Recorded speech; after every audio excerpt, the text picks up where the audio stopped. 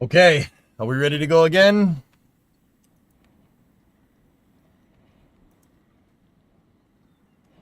We ready to go?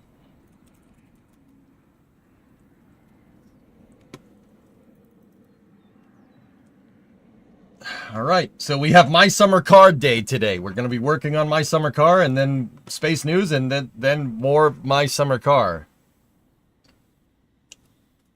Did you see Cleater's references to Binky?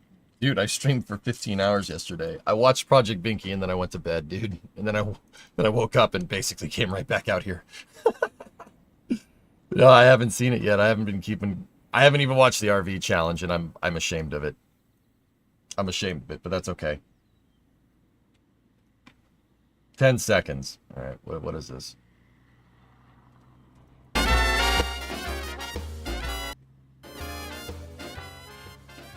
I don't understand.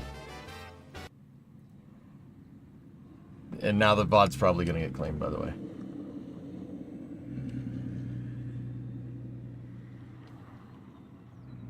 Read the names.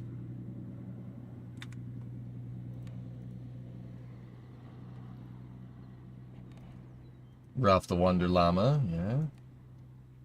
Puller Clapper, Garrett Mitchell. Flipper Flapper, James Stahl. The Haberdasher, Sam Langford. Oh, dude, I was falling asleep at the end of the video. That's awesome. There's a plot for Tessa to claim the VOD. Did you shave?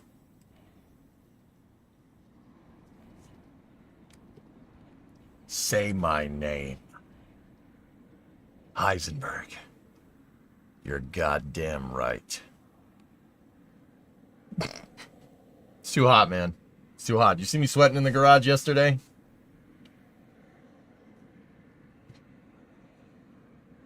You missed the beard? I got most of it. Carl. I think we're good.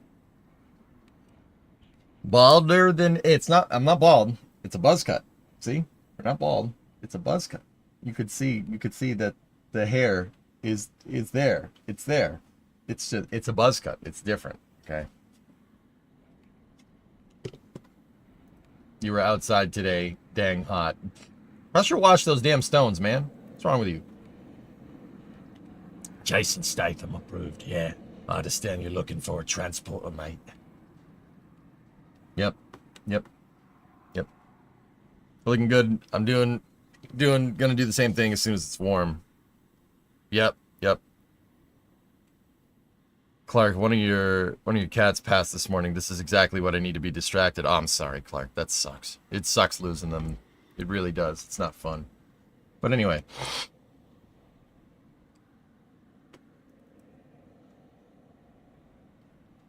All right. So, let's get out in the shop. We got most of the rust assessment done. Most of it is done.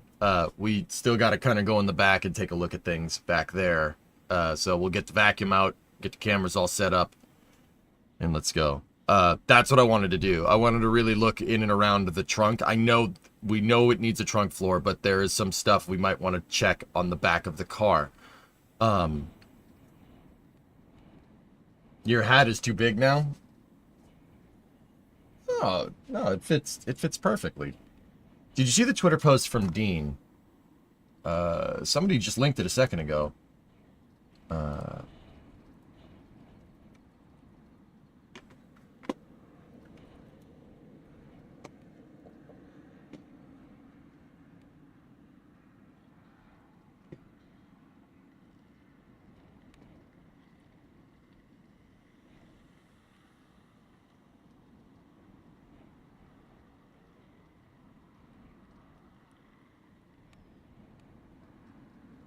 Nice.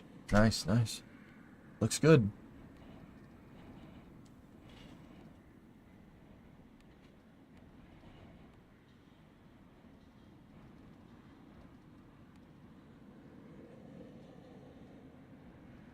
It looks good, guys. Yeah.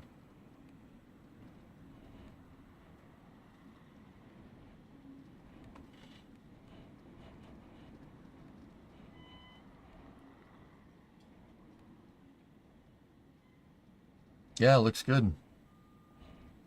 Those plumes are kind of...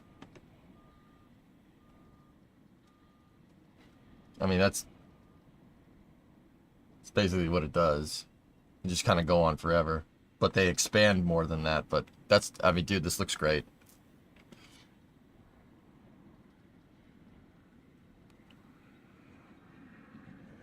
We can hear the starbase beeps, sweeps, and creeps. Yeah, I know. I always do that to test the audio in the beginning. That's great, man. That looks really good. Real quick, is that... Wait a minute. Did...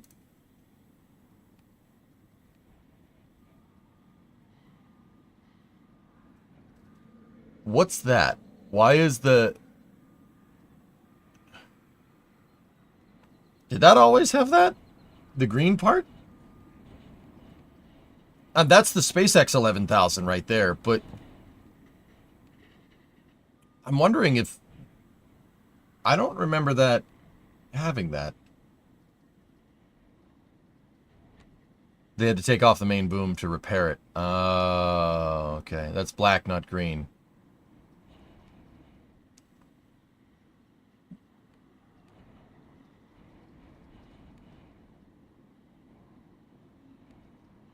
That does not look black to me, guys. It looks like forest green. That looks black to me. But whatever. I don't know. My eyes don't work. It is what it is. Anyway,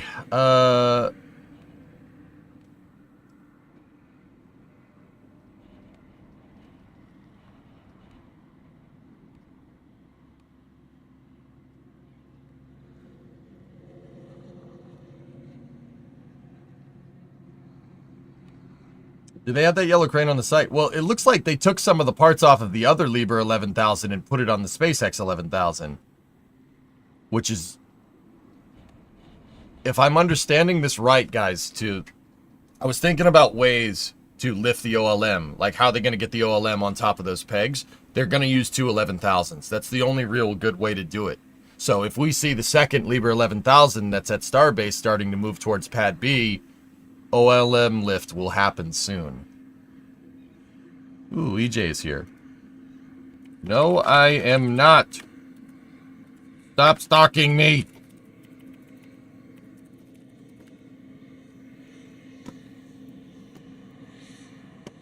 Anyway.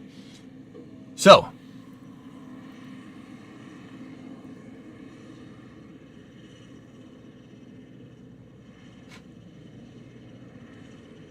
Don't mind me, just dodging sky whirly-doos in North Texas. I mean, hi. Yeah, I know that road. They've reconfigured Marvin for the OLM lift. Yep. Did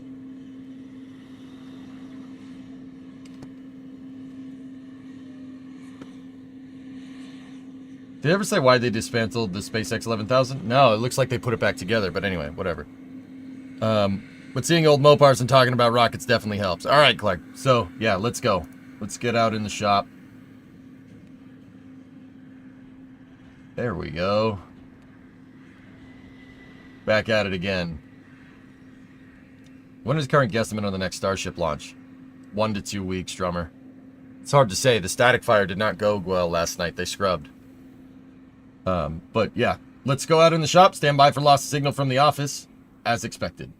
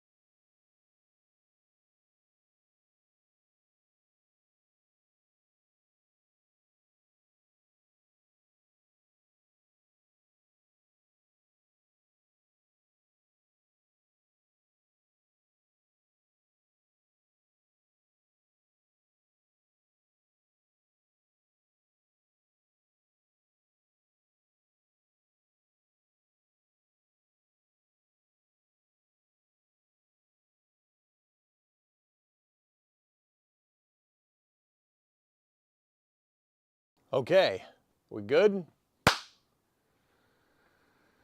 We good? Cool. Excellent. Let me pop out the YouTube chat and we should be good.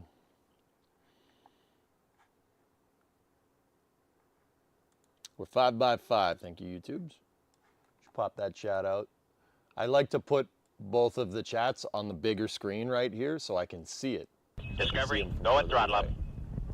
I have other plans about making chat bigger, but we'll cross that bridge when we get to it. Hey, cool boy. That's a 6-month resub. Thank you. Oh, look, I have this. Right on. All right, cool.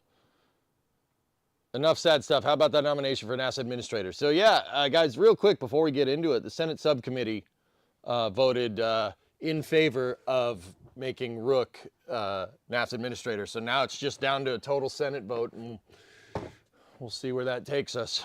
So the other thing is that I went to the store this morning and I got big totes. I got those big plastic, ABS plastic totes. Those are for taking parts, cataloging parts with this thing. That's what that's for. Yeah. EJ 5 by 5, no buzz other than the haircut. All right. How's it look? Yeah, it looks good. Looks nice. Aerodynamic. Hey, Tree Hugger, what's up, man? So, what I want to do, dudes, I think is back the car in.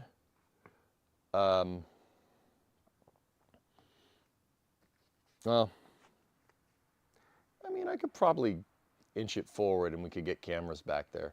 The only thing is it's just going to be difficult to see chat from all the way over here.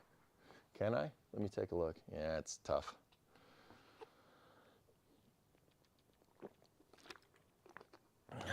It's tough to see, but, you know.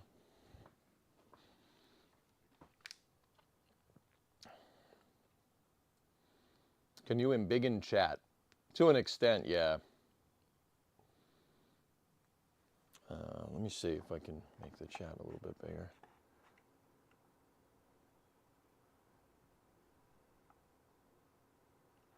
Yeah. Let us hear on this fine Wednesday.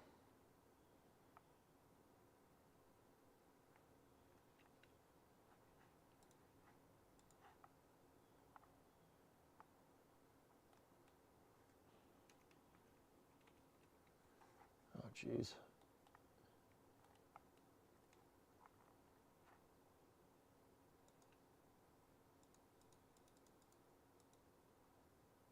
There we go. Yeah, I made the fonts bigger. That should be good. EJ, you may have said this, but are you going to paint it? I want to paint it, dude. I'm not going to do all the work. I'm not going to put all the work into this thing and then have it look like a piece of junk on the outside. Now, that's not to say that I don't like the, you know, kind of ratty look. It does look cool. The patina looks cool. It's kind of unfortunate to undo 50 years of nature's work here, but honestly, dude, this isn't even a clear coat job. There's no paint left. There's nothing to save here.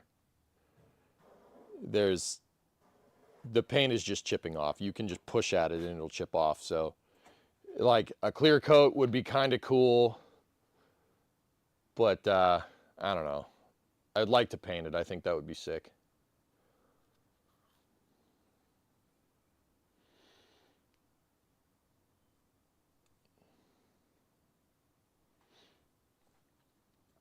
Yeah, that'd be sick. All right, you want to hear it start? With the bigger chat, I can probably see it.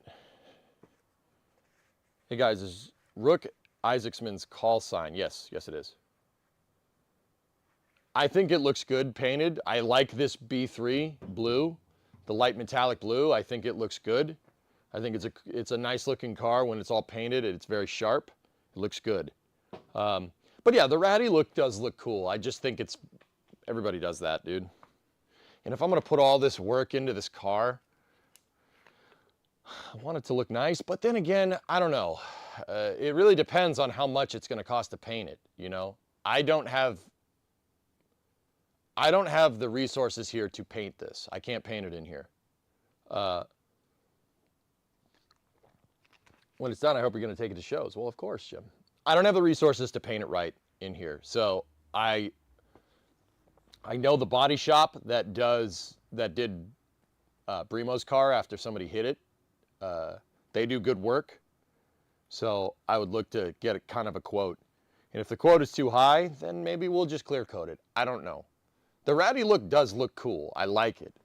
The biggest thing that I like about, you know, well, okay, let me put it this way. If we did get it painted, I'd be worried about scratching it. You know, I'd be worried about screwing up the paint. With it like this, you don't have to worry about messing up the paint. If you run into it, whatever, it's not a big deal, right? But the thing is that this paint isn't protecting anything. So if I, clear coating it would be pretty cool. But like I said, there's parts that you're not going to get away with clear coating it. This would have to be sanded down. You try to clear coat that, it's just going to muck up. You know, yeah, I don't know. Whatever we do, like the ratty look looks cool, the painted look looks cool. I'd like to paint it. That was my original idea. I want to paint it because I think everybody does the ratty look. Everybody does that. The reason why people do it is because it's inexpensive. But with what we're going to need to do with the metalwork for this project, inexpensive is not. I don't think this. I wouldn't call this a low buck job with what we need to do, with what I want to do. Let me put it that way. So, you guys wanted to hear it start. She still starts. She still runs. I started it already today. But here, I'll show you.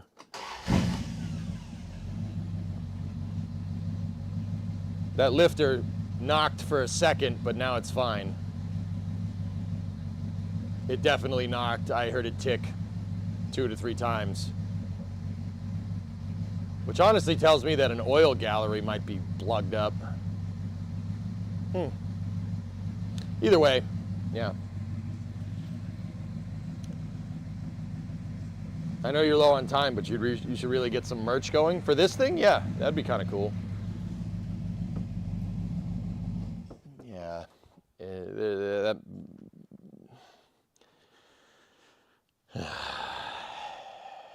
Something's weird with the right bank, guys. With what we need to do, we're going to have to take the motor out anyway. Now, why? Why are we going to have to do that? Why are we pulling the motor? Well, the structural piece that holds the transmission into the car, the torsion bar cross member, doubles as your transmission holder. It doubles as your transmission cross member. So, I mean, if we replace that, can't do it when the transmission's in the car. It might be nice to use the transmission cross member as a datum point, right? To make sure that the thing goes in right. But once again, that's getting into frame jigging and stuff. So hold off on that. What I really wanted to do is finish going through the car. What we did yesterday, we used the hammer and we tapped on a lot of things and we found a lot of rust. We're gonna have to do a lot of work to get this thing good back to normal. But I'll be honest with you, this has about the amount of rust that you'd expect from a car that's 56 years old that was driven. Rust is in all the usual spots that it is on Mopars. The one on Mopar B bodies, the one I really can't explain is the back right quarter. I don't know how that happened. We looked at that yesterday, and that's when I was like, dang, that's going to be harder to do because they don't make the door jamb. The door jam's rusted. I don't know how the door jamb got rusted. I have no idea. It's very strange. EJ's stalling again. Shut up, man. Shut up. You're right, but piss off. All right, anyway, let's, I don't know. What do you guys want to do? You want to back it in? You can back it in.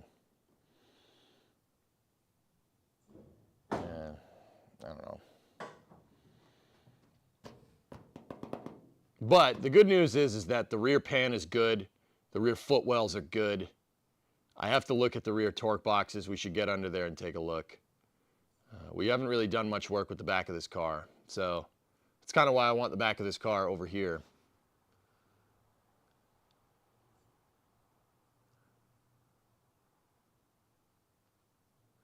Yeah, all right, I'll back it in. I'll back it in. Give me 1 sec. Let's, did I just undo the negative? Hold on. I mean, because, you know, if we're going to, let's do the back, and then if we have time, we'll start peeking around in the front. The front, as far as I can tell, doesn't have much rust, but I don't know what's hanging behind these quarter panels, you know.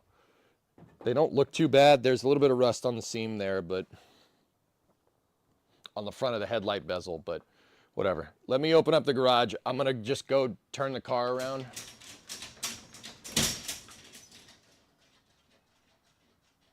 I do not like that that door makes that noise. The chain's getting stuck on the pole. I'm going to have to go look at that.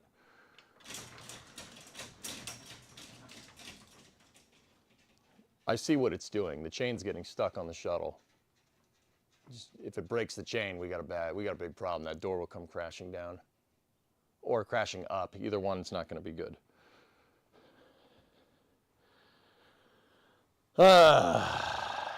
Maybe that's where the wind was blowing when it was parked. I mean, Tessa, it could be anything. Part of me thinks that this thing was in a carport. Here, let me get to the front cam. Hold on.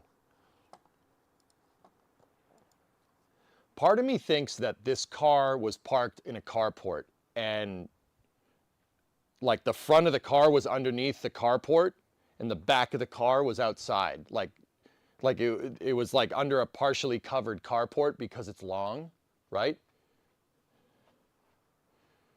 Yeah, I don't know. It's hard to say. Because the front is fine. There's honestly really no rust up here that I can see. I mean, we're gonna have to look, but anyway, let me the seat's out of the car, so yeah. Let's start it up and I'll back it out. Just thinking about how I'm going to turn this thing around. Yeah, whatever. I'll be right back. We'll be right back. I'll stay on the mic. Ugh.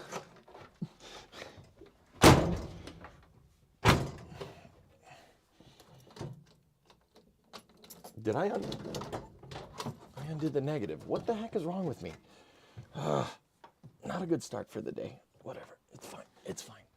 It's fine.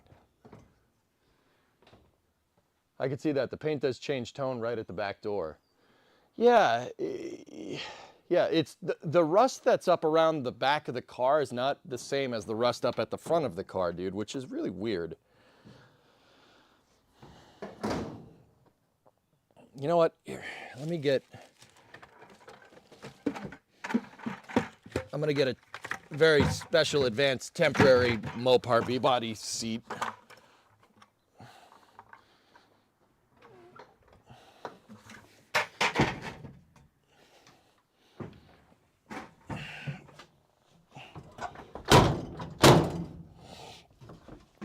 This thing is riding awfully high.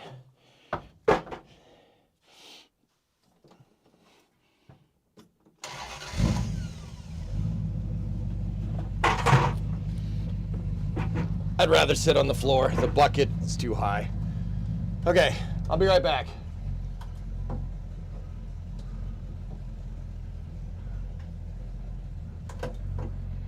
Oh, I can see the ground.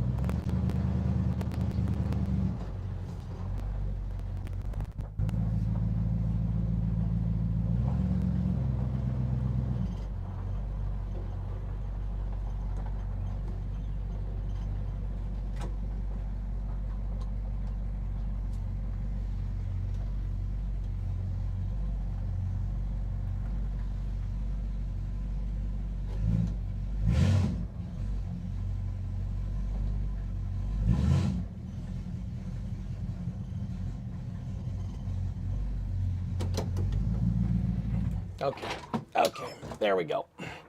That was weird. I don't think I've ever driven around a car with no seat in it. Okay, we're good.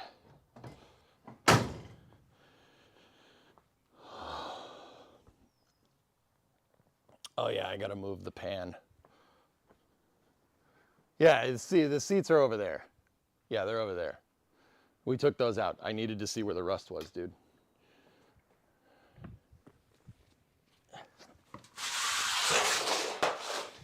Transmission pan is still leaking, but it's not leaking as much, which is good, you know. But as long as, as long as it's leaking, that's good because that means there's fluid in it. Okay. Wow, this is weird. I'm so used to seeing this car not backwards in the garage. The right wheelhouse trim is close to falling off. Yeah, that's right. It's because someone pop riveted it in.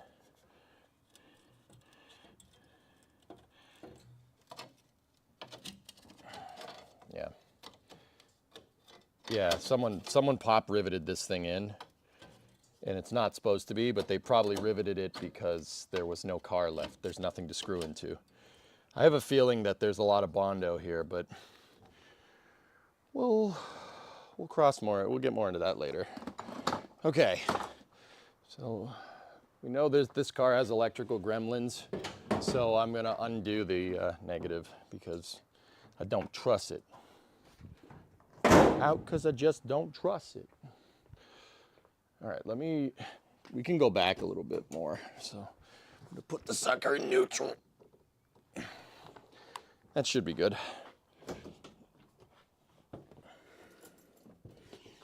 Okay, all right. Let's see what we got.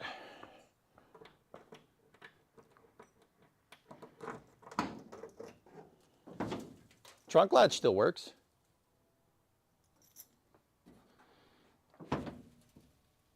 Okay. Lovely. Okay. Did you cut your hair? What hair?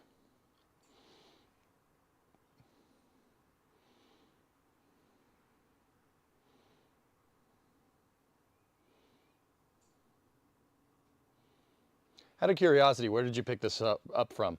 There's a guy in central Massachusetts that flips Mopars. I found this on Craigslist in 2013 metric.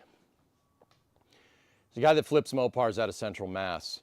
He was gonna part it, but he didn't want to part it out because it's complete. Everything is here. It has all the parts.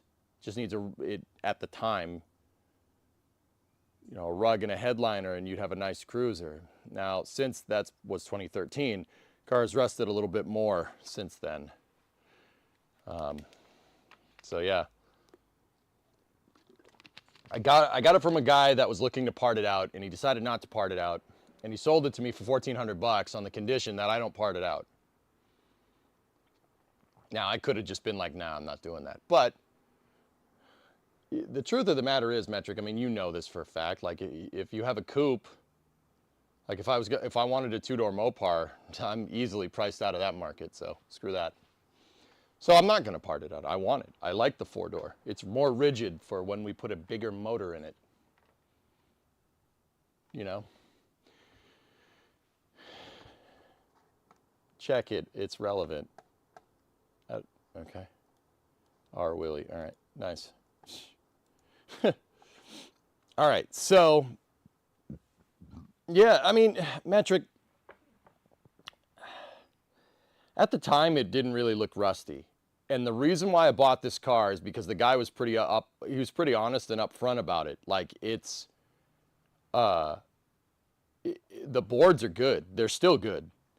The rear footwell pan is good.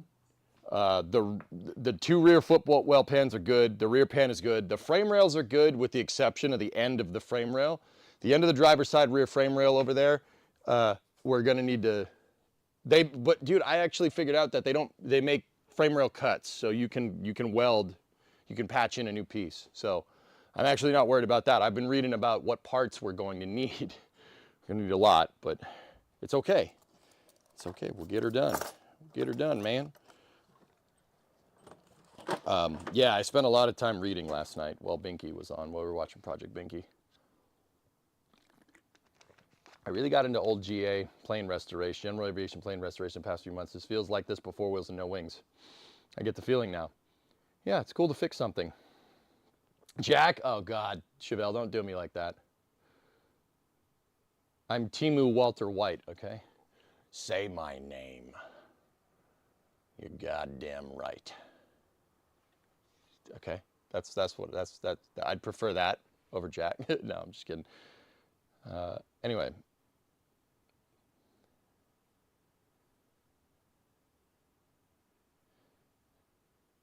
What was that book you had that shows the shop specs and whatnot? That is the manual. It's the Mopar manual, dude. Look. Yeah, Metric, you should get yourself one of these, dude. Super useful. It's just the entire 69 service manual. And the next bit that I'm going to tell you is not going to help you at all. I have no idea where I got this from. I think I got this as a present. I think somebody gave it to me as a Christmas present, and I don't know where it came from. It is superbly useful, though. I've learned a ton about how these cars go together, how the different systems work, torque specs, everything. It's, dude, like, honestly, with any old car, American, European, Japanese, whatever, any car, it pays to have the shop manual. Shop manuals are expensive. They're, oh, I don't know what they are nowadays, probably more. Yeah, but these shop manuals are insanely useful. Like, it'll tell you everything. It'll tell you how to do everything. And, I mean, Metric, you know good and well, everything on these cars is designed to be rebuilt. I'm stalling again. Let's go. Even the car itself is designed to be freaking rebuilt. So, anyway, let's set up the camera. See what we can see in the trunk. We'll start with the left side. The driver's side. Here, look. Yeah, that's not great. Does it have an ISBN?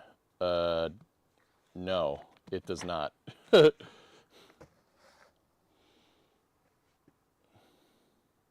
Hemis are cool. You just got to change so much. I'd rather build a high compression 318 using 273 heads or boost it with 360 heads. Yeah, Clark, we could do a... We confirmed that the lower end on that 318 that's up there in the car is good. It's the valve train that's having some issues. Yeah, I'm keeping these seals, the pop seals. Save some cash. We'll clean these up. Yeah. So yeah, if you buy a project car, guys, absolutely absolutely buy a shop manual. They're worth their weight in gold.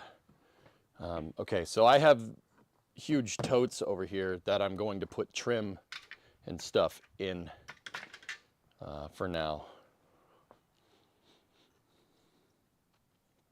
Let me just find some packaging or something to put in there. Yeah, that's fine.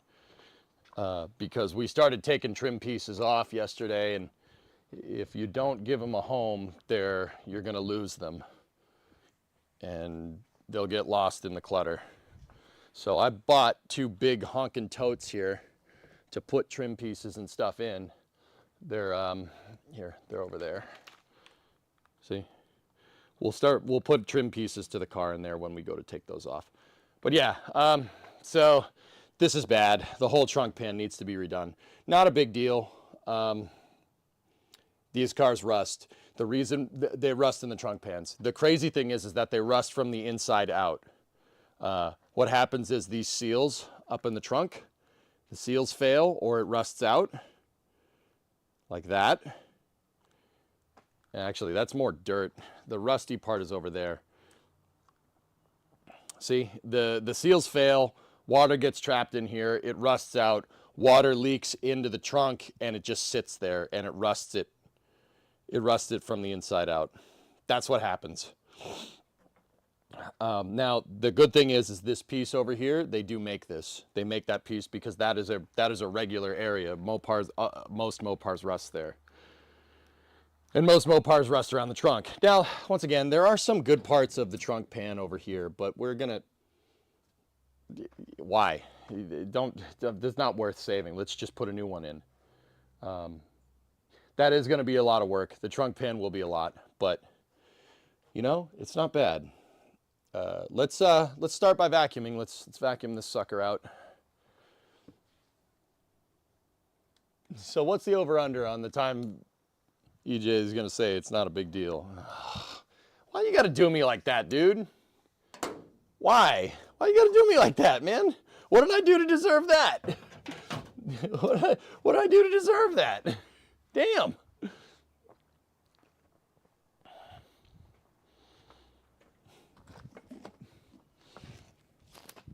Let's get the shop vac up here, which has a good portion of the car in it at this point.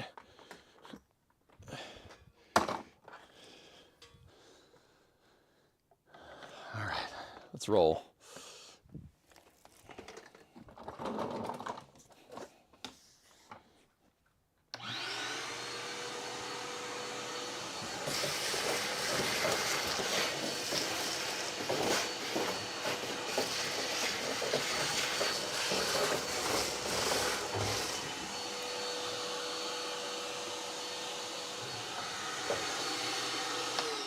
I'm gonna bring the trash can over here. There's a lot of old pieces of seam sealer that are not doing their job anymore.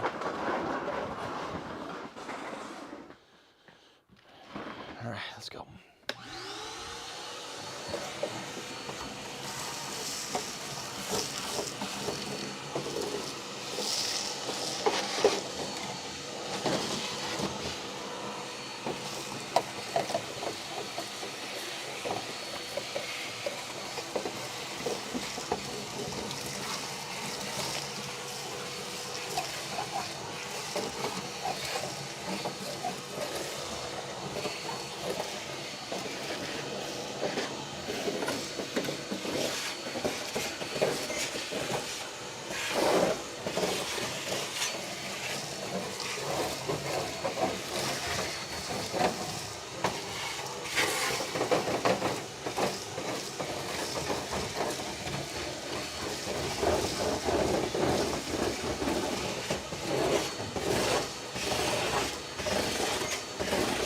Dude, I'm running the vacuum back and forth on this, and the trunk is just falling apart.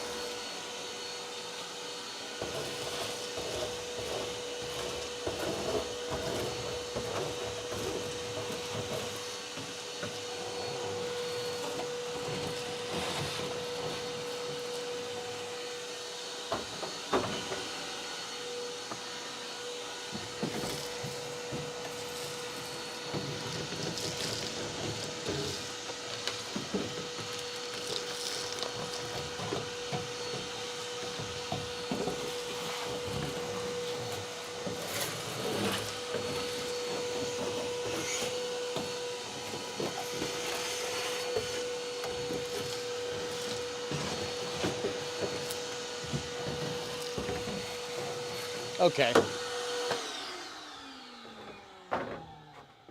Wow. There's, yeah, I mean, once again, not anything we didn't know. There's just not a lot of trunk back here. The trunk floor is shot. I noticed some pretty glaring red flags over here. Let me show you. Rust. Rust never changes. So, look. Okay. So see that? See this right here? This stuff up here? This gray stuff? That's the factory weather stripping. Somebody came in here and went to town with a seam sealer. All that black stuff that's below it is I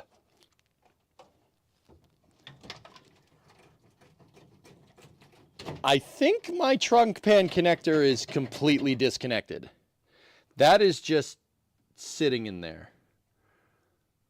Oh, there's a trunk extension piece that connects the trunk pan to the quarter panel here. Yeah, that's gone. That's moving entirely independently of the, yeah, that's moving independently of the car. That's great. That is a big deal, Halsey, to be honest with you. Yeah, that's kind of a big deal.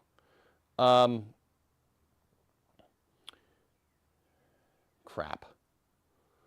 Yeah, so from what I'm guessing is the trunk extension from here over started rusting out, and somebody tried to seam seal it, and what they ended up doing is trapping more water in there and rusted it out completely.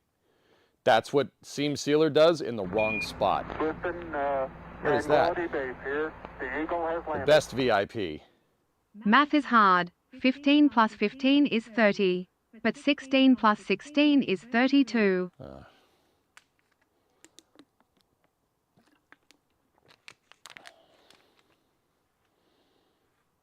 Yeah, Rares, the footage from River Rouge was good. Did car companies attempt any kind of anti-rust measures? I think there is some. Like, that's what that gray stuff is, Chevelle. All the gray stuff up in here. That's what that is. But, yeah. We also have the channel for the wire harness here.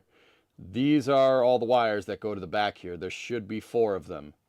So, running lights, brake lights, reverse lights, license plate lights. And yeah, we have 4. That's what those are. And then they split. They split right here to either side. See the split connector? I don't know if you guys can see it, but yeah. The harness is very similar to the 59. This is kind of garden variety stuff for mid-60s. Actually, it's garden variety basically until the 90s. I mean, even now. Yeah, that's how they do it. You run one wire coming back here and you split it. You split it to each tail light. So yeah, we have 4 wires here. Once again, one of them is the reverse lights, one of them is the running lights, one of them is the brake lights, and one of them is the tail light illumination. So the running lights. Yeah, daytime running lights. Daytime running lights, tail lights, brake, reverse. We should probably start taking that apart. Yeah, I think we should. You know, guys, the other thing is see, that's bad. The other thing that I'm thinking is it might be better to build more structure back into the car back here. So when we go to do the center of the car, we can anchor on something solid on the front and the back. The more and more I think about this, the more and more I think the trunk might be the place to start. How's the car project? It's projecting. Wait. It's coming. Seeing all this makes me slightly worried about seeing what's hidden under everything in the Bel Air. Stygian, here's what I'm trying to show. This is bad, and I'll admit I let myself get overwhelmed by it. Go ahead, throttle up. Thank you for the sub. I'll admit I let myself get a little bit overwhelmed by this yesterday, just because of the sheer amount of work that needs to be done. But it's all fixable. This is fixable. They make the parts.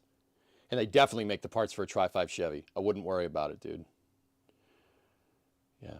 Now, in terms of like rust prevention, the factory does have some rust prevention there, but this may have been dealer. This may have been a dealer thing. What the dealers would do back in the day is like quote unquote field modifications. They'd be like, oh, well, we used our patented rust technology on it, or anti-rust technology. And I believe that a lot of that, this car was undercoated, and I believe a lot of that was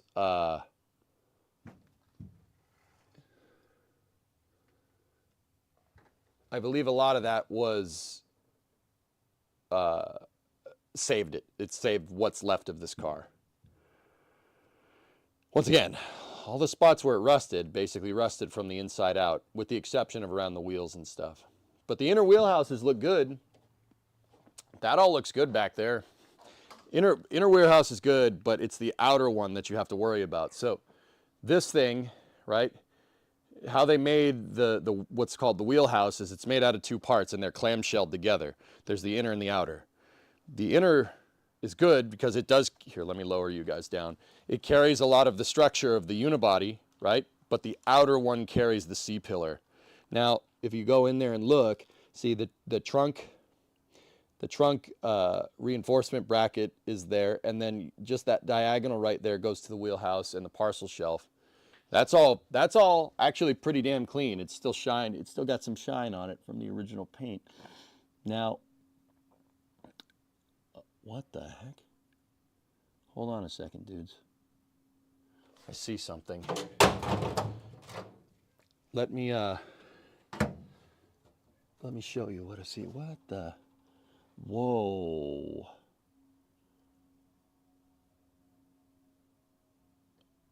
Ah, interesting. That is not the same as a coupe. I found a difference. Hold on. All right. So I'm noticing something. The C-pillar is different.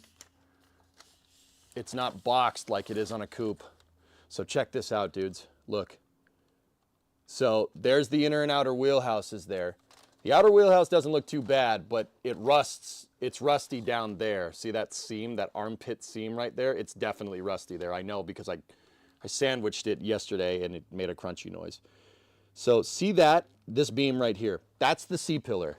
So that's what's connecting. Oh, let's back it up. That right there is what's connecting the roof to the back of the car. That's a huge, huge beam. But what I'm looking at here, dudes, is very interesting. That's not what the C-pillars look like on a Charger or a coupe. It's like cut down almost. And that's probably because this car has a different roof. But here, let's see. Is the other one like that? It is. Ah.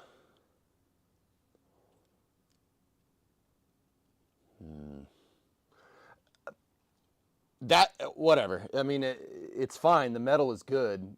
Oh, wait a minute. I see something else. Uh-oh. You see that? You mousing mother truckers. There's a mouse nest behind it. Do you see it? It's just at the very edge right there. Balls. Save weight with the extra structure. That's my guess, Hellfish. I'm going to go ahead and guess that the C-pillars don't need to be as strong because we got a post car. So on a Charger or a Coronet Coupe, that's boxed. It's a fully boxed piece. But it's not boxed. It's just a C-channel. So that piece is like this. It's just a C. Here, let me zoom out. So on the Charger, it's fully boxed, but on the Coronet, four-door, it's just a C-channel that goes up. Yeah, that's definitely a difference between the coupe and the four-door. Interesting. Huh. Okay. Once again, that's something I didn't know. Something to take into account. Okay. Not a problem. All right. Yeah, the more and more I think about it, the more and more it might be better to start back here, dudes. It might be better to start at the back of the car. Because if I build back the structure here, we don't necessarily need a jig to do it because my frame rails are good. All the major structural components down here are okay, with the exception of the bumper brackets and the end of the frame rail. But that's fine. As long as their frame rails aren't rusty and everything is true, now that I'm really thinking about it, if we build back here first, this will be good because this reinforces all back here. It reinforces everything, so when we have to go and do the middle of the car, we have something to anchor on. We have structure back here to anchor on, and we know there's good structure up at the front of the vehicle. Is the engine still functional? Yeah, I backed it in, Jens. Yeah, of course it is.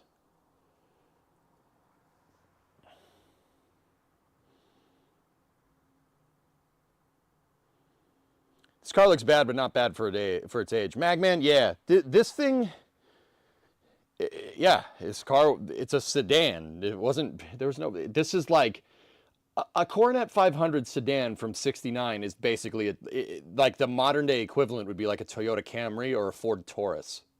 Like that, this car wasn't worth saving. It's just a car, right? But nowadays, they're pretty popular, so. And I can't afford one with 2 doors, so screw it. 4-door it is. Sure, Americans collect cars like bottle caps. Yeah, so? Stream makes you want to buy a project car. Well, you'll see how much work that actually is. So yeah, my trunk extension is, all right, let me get some gloves on. Hold on. Let me get the gloves. Gloves are coming on, not off. I really don't, I think that is just seam sealer holding that thing together. Holding that trunk extension together. I'm pretty sure it's just seam sealer, and that's it.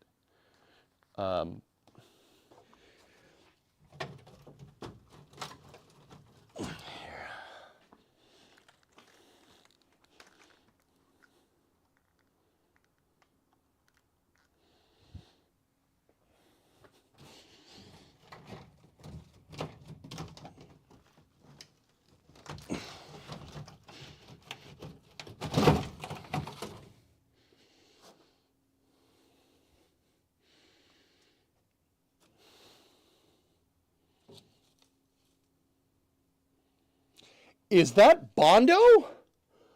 Oh no. No, it's not seam sealer. Oh, what the funkin' waggles? Oh no. That's, oh, it's freaking Bondo. Oh no. Where's the trunk extension? Oh no! Oh no! That's so bad. Oh, that's awful. Here, let me get the wiring out of the way. Oh no! No! Who did this? Why would you do this to this car?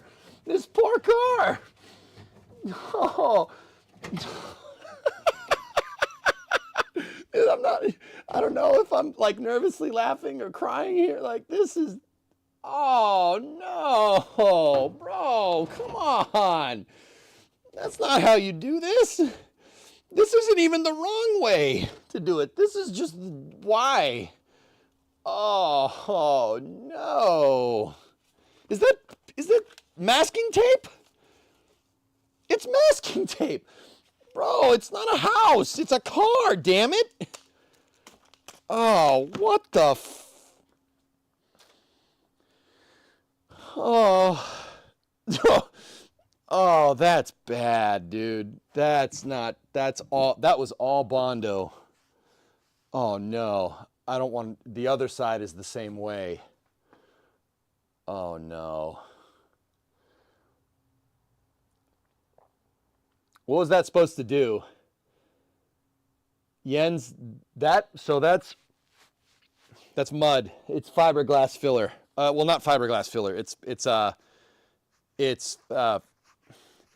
body filler, dude. You don't use body filler on stuff that's structural. Body filler is there to get dents out of metal to make paint look good. You would not use that. Maybe time to see if you can get a desert shell. No. No.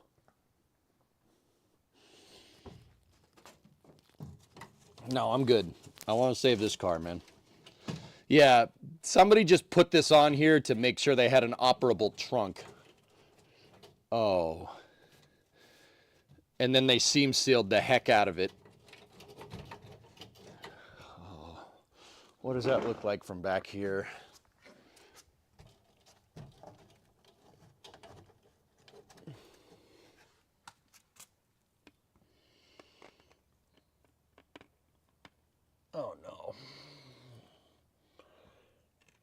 Outer wheelhouse just shot. Like, shot. See where these holes are? Can you see that? It's rusting all up in there. Like, all up in there. Like somebody did this repair and was like, okay, I just want a trunk that works, and kind of gonna go from there. Hold on, is this extension panel even connected to anything? The way I'm moving it doesn't seem like it.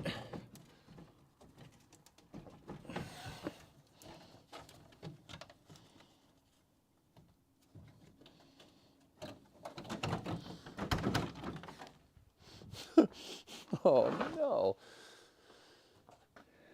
Like I said, not anything we didn't know, but damn, dude, you didn't have to do us like that. Holy crap. Bro, what is wrong with this thing? Oh, what the It's everywhere. Chad, it's everywhere. Ah, it's everywhere. No. Why? No. Naughty jungle of love. I heard screaming, and I was curious what's happening. Somebody tried to use body filler to structurally fix the car, Bree. What?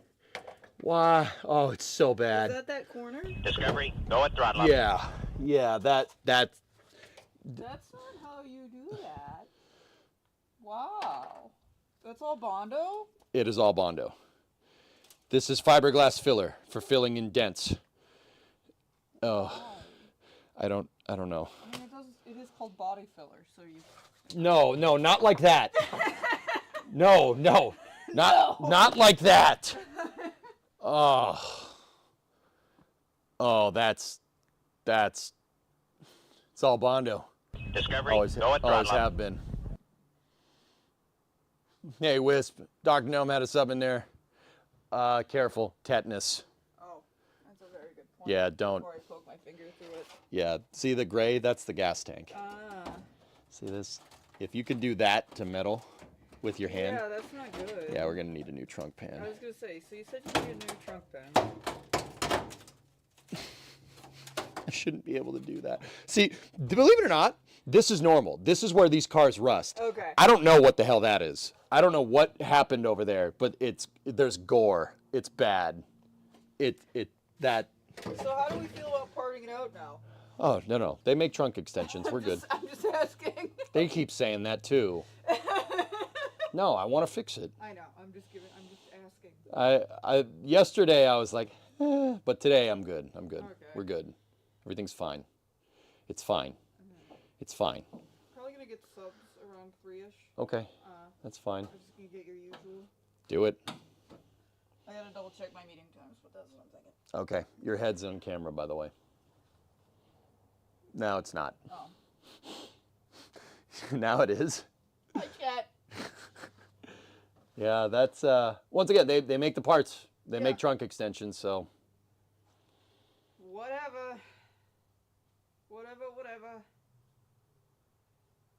okay. Gee. Heard screaming and I needed to make sure. No, I'm good. That's awful. It's so bad. Like fixable, but I'm not like it's so bad, oh I can't fix this. I'm like that's awful. Why would you do that? Why would you put stumps underneath your garage? Bingo. That is the automotive equivalent of doing that, of putting a concrete slab over fill dirt that has logs in it. Because that's what was going on in the back of the damn garage. Chat says hi, by the way. Brimo, we need crew cab charger merch.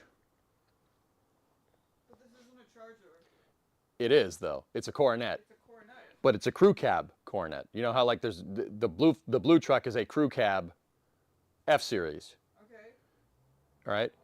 And ours is a single cab. The Charger is a single cab because it's only got 2 doors. This has 4 doors, so this is a crew cab Charger. That's what I'm calling it. Oh, okay.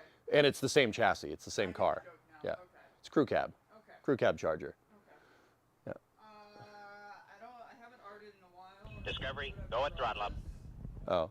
So while it sounds like a wonderful idea, chat, Figure it out on your own. Primo says figure it out. Chevelle, hey, tier 1 sub. Thanks, man. I'm going to need it. 4 gallons of gas and a match. On any other occasion, yeah, absolutely. Sell tiny vials of the rust falling off this thing, then people can have a piece of your car forever. I don't think you want that, dude. Like, I'm not sure you. Here's a piece of rust. I'm not sure I'm okay with doing that.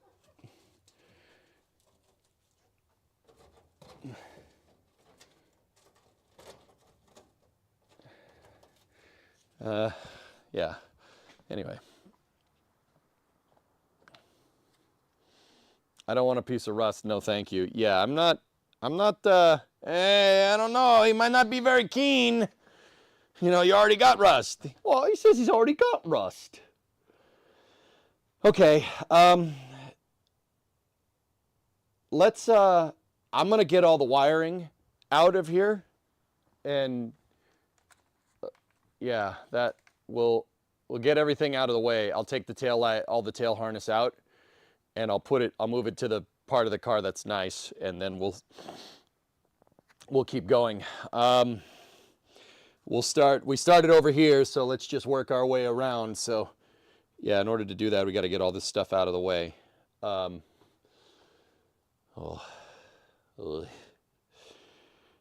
So we can also take the taillight bezel off and see what's waiting behind that.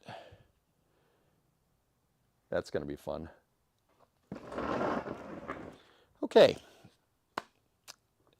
Taillight stuff. Let's go.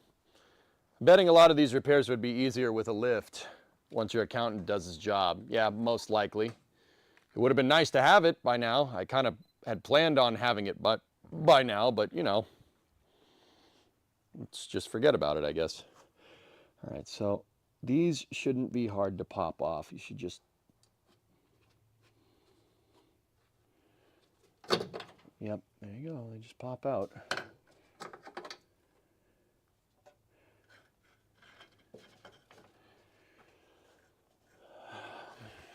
Man.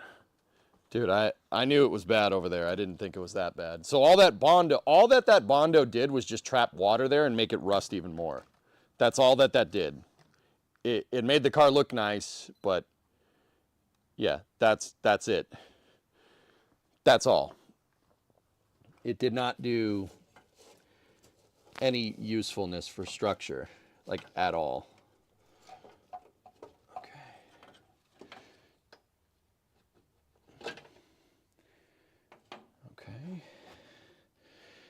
There's just metal tabs holding this together.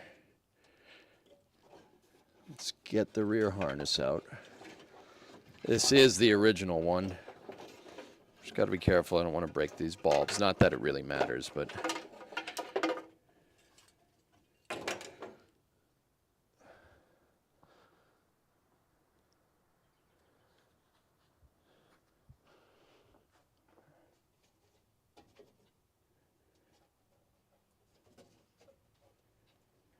There's the license plate illumination light.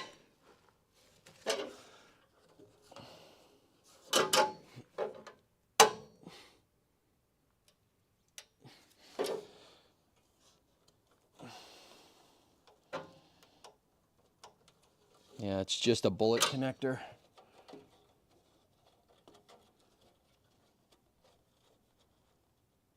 Okay. All right, so there's the license plate light here. But you know what? We'll take the bulbs out of these things.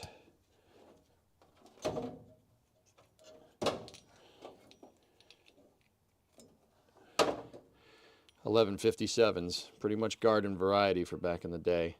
1073s and 1157. Cool. I'm putting the bulbs down on my electrical desk. They're by the 3D printer. Discovery, go at throttle RC, up. here's some help. 100 Canadian. Oh, thanks, bud. My bad, I actually got to order food around 2. All right, whatever. Kyron, 80-month resub. Thank you. RC, thanks for the $100, man. Yeah, dude. I'm gonna need. Oh God, Chevelle, have a few beers on you, bro. I think I need more than a few beers. No, thanks, man. I think we're, yeah. This is not great.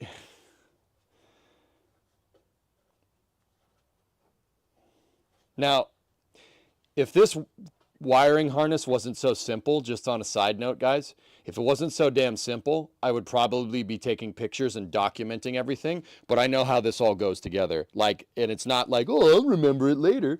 No, I know how it goes together. It's not hard. There's 3 light bulbs for the left, 3 light bulbs for the right, 1 light bulb for the center. You're not messing that up. Once again, the brake light and the running light are the same. They're the same bulb. The reverse light is slightly different, so you're not screwing that up either. This is such an absurdly simple piece of wiring that I normally would document it. We're not doing that. This is just, it's easy to just take it apart. And I know the harness. This is very simple. There's only one way that all the wires can connect because of the lengths. So, I mean, we might replace it. Even if we replace it with a factory one, still the same thing.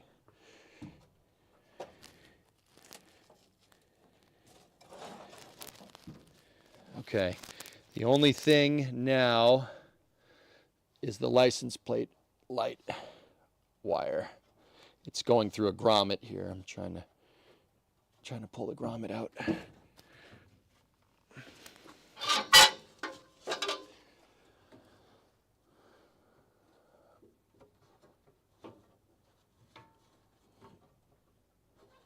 Got to push from the other side.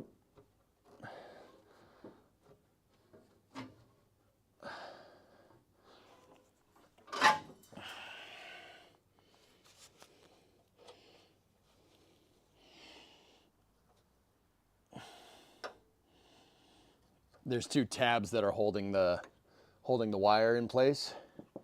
I'll just get at them real quick. Worst case, the harness is in the service manual. Exactly. I have a lot of documentation already. There's no need to document any of this.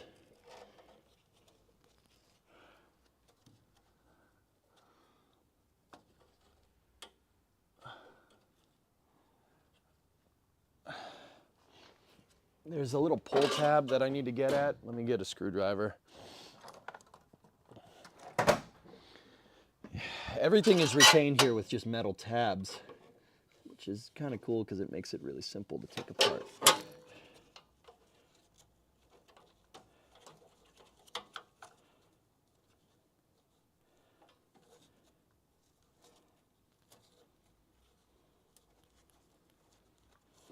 Yeah, nobody's monkeyed with this since 1969.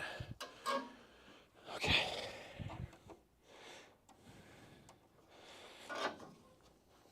Now, I'm trying to save this grommet. Trying. I don't know how much luck we're gonna have.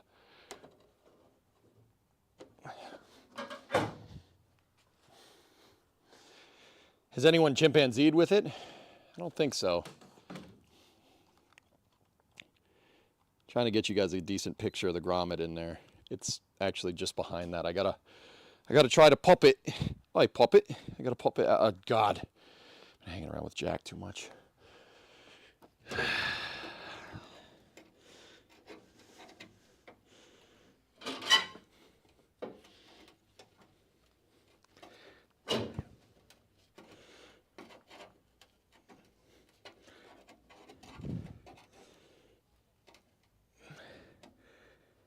Come on, baby. Come on. She's coming.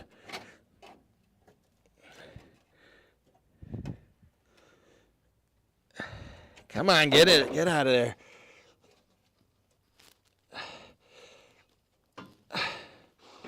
Oh, yes. And we saved the grommet. See it? Heck yeah, man. Huge W. I don't want to lose my screwdriver.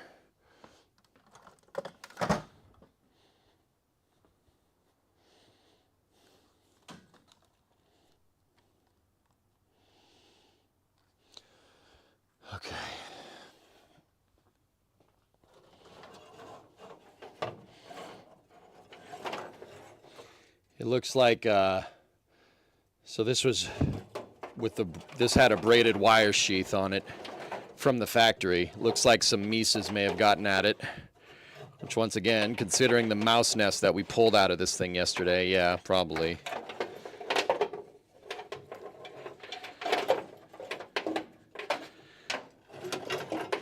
Okay, see, there it is. That's it. That's the taillight harness. Once again, you got, for the left-hand side, there's 3 sockets. One's reverse, one's running light, one's brake light. Right side, one's reverse, one's running light, one's brake light. And then you have a license plate wire harness, license plate illumination. Let's just put that back there. The next thing that would need to pop out here is the fuel tank sending unit wire, which, yeah, is at the front of the tank. But for now, I'm just going to take that the stock Mopar harness and just put it back there. If we do redo this, I'll make sure we sheath it up and make it look nice and waterproof all this stuff, because a lot of this is just wires hanging around in a damn trunk. Poor mice. You're rude to them. You had to let them out. I think they're nesting in the damn garage now, dude. I got to get traps. So don't worry about it. Oh, I heard Bree say something. Hold on, guys. I think she's talking to the dog. I think she's talking to Taito. Yeah. Okay, cool. She is. Sweet. All right. Well, more W's, more L's. Win lost. Okay, so the next thing that we should probably do is take the bezel out, take the taillight bezel out, and then we could get the taillight fascia. We could take that off, and then we can get the taillight bezels out, and we could see what rust looks like all back up in here. How's Titan? Is he scared of mice? No. I was talking to the dog, but thank you for checking. All right, cool. Titan is not scared of mice. Titan will eat them if he gets them. He is not that kind of dog. He will straight up eat it and be like, look what I did. I'll be like, that's impressive, man. Good for you. Yeah, I ate it. Yeah, I see that. All right, so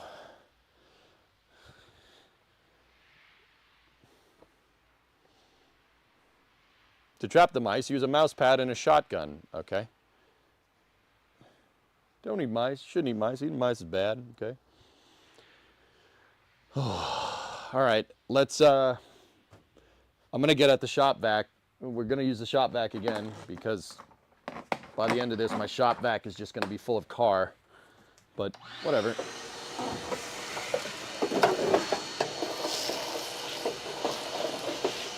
I believe in keeping the workplace clean. Especially with what I'm seeing down here, it's probably going to get messy.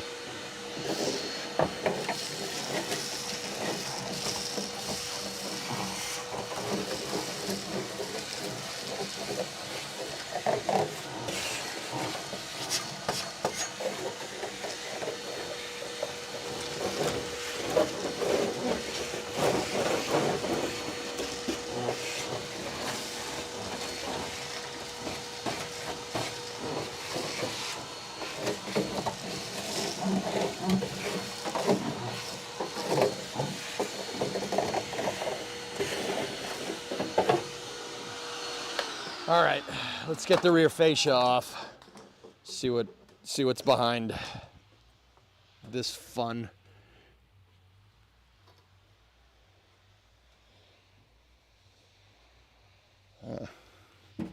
How do these caps come off? Are those? Oh, these caps look to be a captive nut. That's it, boy. Get in there nice and deep. The only guy that's here is the guy that just wants Justin to wash his car a lot. That's it, boy. Get in there nice and deep like.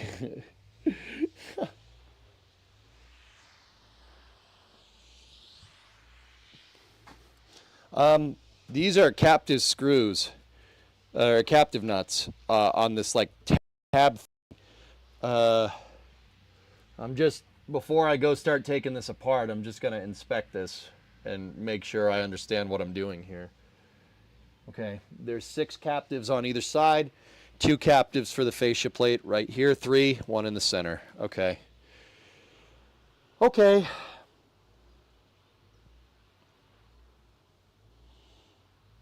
All right. Yeah, let's get the wrench. I don't think this is I mean, I don't know. What do you, those captive things don't look like they're. Yeah, see, this one came right off. Chat, take a look at this. Oh, that's cheapy stuff, dude. That's cheapy stuff. It's not even a nut. It's just a little tab of metal to pick up on the threads. That's cheapy. That's cost-saving measures.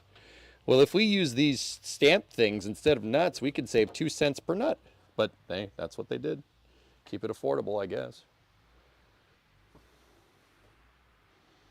How's the rust on the front half? Hip, the rust from the firewall forward on this car is not as, it's not, okay, so from like basically here forward, not too bad. From what I can tell, I don't see any surprises in there. The good thing is that I can see it when we pop the engine. I can see the frame rails. I can see the quarters. Like, I can see the structure in there, and it's not a big deal. Like,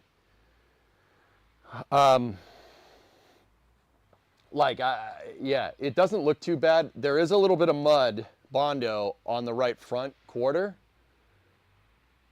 So we might need to figure something out there. But then again, they sell the quarters for this car. So if it's too far gone, I'll just replace it. There is mud right here. And I'm not sure why you'd cake on 1/8 of an inch of Bondo here. You shouldn't. Bondo should not be any thicker than like a 1/16 of an inch. What's a 1/16 of an inch? Like 2 to 3 millimeter, maybe. I'm gonna have this dipped or sandblasted. Oxygen. If I do blast it, it would probably be me doing it. I don't think I'd. Well, I mean, then again, I could pay to have somebody just do it out there. I have the space to do it, man. Yeah, I don't know. We'll see. Let's continue with the tail light bezel. Do you got any of the ownership history? Yeah, Hip. Actually, part 1, I talked about it in pretty good detail. I wouldn't say like, go to the bot. I mean, you know how I am. I usually like explaining it. The short version of this is this car was ordered. This car was ordered from a dealership in New Hampshire. I'm not saying which one. It was ordered from a dealership in New Hampshire in 1969, and one guy drove it from 1969 to 1974, as far as I can tell.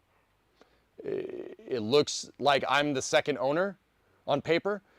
The guy that I bought this from was not the original owner. A guy bought it from an estate sale and was going to part it out for 2-door parts, but he didn't want to part it out because it's complete. And the car is actually, the outer panels are actually pretty straight. The doors are pretty straight. The roof is good. So he didn't want to part it out. So he sold it to me to drive it, to basically to drive it around, to have some fun with a B-body Mopar for a really, really short price. I got it for $1,400 in 2013.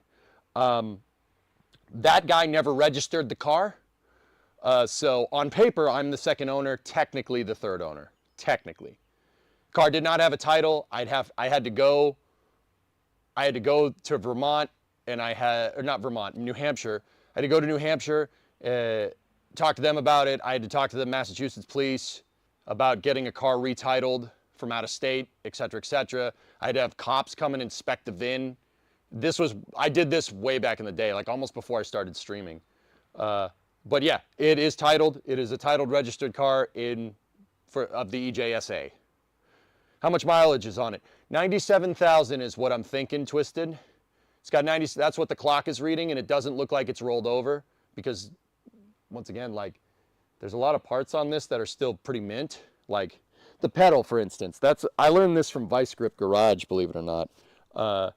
If the pedal is worn out, the brake pedal, if it's worn out, it's usually 197 because the brake pedals wear out. The rubber stop on the brake pedal looks brand new. So unless it was replaced, highly doubt that. Highly doubt someone would look at the brake pedal on a car and be like, oh, I should replace that. right? I'm pretty sure it's 97,000 original miles. It's got a 318 in it, torque flight 904, light duty 3-speed, and a 7 1/4 rear end. That's changing. That's all going to change. Don't worry. Let's get the taillight bezel off. But yeah, I talk more about it in detail in part 1. If you want to go see part 1, check that out. It's on YouTube. Actually, I spent all of part 1 talking about the car, and Chad gave me crap for talking about it. But I wanted to lay out all the information for it right away, so I could, in the event that this happened, I could just be like, yo, check that out. Go check out part 1. 3/8 is too small. I don't want to use like a ratchet or something to take this out. I think those are 1/2, so just something with light amounts of torque. What is it with Mopar and freaking 7/16? Everything, all the nuts and bolts are 7/16 on this damn thing. I think, at least I think. 1/2 was too big. Yeah, 7/16. All right. I'm going to take these caps. They're probably worth something because they're original. I'm putting them on the desk. When we're done, we'll screw them back in when we get the bezel out. I could probably use a 1/4-inch drive here. Now watch this 1/4-inch drive. Actually, you know what? Let's just go. Let's just. You know, I said I'm not going to use a ratchet, but I think we might need one to get at some of these. So with an extension. So let's just do that. It's not going to take a lot.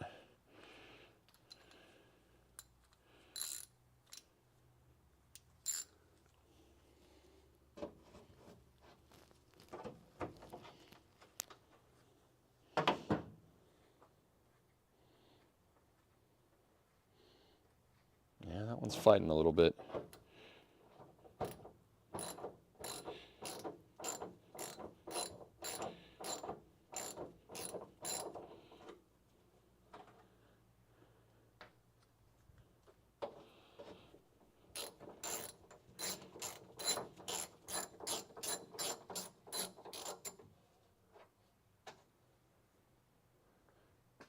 Would you rather a large range of bolts? No.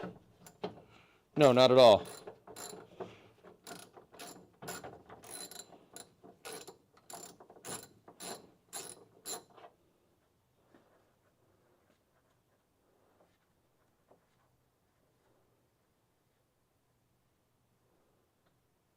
I understand why they use these caps, so you could make sure that nothing gets stuck on these threads when you take it in and out of the trunk.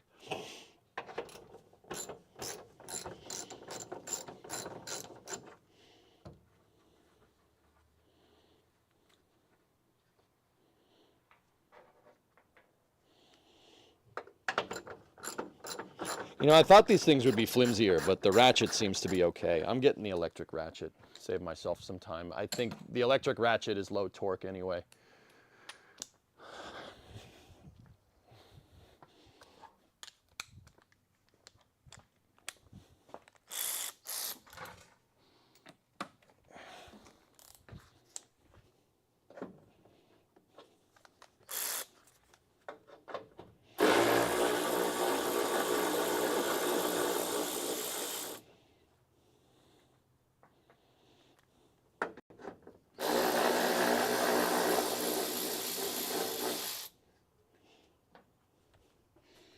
There's one that's way under here.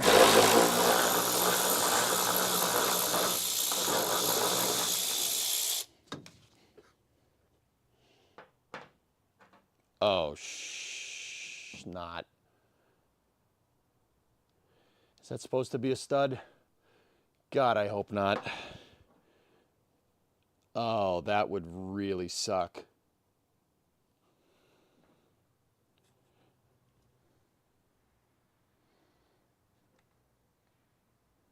Yeah, maybe Aqualex, right? Yeah, don't make it a 1/2 inch. Yeah. I mean, to be honest, fellas, 7/16, you know what 7/16 is really close to? 10 millimeter. Low torque. Yeah. Yeah, low torque. Should have done it with the damn frickin' ratchet. Oh, I hope I didn't break that. Whatever. It's fine. I will go back to using the regular ratchet. on the other side.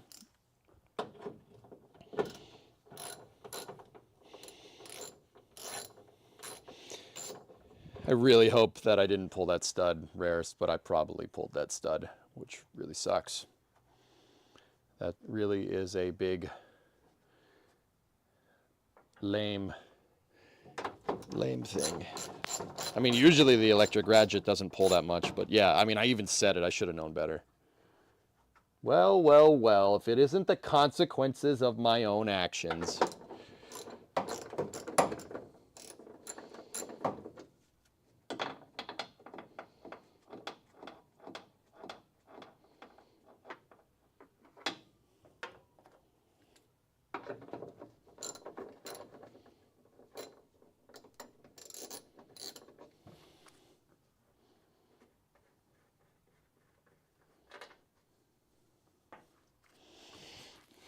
Please be a stud, please be a stud, please be a stud, please be a stud. If this one is also a stud, that means I didn't break anything.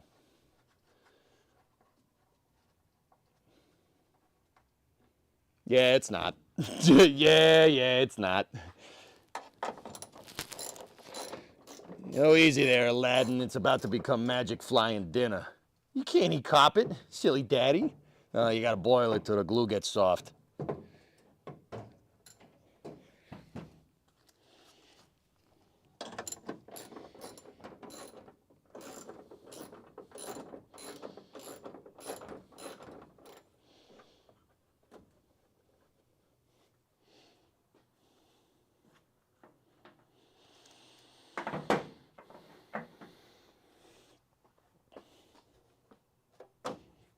Let me just make sure there's not a stud on the outside here. There is. Yep, there's a stud for the outer part of the fascia plate, which is holding this whole thing together. It's funny because it doesn't feel like one of those capped screws. So there should be one right around the corner here. It's funny that they left this one a stud. It doesn't have one of the weird cap screws on it. And the other thing is that it doesn't feel like it's 1/2 inch. It's back up in there on the other side of the tail light bezel. It's in there around that corner. Let's back it out and see what we can find. But once again, it's not 7/16. It seems like it's 1/2. Let's see. Let's put a 1/2 in there, see what it does. Yep. The outer bolts are 1/2 because logic.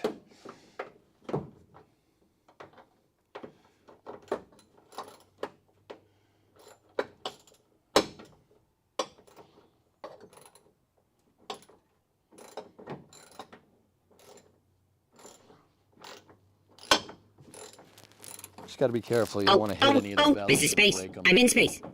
Oh. T-Money. 5 subs, baby. What's up, man?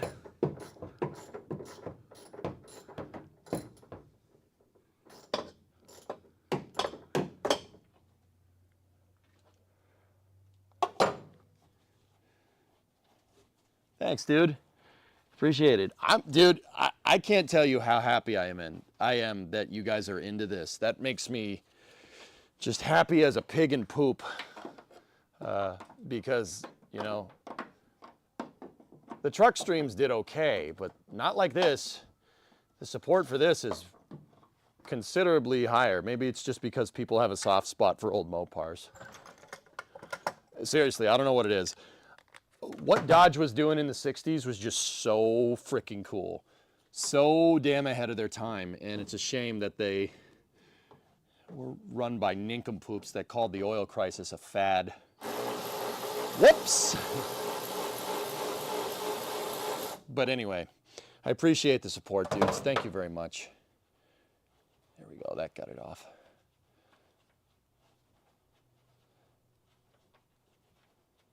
I'm just super pumped you're into this stuff, guys, because, yeah, I'm into this stuff. We could do this for 10 hours a day, no problem. What the heck is this thing? What is this? What is this supposed to be? That's not a bolt or a nut. Happy as a pig in poop is one of the best analogies you've never said. Thank you.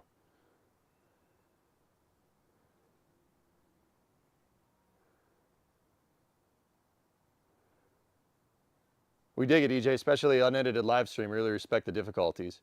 It's a Nolt. Yeah. It's got thread on the inside. You see that? See the thread? Look at my fingers. Look at my fingers.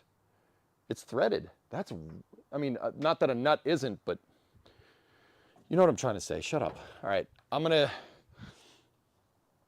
get at the other one over here. You guys watch and make sure while I'm in there that those don't fall, okay? Especially the one with that stupid stud. Looks like an old riv nut, right? But it's on a thread. A bolt plus nut equals butt. Okay.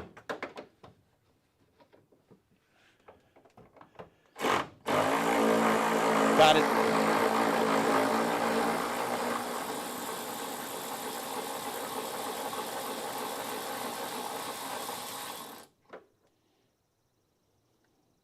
Yeah, I got you, rarest. Yeah. It's a Nolt. You could tell it's a Nolt because of the way it is. You know, that's pretty neat. There's another Nolt, a nut bolt. All right, so I'm gonna move you guys to the back and we'll take the fascia plate off and see what fun is behind that. The fascia plate is actually in pretty damn good condition. So let's see. Let's see what's behind door number 1. That dent was there. Don't worry, this bumper is not doing very well. See that? Yeah, see that? The bumper's not supposed to do that. It's not supposed to do that. So don't worry about that.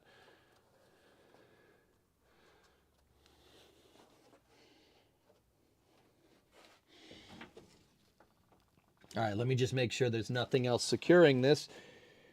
Oh. Oh. Oh, I am sorely mistaken. There is way more. There's way more stuff to get at, dudes. Look.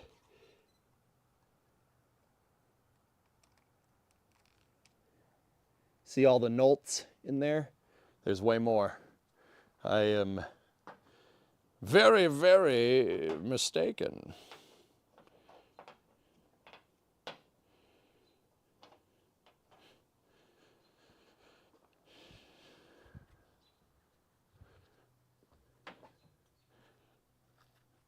All right. I'm putting down the electric ratchet. Let me get my regular socket. Those don't seem to be more of the Nolts. They're the butts, I think. So, yeah, you know, if you've been watching the stream, that made sense, but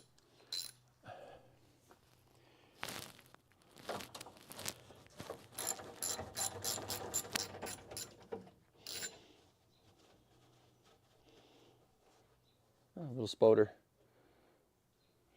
This is a little spoder. See the spoder? He's on the socket somewhere. Where'd you go, spoder?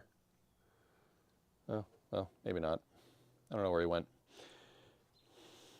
I don't mind spoders. They eat bugs. That's fine with me. Eat all the bugs, spoder, man.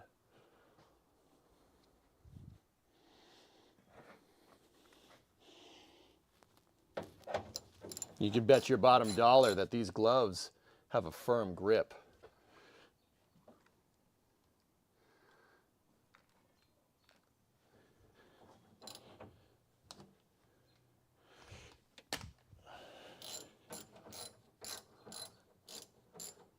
Your car is making me feel good about the Jeep, thanks. Yeah, it's just Dodge things, S. Don't worry about it. They are all pieces of junk. It's just Dodge things. Yeah, see, this is suffering from Dodge trunk. See this right here? This is all Dodge trunk. See this right here? See, yeah, oh yeah, oh yeah, see? It's got Dodge trunk. See, Fords and Chevys don't do that. It's got Dodge trunk, dude, that's all. It's okay, it's not terminal.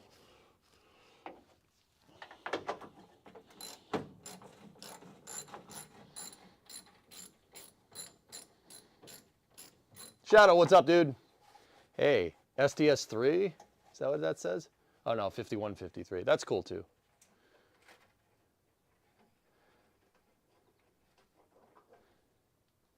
What's up, Vic? How you doing? Yeah, she suffered. Oh, suffering from Dodge trunk. And this has got Dodge rockers. You know, it was a really interesting piece of technology from the time. The car actually reduces its weight over time. You know, very interesting. So over time, as the motor wears in, you get better fuel economy. You know, because there's less car to move because it rusted away. Yep. All right. Now let's get at the butts on this side. Doing okay. What are you doing to the car today? We're really just kind of looking all back in here to see what surprises there might be. Oh no, not the Dodge Rockets. I'm pretty sure a Dodge Rocket rusted out in Huntsville, and that's why they had to take it down. It's got Dodge tank. You know what I mean?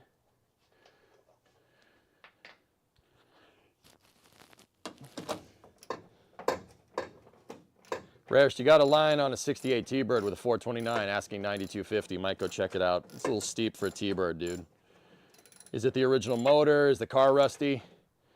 Do you have lucky dips in the States? It depends, Don. Most likely that's probably something that we have, but it has a different name because everybody likes to name things differently despite all speaking the same language. Mr. Potato Gem over there. Yeah, I called you out, mate. What are you going to do about it, mate? You going to do nothing? You going to do nothing? Because a potato gem is a weird name for it, mate. It's called a tater tot. All right? That's weird. You don't want to call it that. It's a strange name. No, sorry. What's Lucky Dips, dude? I don't know what that is. I've seen potato, right?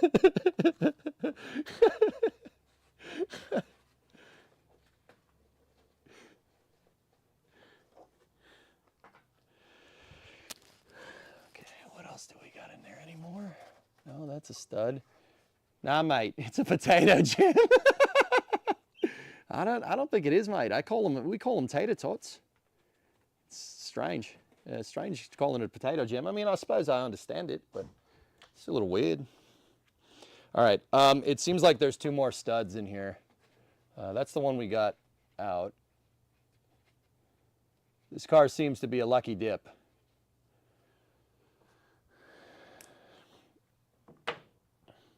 Kufu, what's up, dude? All right. Take a look. Yep, there's two more. What the heck? There's a stud right here. Like, I don't know what that's holding on.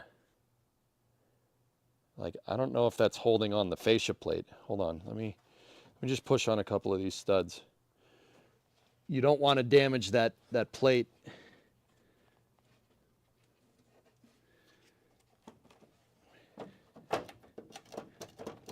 Okay. That's free. That's definitely free. The center of the plate is free. I just saw it moving.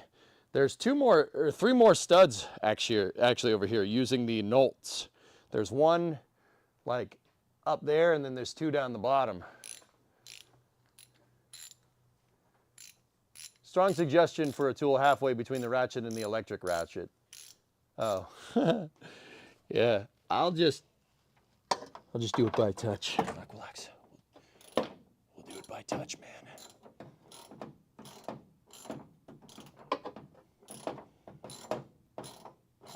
I don't really understand what this stud is going to, considering it goes past the fascia plate.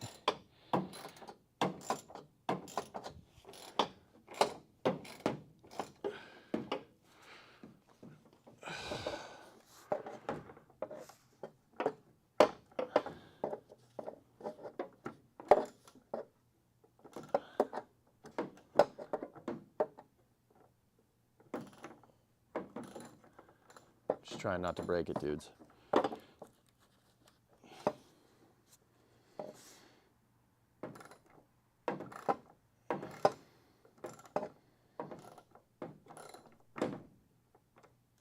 don't fall.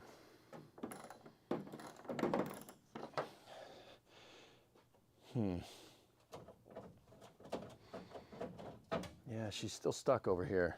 She's stuck out on the corners, man.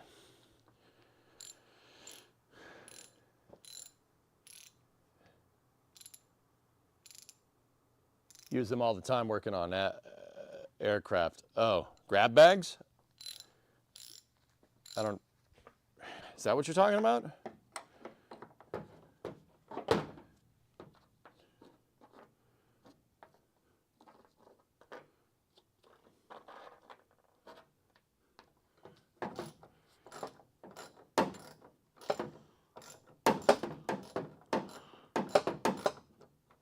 Just trying not to bang up stuff too much in here.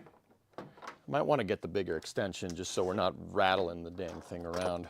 You don't want to hit something and break it. If there's something made out of plastic here, it could become plastic-int.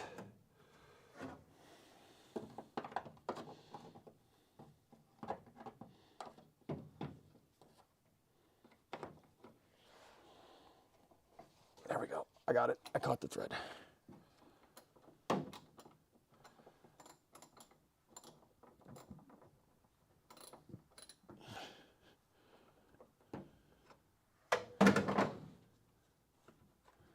There's another Nolt here. But once again, I'm not 100% sure what that thing is holding in. And there seems to be two more down the bottom. Ow. Yeah, I'm gonna get you guys a little bit of a higher view looking down. You should be able to see it a little bit better. Can you see them? Hold on. It's just above this mess of whatever that is. I think that's more Bondo. That's the outer reflector right there. But just underneath the bezel, like on this sill line that you can't see because it goes underneath, there's two more. I agree the price of Steve lives relatively clean. Might not be much to wrench on, which defeats the purpose. He put a 4-barrel on it, new headers on it, but that's the sort of fun stuff I'd rather do. Yeah, there you go. Basically, everybody gets a random prize in the box, mainly for kids at toy shops, but you don't know what you're going to get. It's called a lucky dip. Oh, yeah, we have stuff like that. We don't, yeah. I don't know, not sure if it has, it's not called lucky dip, but yeah, we definitely have stuff like that, dude.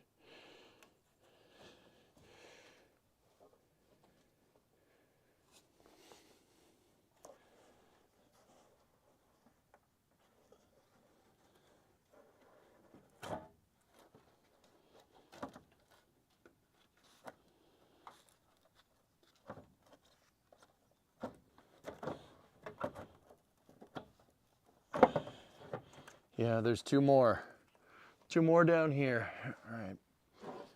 The Nolts I think I can get at with the ratchet, with the electro ratchet.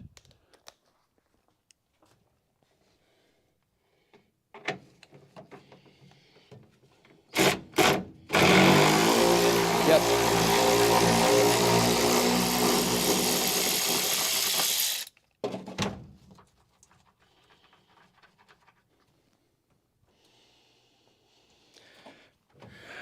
Last one, at least I think. Nope, there's one more.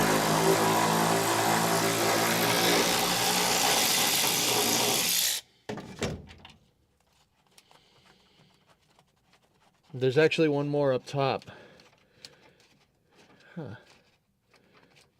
Oh. There's one more like way up in here. I think these might be the rear tail light outer bezels, but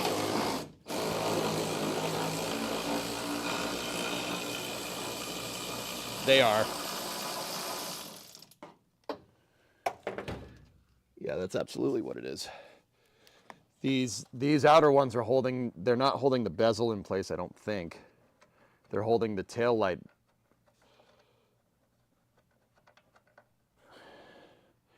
Holding this tail light piece. Hold up, let me see. Let me get the camera on it.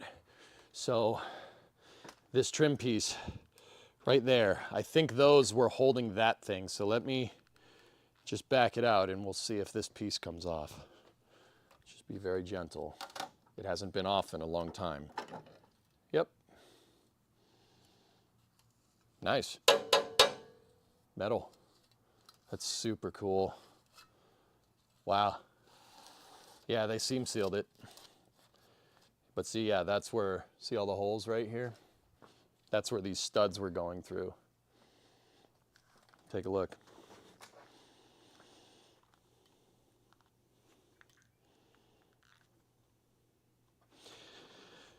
So what I'm going to do is we're going to take this. This is a great way to not lose stuff. Put them back on in the places that we found them here. So when we go to need this part later, we know where all the hardware is.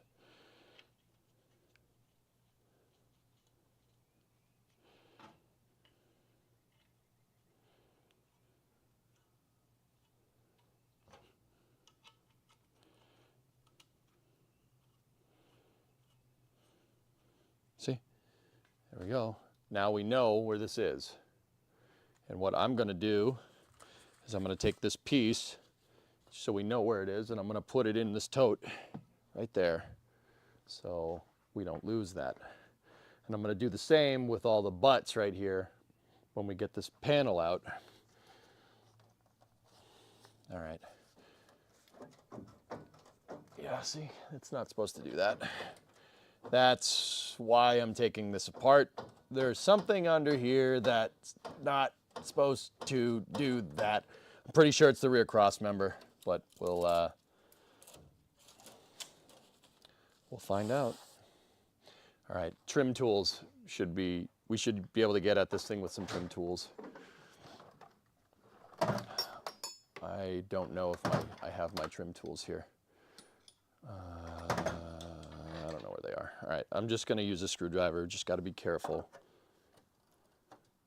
You don't want to pry too hard because you could bend this, and this bezel is not replaceable.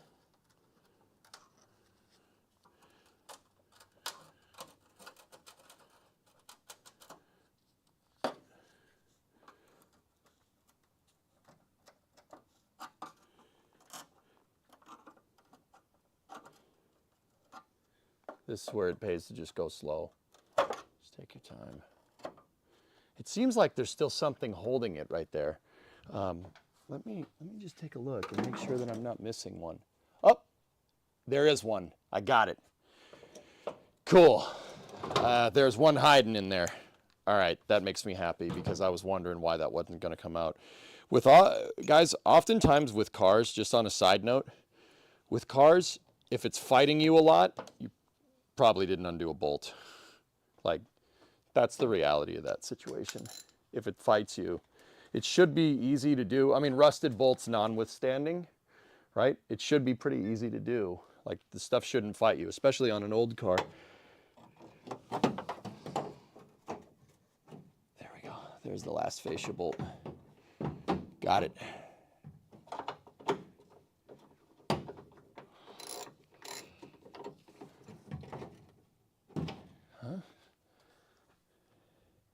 Is it not 7/16?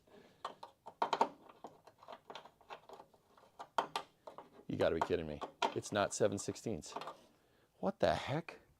Why would every other one be 7/16 except for that one? That's weird. The 7/16 is just rolling about on it. Let me try 3/8. That's the size down. It's 3/8. What? That's weird. That makes no sense.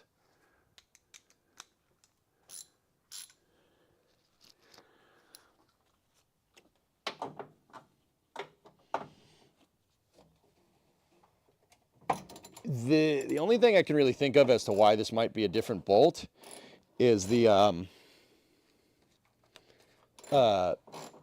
might be pilot screws. So they would have a guy going on the assembly line, right, that put the fascia in place and put it in on 3/8 screws.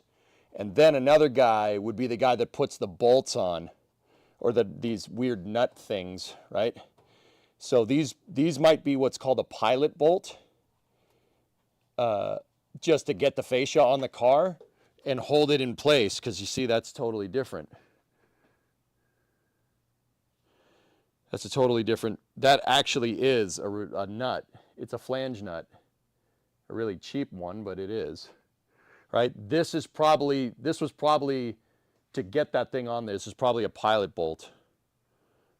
Meaning that just 2 bolts to get the thing in place, and then another guy would tighten it down. That's my guess. That's probably why it's different. Starting to feel like Flight 5 again. I think this is going to pop out of nowhere, and NSF and EJ will have to rush to set up everything. Yeah. Yeah. Yeah, well, with that scrub last night, who knows, Trey? We'll see. I'm going to move you guys over here. I have to get a couple more pieces out of that side. There's the pilot bolt, and then there's the other stuff. Just, there we go. That's going to get you the angle that we're looking for. Just going to have to get right up in there. So the first thing I'll do is, because I already have the 3/8 on here, is just take out the pilot nut.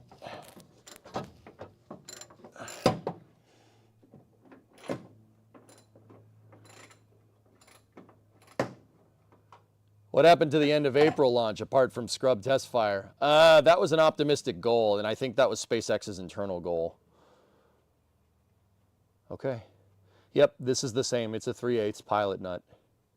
Well, it's a flange nut, but it's different. It's different than all the other ones. So yeah, that's what, some guy put the bezel panel on first with those, tighten those down, right? And then the next guy came down on the line, came down and, you know, installed all the other ones. So we'll get, I don't think we need to get the other bezel trim piece. I don't think we need to get that off to get the plate off. So let's just, let's see if the plate decides to go. Let's see if she decides to play ball.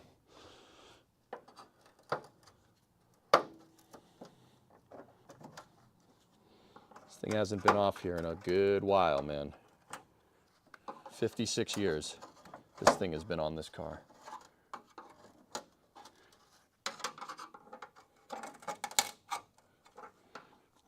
So again, I'm being very, very gentle with this screwdriver. You should use trim tools for this to do it right. The threads are fighting me. Let's just go around the horn very, very, very, very slowly and very carefully.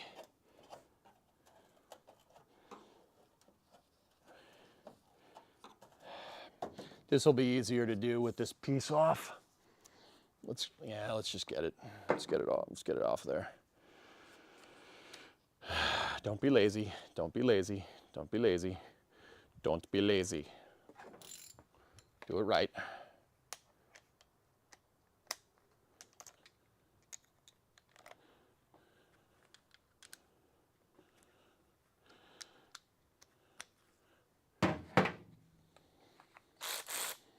Is that a Lowe's box in the car? It's a bucket. It's a bucket, Hillness, because when they said bucket seats, that's, I mean, I don't think they actually meant a bucket, but I put a bucket in there because my bench seat is not in there.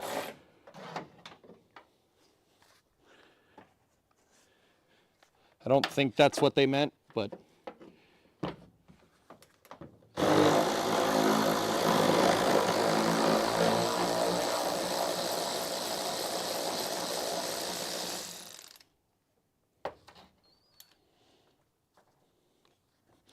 Just 2 more.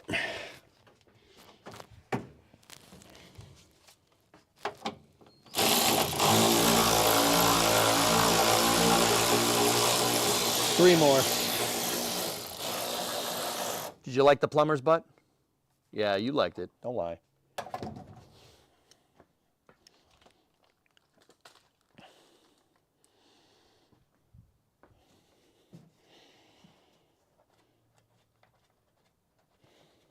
Oh, nice. Thanks for not lying to me, Joe. I appreciate it.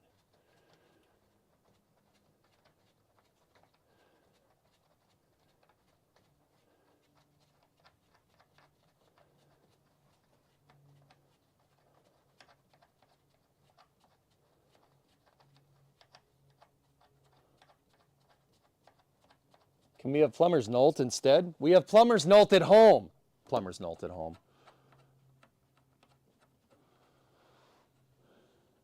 Economy is rough. We take what we can get. It's fair. That's fair.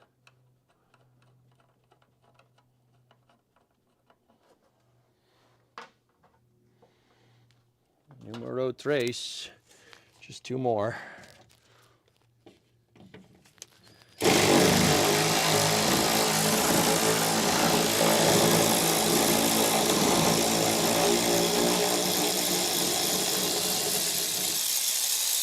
That one was actually caked in seam sealer.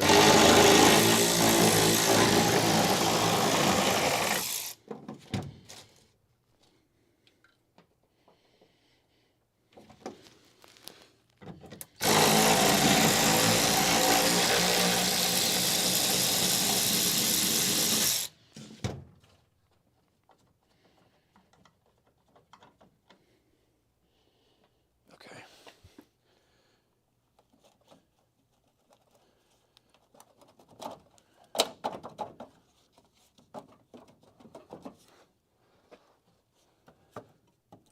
This thing, yeah, the back of this is caked in seam sealer. It's funny to me because they were worried about water intrusion here, but not like, doesn't seem like they were worried about it anywhere else on the car. Yeah, there you go. There's the passenger side rear trim, rear bezel. Good news is I don't see any Bondo anywhere. That's good. Dude, this is nice, man. These pieces are actually metal. That's pretty sweet. So let me just put the Nolts back on. We'll clean these parts off and we'll seam, you know, when we go to put the car back together, we'll seam seal it later.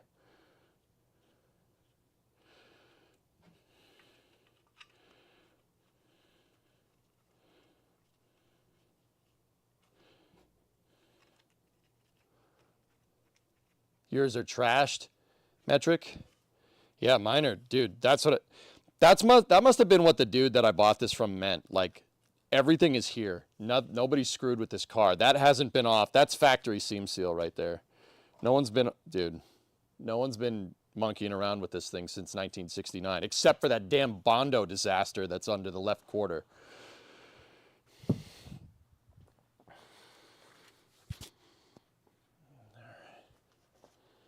Okay. Should be able to get the rear fascia off now. I'm going to lower you guys down here and we'll see what we can see.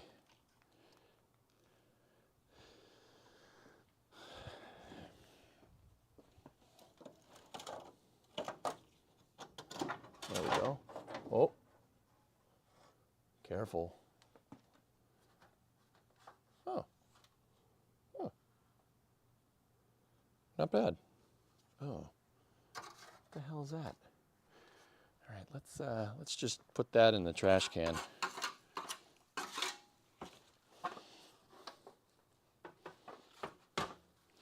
I don't think they repop the 500 fascias, guys. I really don't think they make these. This one is designed to have a trim delete in it. And once again, it's got a little bit of a dent right there, probably where somebody put their keys in and missed. But yeah. This thing's in pretty damn good condition, man.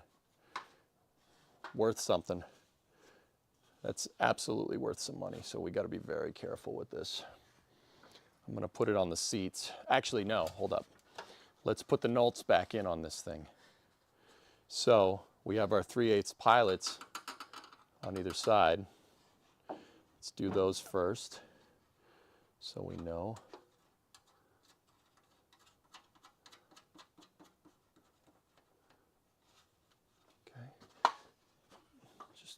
Got to be careful with this thing, man. I think this might be aluminum or whatever you want to call it.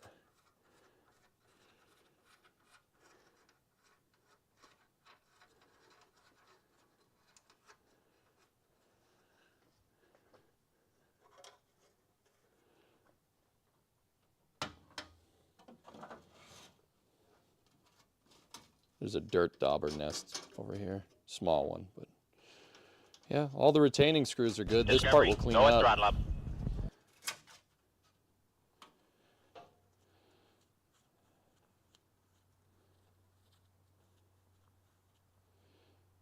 That one came out of its retainer. See if we can slide the retainer back on. There we go. Sweet. Yeah. All the retainers popping back in. They probably moved a little bit from where I took them out. Who was that resubbing in there? J. Dave's? Let me read. Hold on. I got to learn how to read. J. Dave, One Piece at a Time by Mr. Cash. Well, hello, everybody. My name is Johnny Cash, and I fell into a burning ring of fire.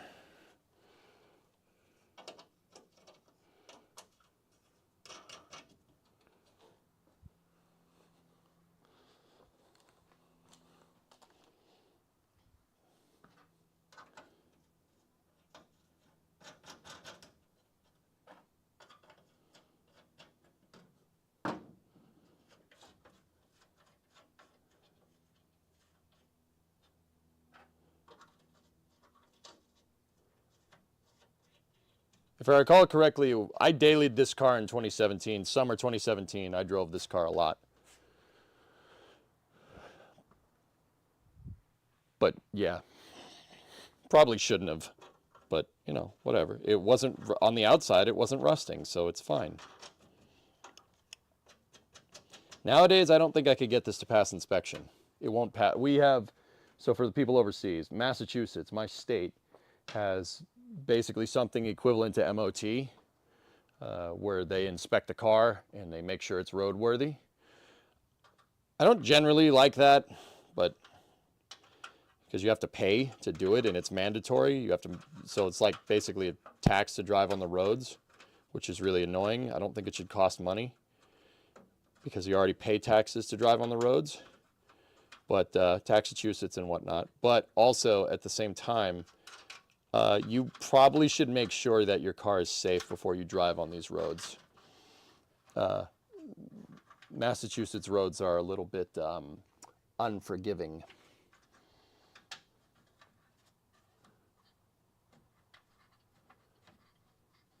You just got to know the right shop to take it to.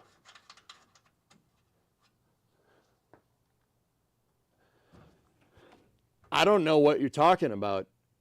I took it to a very reputable shop, and they certified the car was safe for Massachusetts roads. I don't know what you mean.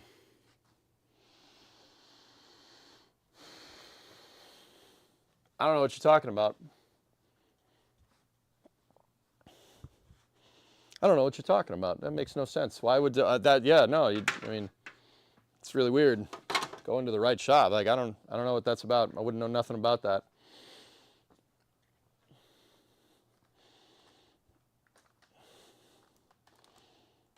All right. It is once again time to shop vac.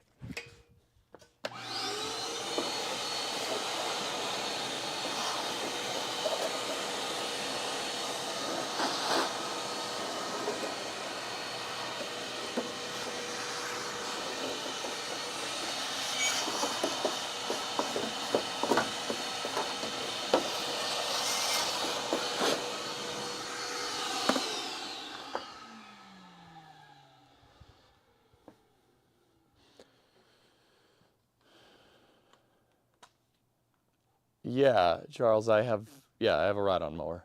I just don't tell you guys that I need to mow the lawn. Yeah, we pulled the damn stud out. Crap. Well, at least we know where that one goes.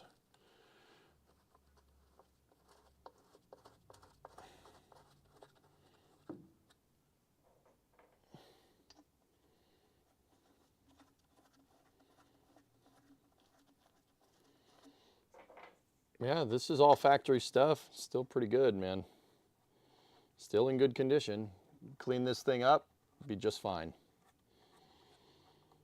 But once again, I'm taking all the hardware, and you put the hardware, if you take apart a car, first of all, don't, unless you have somewhat expedient plans to rebuild it, or else you're never getting it done. If you do stuff like this, document everything. Put all the hardware back on the part so you don't lose it, because you will lose it. So doing this, right?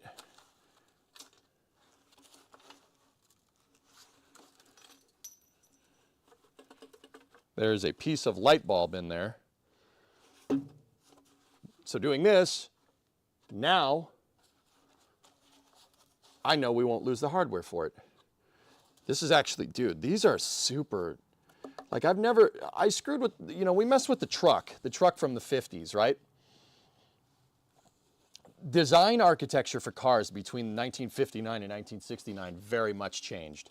This is much more what you'd find like modern headlight bezels. This is much more modern than 59, despite only being a 10-year difference. But dude, look at this. This is, on a newer car, all this would be ABS plastic. This would all be plastic. It's straight up metal, except for the bezel, like except for the actual light. The light is really nice. This is a really nice part, even just for a headlight bezel. This is really, dude, this is high quality stuff. Wait, is that cast? Dude, it's got casting marks on it. It's cast aluminum. Look at the casting marks. Bro, they were cooking in the 60s. This is dope. This is great. What a nice part. You know that's never failing. It's freaking, dude, it's freaking cast. It's cast aluminum. It's got casting marks on it. Oh, that's cool, dude. You don't get stuff like this. They just don't make stuff like that. Oh, that's freaking great, dude. I want to clean that up. I'm going to clean that up, like, I want to do it now, but we got to get the other headlight out.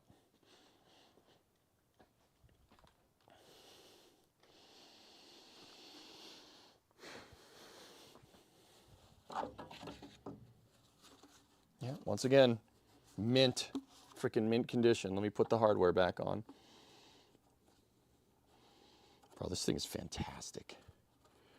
Oh, man. It's a shame we might have to cut the rear fascia panel away so we could get the trunk pan in there, but you can always put it back. It's not a big deal because it's actually not in bad condition. It's just the parts behind it aren't in good condition. Oh, this is fantastic, dude. This makes me so happy. This is a huge W. These are the parts this is the stuff that adds up, dudes. The metal parts are going to add up because we need a lot of it, but all the trim, all the bezels, some of it you can't get. And then you have to go shopping around for it, and one guy in the middle of nowhere has the piece that you're looking for, and he wants $5,000 for a freaking taillight bezel because I know what I have. You know, way to price people out of hot rodding, you douche nozzles. All right, there we go. All the hardware is installed. Sorry, soapbox EJ came out for a second there. You know, it's nice that all these parts are here. All that stuff adds up when you're doing a resto. It adds up big time. All right, let's get the vacuum out again.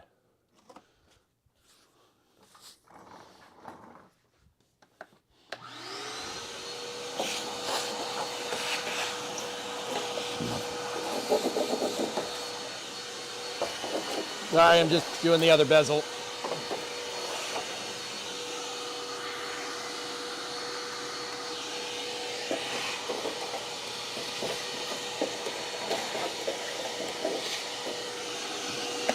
All right, let's clean up this fascia panel. Let's see how dirty or clean it actually is. Bro, look at that. See what I mean, guys? Real quick, you see what I'm talking about when I say that this is, the coronet is very similar to a Charger? Look at that tail and tell me that's not a Charger. It's absolutely a Charger. It's very similar. Don't actually tell me it's not a Charger. I know it's not a Charger. It's a coronet, I get it. But also, it's basically a Charger. Just putting all the tools away from that job. Give me one sec.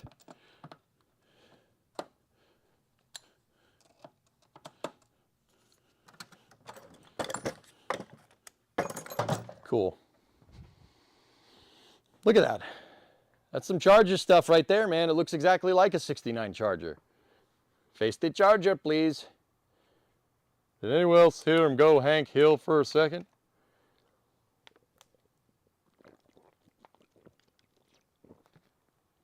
That rear light for just one is worth 300 grand, or 300 grand, 300 bucks flacking. Yeah, that's what I'm talking about, dude.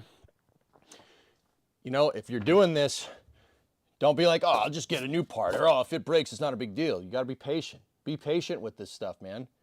All those parts add up. Even the trunk latch, all that adds up. Trunk latch, bumpers, trim, bezel, it's all gonna add up. Save as much of it as you can. That's why when I take this stuff apart, Discovery, one, go at I throttle learned the up. wrong way to do it. The wrong way to do it is just take everything apart, and whatever you break, nah, don't worry about it, you'll fix it later. Don't do that. Speaking from experience, when I take this stuff apart, I document it. We document everything. Everything gets documented. Everything gets, all the hardware gets reinstalled. We're very careful with this. Because, dude, it's worth it. All this stuff adds up. Vintage Mopar parts are worth money. They're worth lots of money. Galactic Surfer, happy hump day. All right, let me get some cleaning wipes. And we'll see, let's just clean up this thing. Look around for any rust. It's got some grime on it, but it's the tail light, tail light housing rear thingamajigger. That's the name. Looks to be in decent condition. This doesn't look too bad.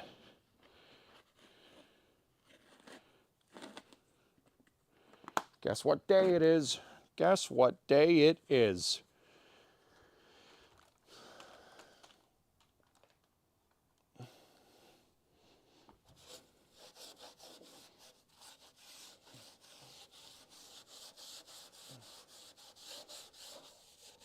There just seems to be a lot of pollen and grime and stuff in here.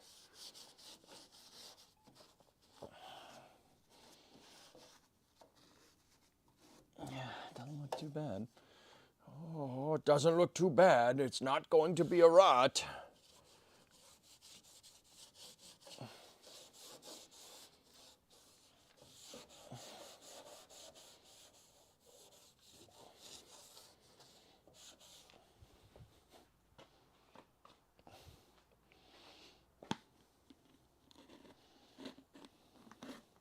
Vanilla pudding taillights. That's right.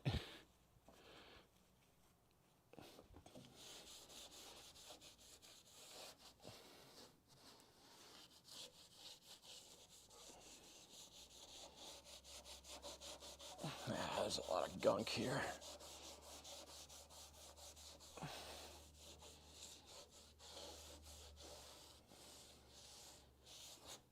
Dude, look at that.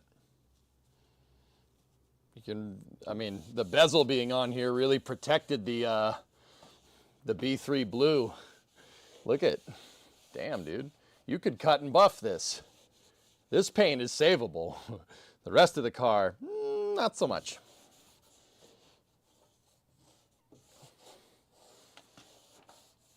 I'd like to point out that it's savable like right in this area here and pretty much nowhere else. You know, just in case anybody thinks I'm too incredibly nuts.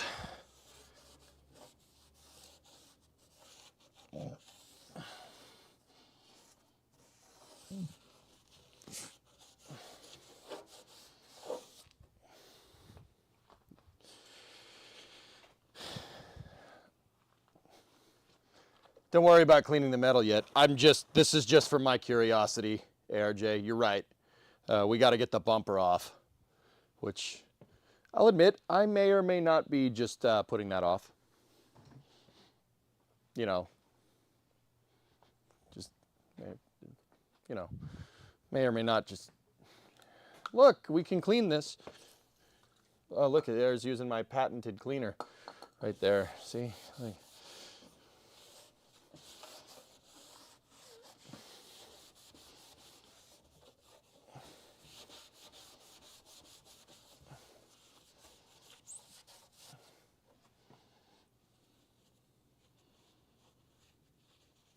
Yeah, it's nice. Not in bad condition. Can you guys see that? Look, you could actually see that it was paint and not just complete rust. That's pretty good. So that's pretty neat. How neat is that? That's pretty neat. How neat is that? Yeah, I mean, look at the difference.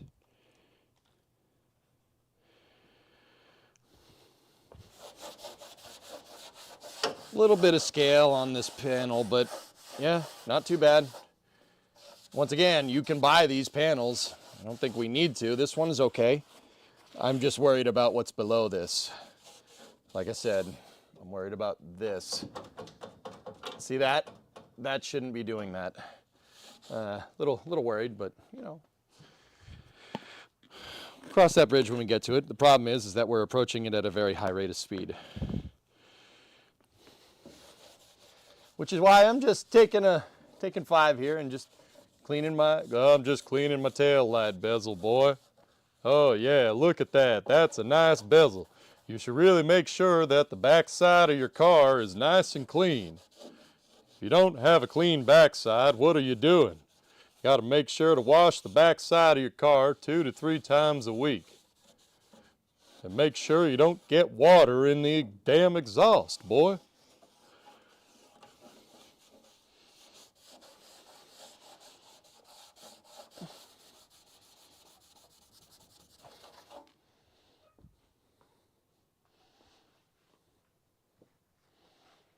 Cross the bridge! Cross the bridge! All right. Let me just use my patented, paint protection thing. Amazing golf ball whacker guy. Cool. Good news. Taillight panel is mint. Taillight panel's in great condition, actually. That's really good, considering how rusty the rest of the car is. This is good, man. We can save that. Absolutely, we could save it.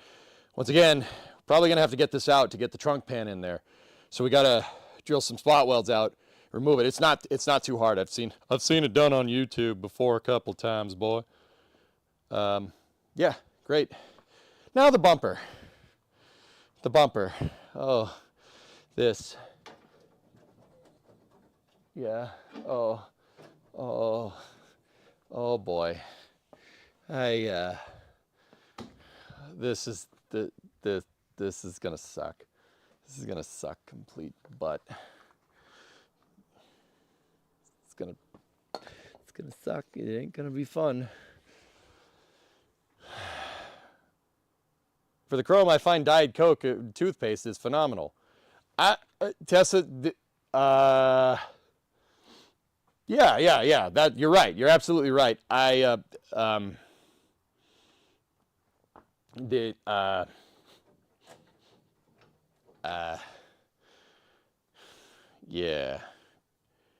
Let me get back to you on that one.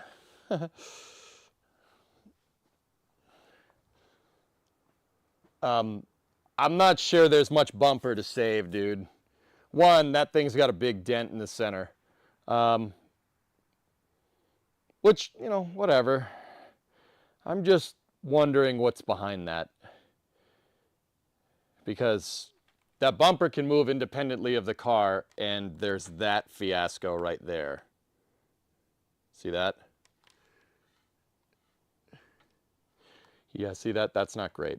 So I'm not sure that we can save it, but I will absolutely 100% try.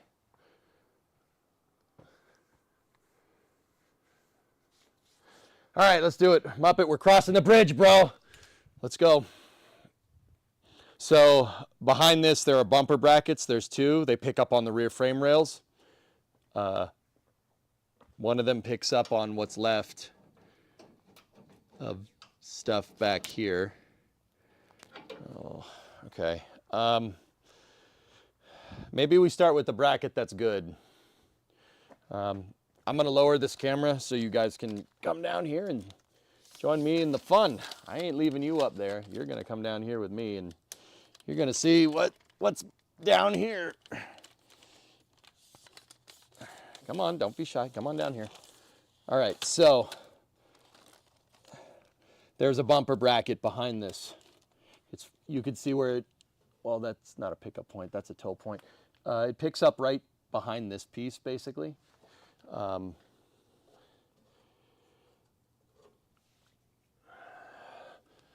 just take a look. Yeah, it picks, yeah, okay, it does pick up out there.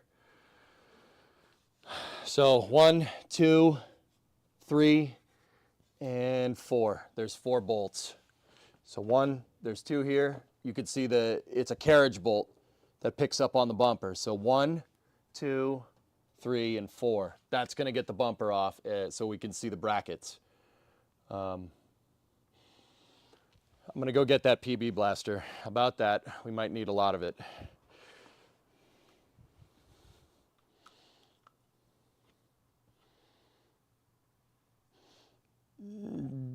Tessa, I know about the chrome, dude. That ain't what I'm talking about, man. I don't know if there's any bumper left to save, to be honest with you, pal. But we'll see. It very much seems like this car has a case of the British Leyland. It has a case of British Leyland. Does that make sense?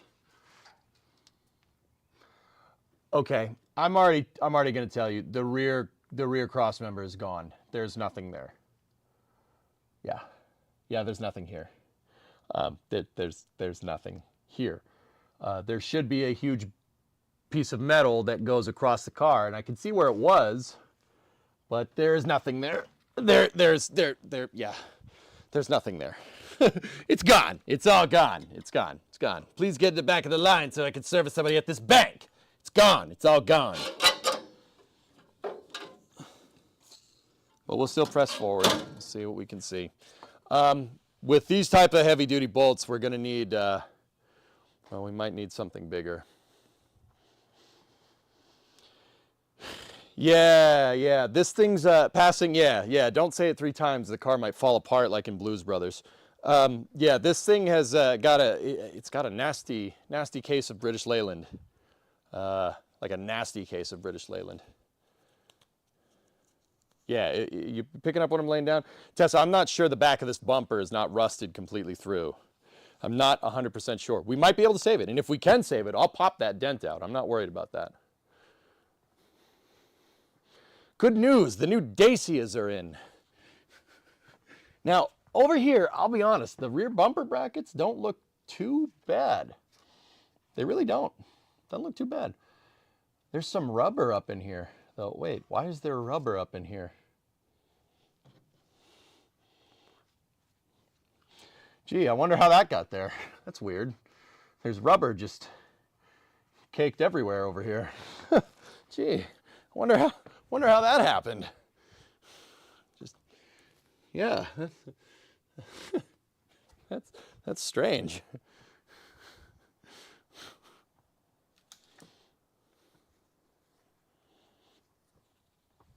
I'm gonna need the light to take a peek of what's up in here. Sorry if this blows the camera out. I actually don't think that's too bad.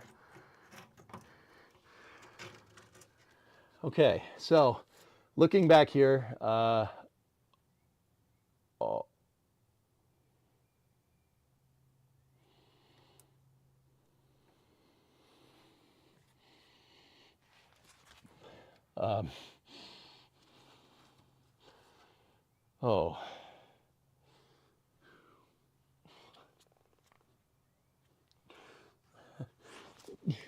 Where's the PB blaster?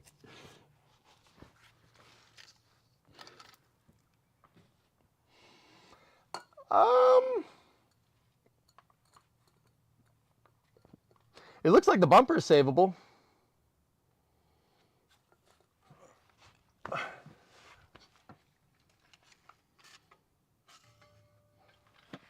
Yeah, looks like the bumper is savable, dudes, which is good.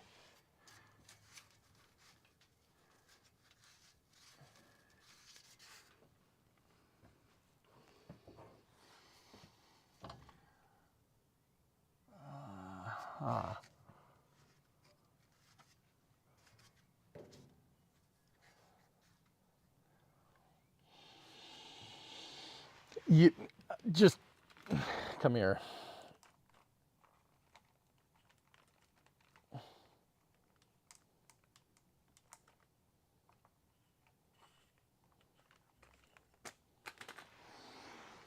So, frame rail isn't bad. Frame rail is actually pretty good.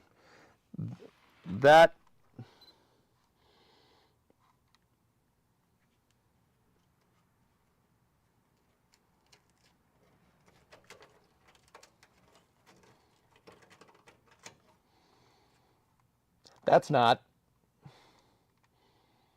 Yeah, that's what I mean when I say the rear cross member is gone.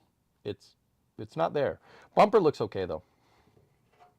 Bumper looks fine. We can save that, Tessa, for sure. We cannot save that. That's not.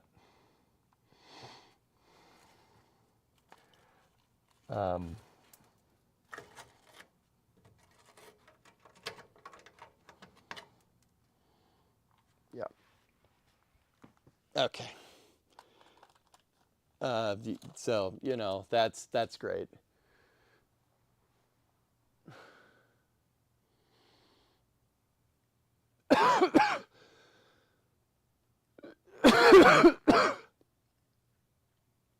Most people straight penetrating oil hit it with a wrench right away. Letting this stuff seep in there is what you do. Yeah, that's why I'm talking to you guys. Yeah, you gotta let them soak. I know that, dude.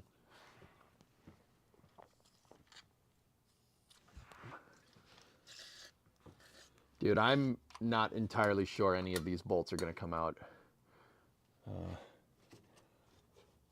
Not entirely stable. I'm glad you're here to tell us these things. Chewie, take the professor downstairs and plug him into the hyperdrive.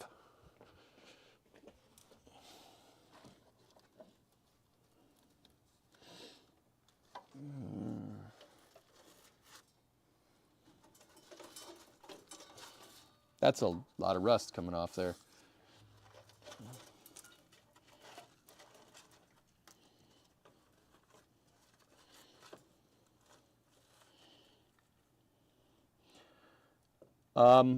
We might want to take the actual cross member bolts out. Rear cross member to bumper bracket, so instead of the 4 bolts, there's 2 that pick up on the bracket. So yeah, we should probably get at those.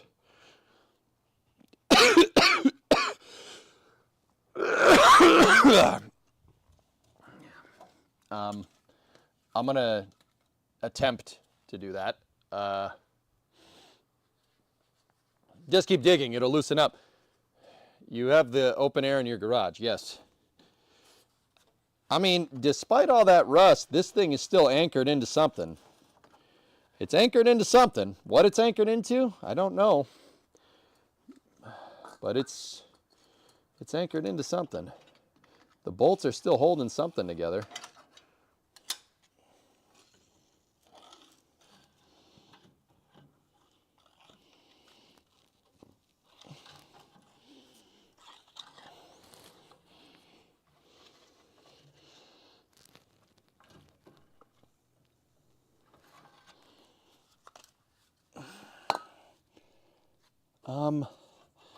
Oh, good news. It looks like the cross member brackets are on a captive nut. So, yeah, okay, they are. That's definitely a captive nut in there. Let me see if you guys can see it. So, take a peek in there and look. See that? It's a captive nut on the back of the cross member. That's not an actual nut. It's a nut that's welded to the bumper bracket. There's another one right there. See it? So that means that those 2, right? We should just be able to pull the bolts out. And by should just be able to, I mean I'm probably going to have a hell of a time doing it because that's rusty as frick up in there.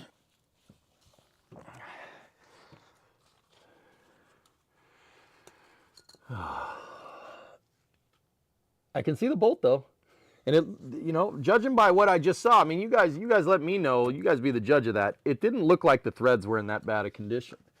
The threads are what's going to get us, man. And, okay. No. PB blaster nozzle. Don't fail me now. No. Oh no. The PB blaster nozzle is broke. No. Oh, there we go. She's back. She's back. Saved. We are so back.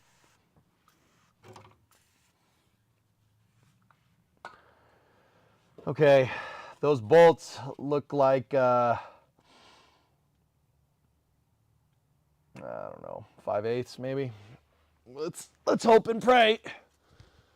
Wire brush the visible thread. I don't think I can get a brush in there, Tessa.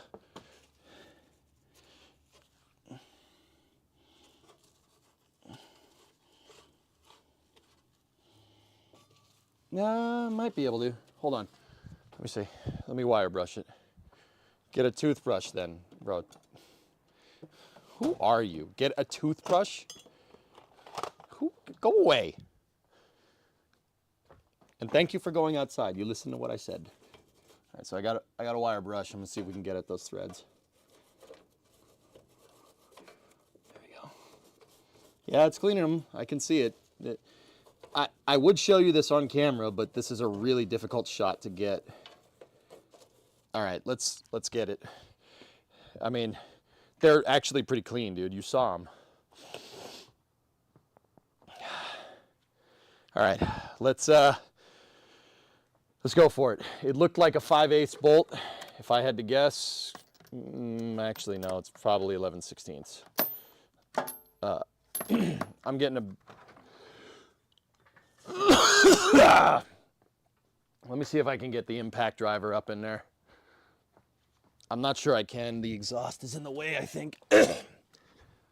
No, I can get it for one, not the other though. Guys, I inhaled some PB. That's why I'm coughing. It tastes good. You shouldn't drink it though.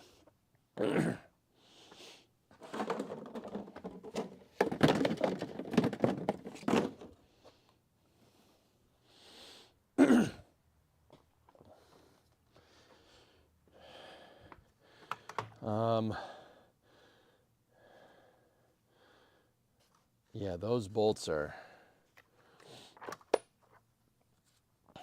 I'll see if they're 3/4. Hold on. Tastes like victory. Okay. 3/4 is too big.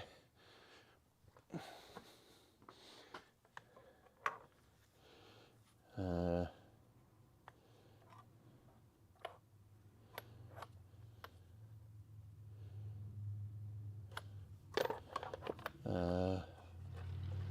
5/8.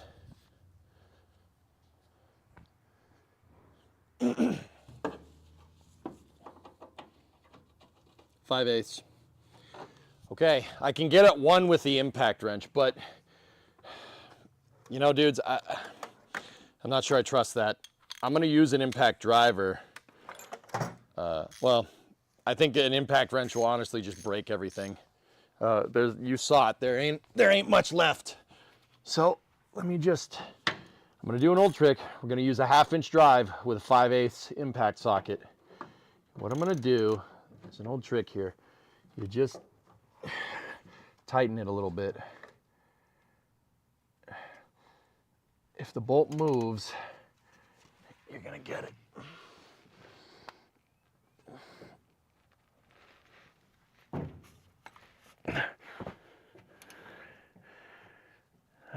We need more torque. We need more torque. Get the bigger one out.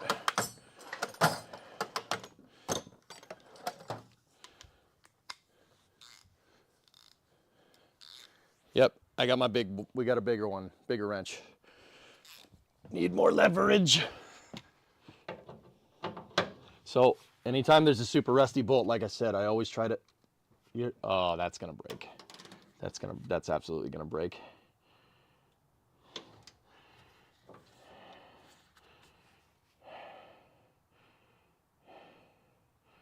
I'm not sure there's any saving that. Heat will probably do it, but there's not, like I said, there ain't much. There isn't much left.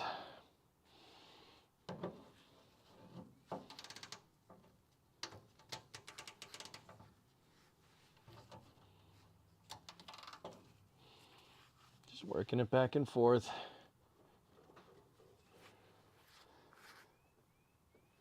A little bit of tightening, a little bit of loosening. Okay.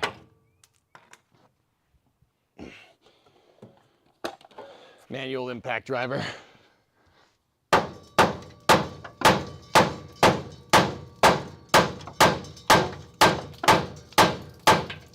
Jesus, tap dancing Christ.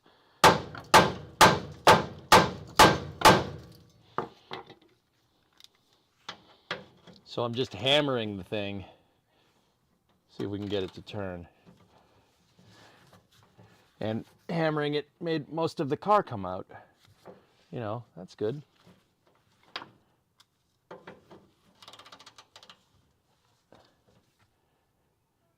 I got movement.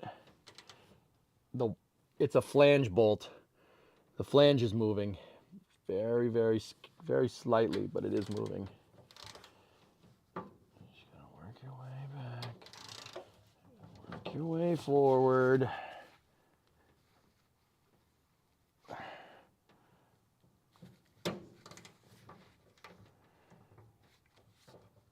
Yeah, I got some movement.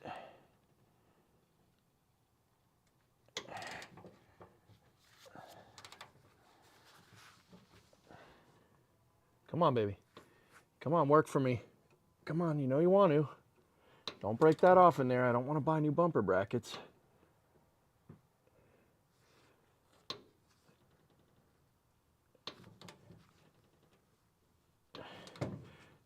Oh, no way. Come on, baby. Yes. Fuck! It started to go, and then it didn't.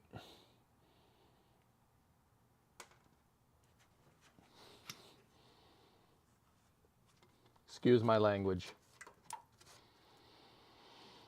I felt it. It started to go, dudes. It was close, but didn't get it. Oh well, win some, lose some.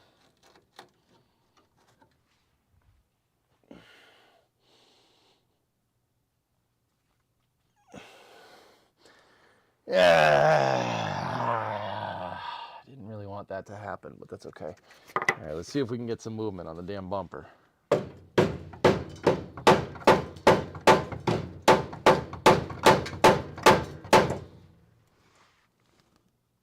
No.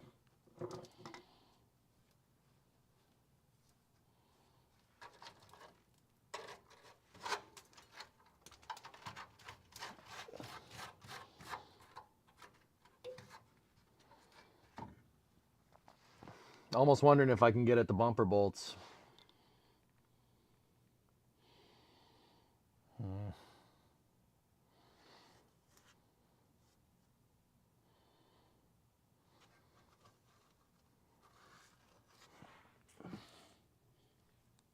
Oh, I did get it to turn. I just turned it a little too much. We sent it a little too hard, Chet.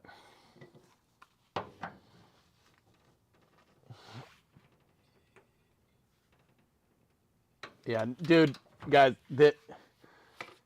none of these are coming out without a fight.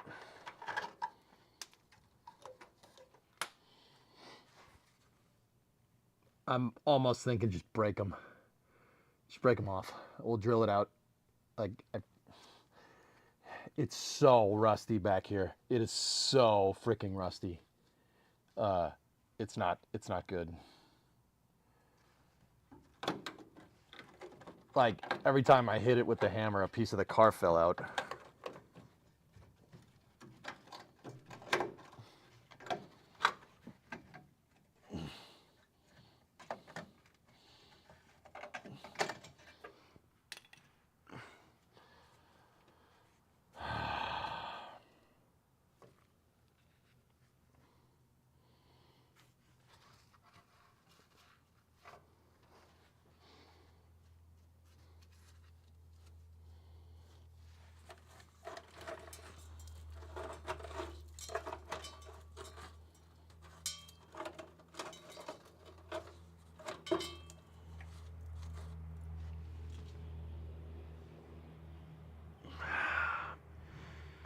I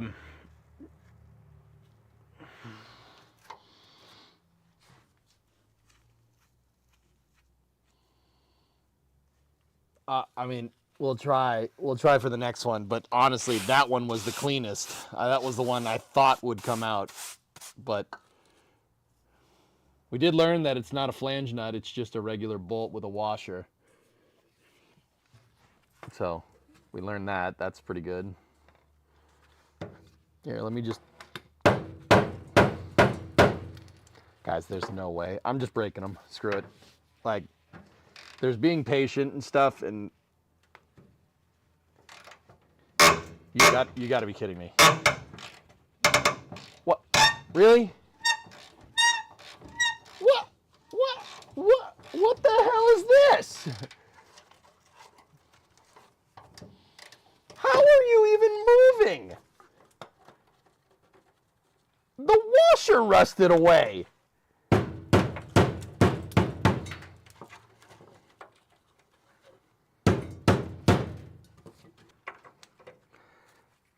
That's the washer.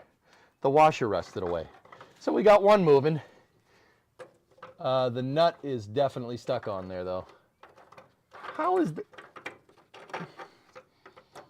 What the actual frick?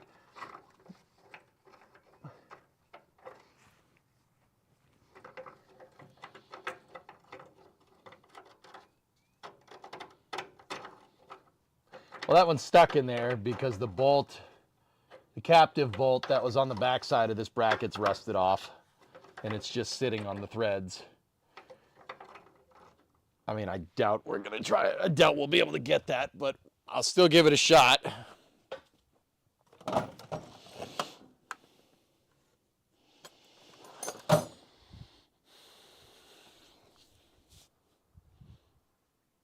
Cornet has a sense of humor. Yeah. Yeah. Yeah.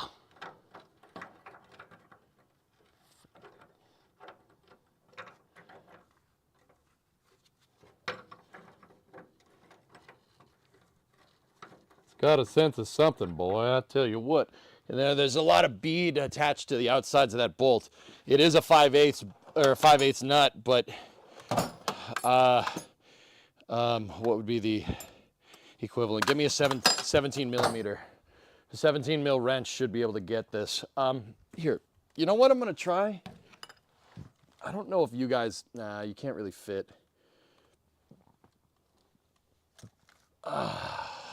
I want to show you what I'm doing, but I can't really fit a camera in here. So I'll show you what I got in a second here. Now this is the part where this thing is probably going to break.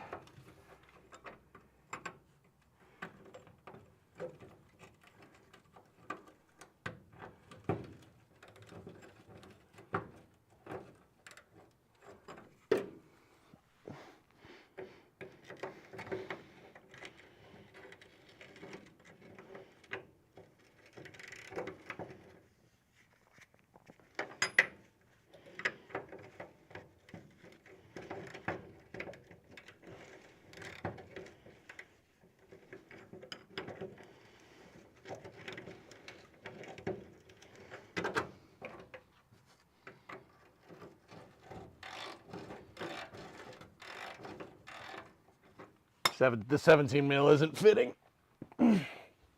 Describe the taste.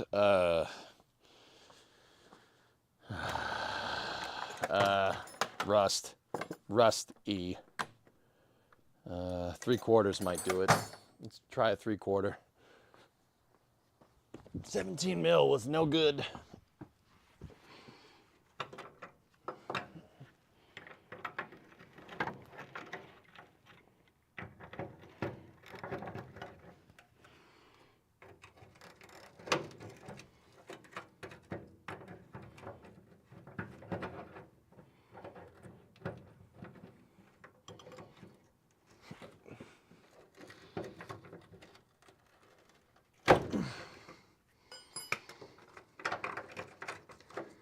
That's not coming off.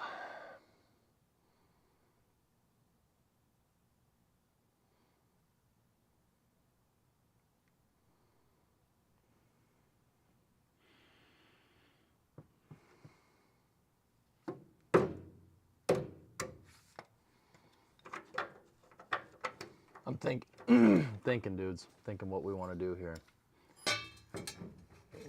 Well, the other one. Let's try the other one before we go any further.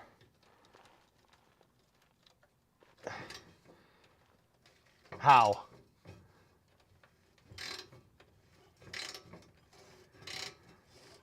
How? No way.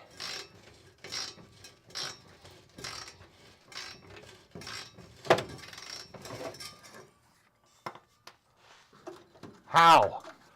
How does...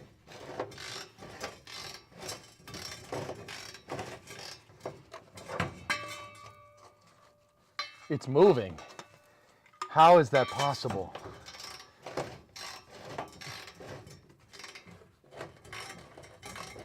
Ah, yeah, that one's broken too. The nut, the captive nut. All right, let's try the other one. There's 4 on the bumper bracket, not 2. We have one broken off, one is moving, but it's functionally useless. It's because I can't get the nut off.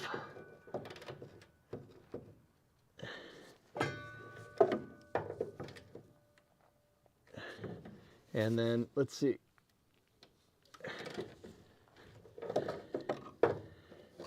Trying the last one here. This is the other one with the threads that I showed you dudes. It's just my light. It's not like I needed that.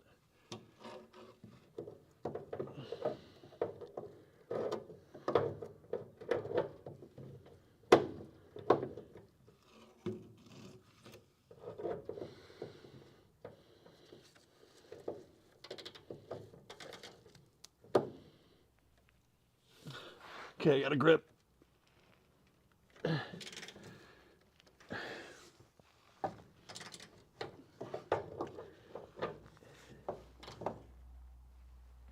What? It didn't break. Hold on.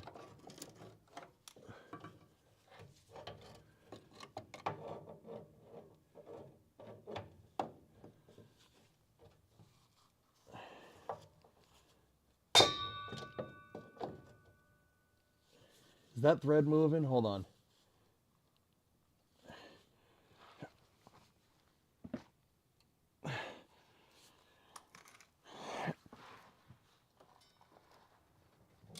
What? Dude, we got it. We got it. It's coming.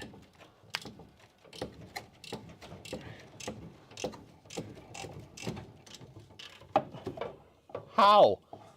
How did that one, man? How did that one go? Why didn't the other one go? I was not even...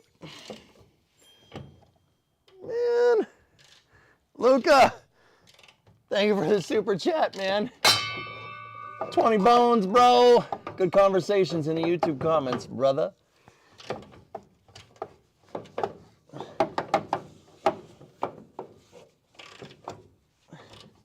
Dude, it went.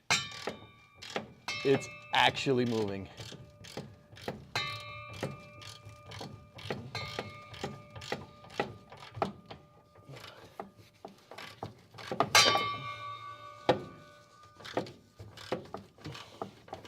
Some bonehead put a really nice exhaust here.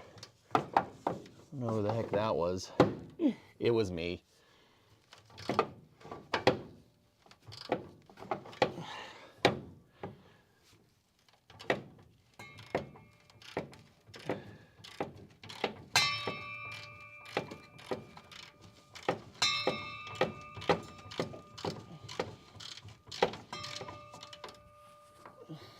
You know, dudes, it's funny because there's still pieces of car.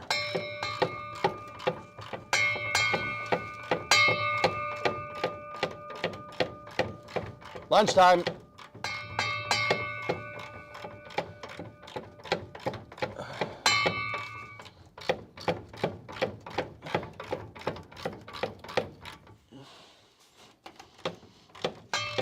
So this bolt actually coming out might get, we might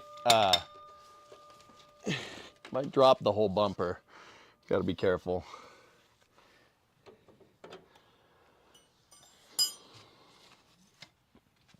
because there isn't much else holding this thing up.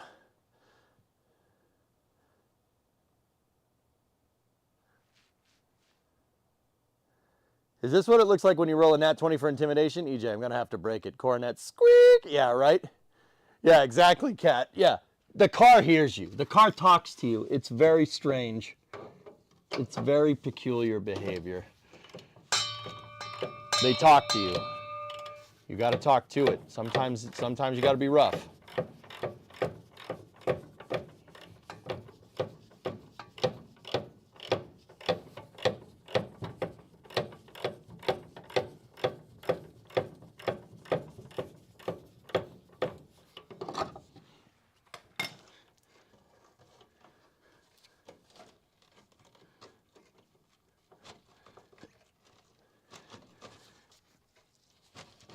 I'll admit that's really not the noise you want to hear when you're removing a part.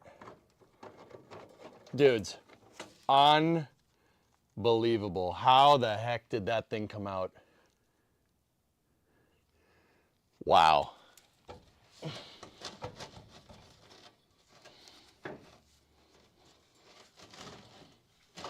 Yeah, you hear that? You hear that crunchy noise? That's not what you want. That's not that, you don't want to hear that.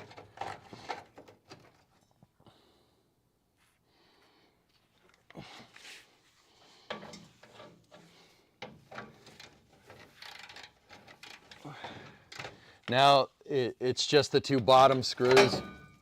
Never mind, they rusted off.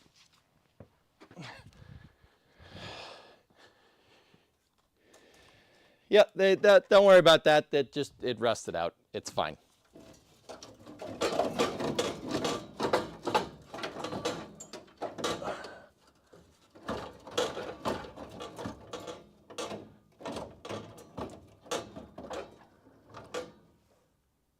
Oh, yeah, that's seen better days.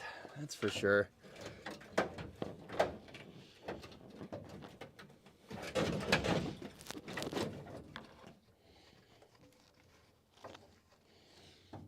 All right, let me get the PB for the other side, guys. Got to try to do the same thing. Let's get the blaster. The two bottom bolts that I broke loose just rusted apart. Like yeah.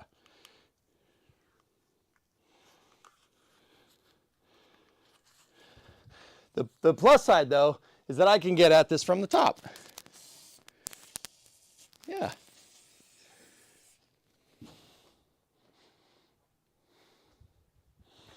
I can get at these from the top because there's holes in the trunk.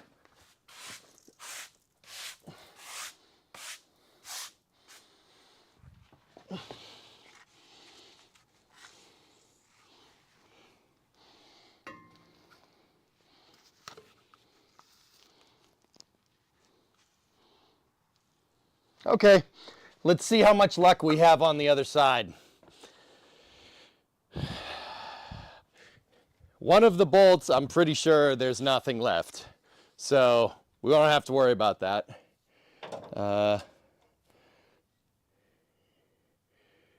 Yeah, I'm pretty sure there's nothing left. So let's see what we can see. Ready?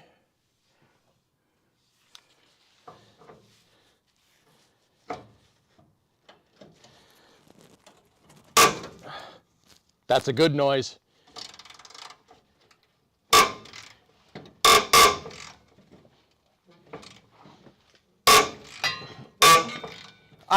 I can't believe that.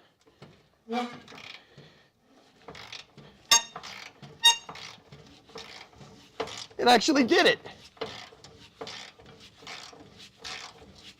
What the? How are you coming apart? I mean, I'm not mad, but damn car. But I have a very big sneaking feeling that this is the only bolt that's holding this thing together. I'm pretty sure the other three are rusted out completely.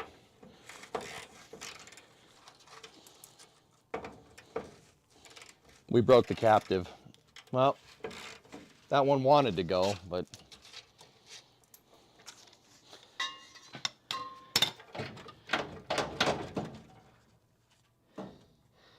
The other 3 are rusted off completely. This is the only one that's fighting us here, so let me get that wrench.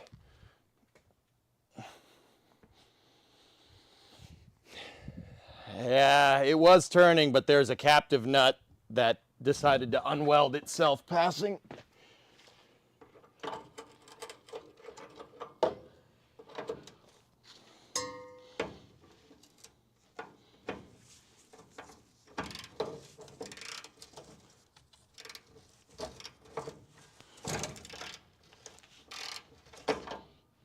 I need a smaller wrench.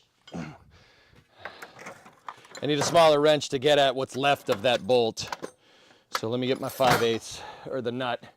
Let me get my 5/8.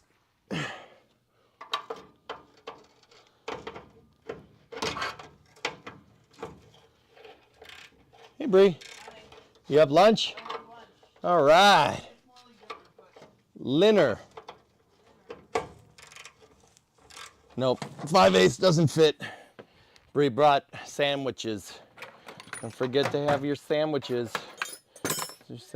Sandwiches. Thanks, babe. I love you. I love you. Hi, everyone. I Elon Ma.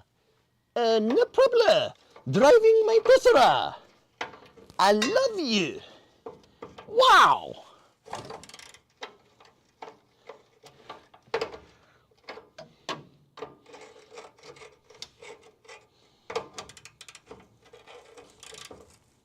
There we go. You know what? I'm just gonna put my knee up there because I don't need this thing falling and jocking me on stream. That would really suck.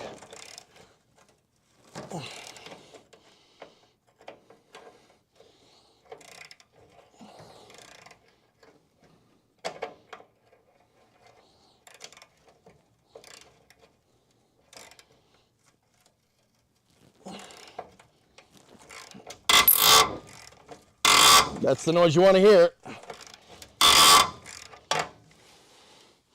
That's the threads getting cleared out, dudes, by rust. Oh, drop the wrench.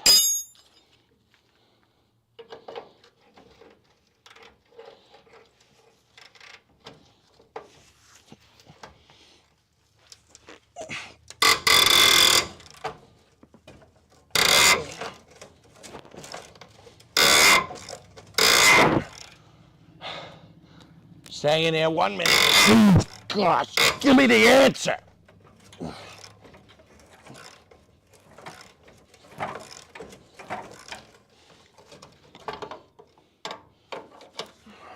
Got about 3 more threads on this thing to go.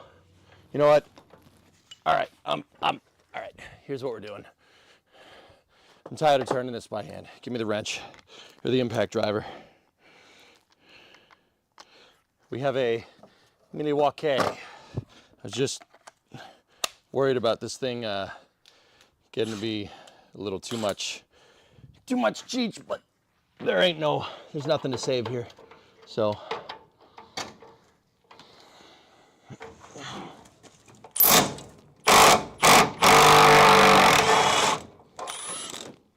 I got it. Actually saved the bolt. All right.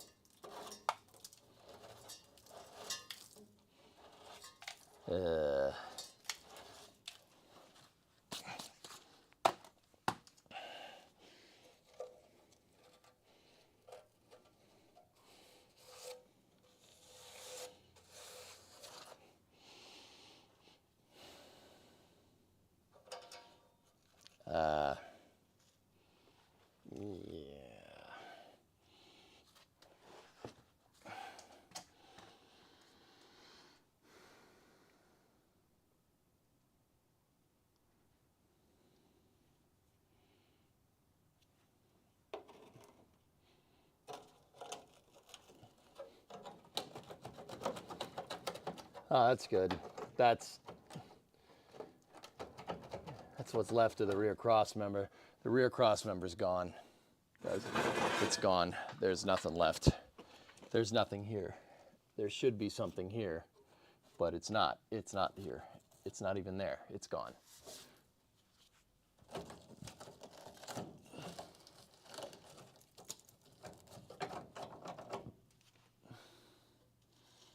Yeah, part of it is actually on the bumper over here.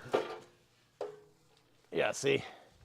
Part of the rear cross member is over here.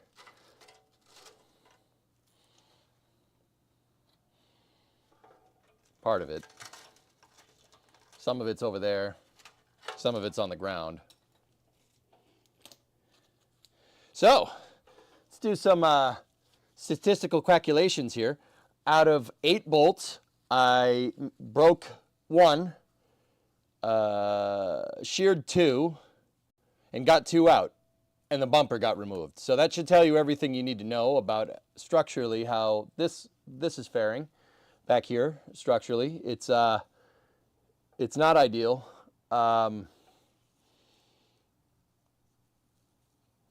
Yeah, structurally this, yeah.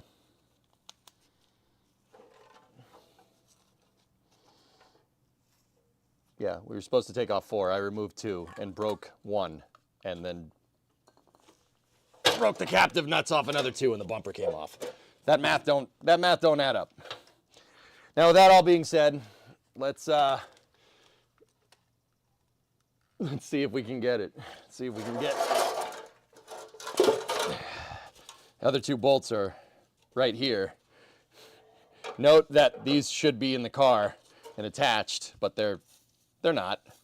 So let's see what happens here.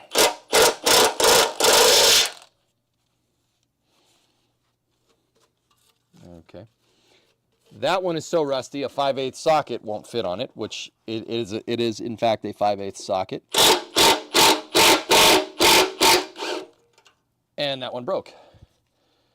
Yeah. And don't get me wrong, guys. Like, don't be like, oh, you could have saved it. No, there's nothing left. There's nothing left here to save, guys. It's gone. The rear cross member is gone. Like,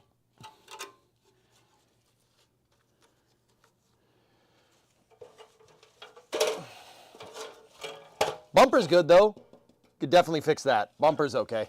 The brackets, I don't know. Depends. Here, let me flip this over. This was another one that I didn't even try to remove.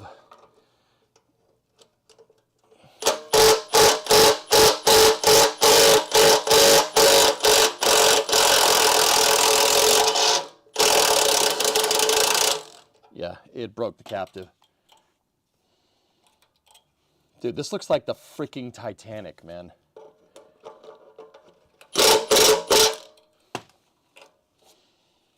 This is the Titanic. It looks like the Titanic. This is...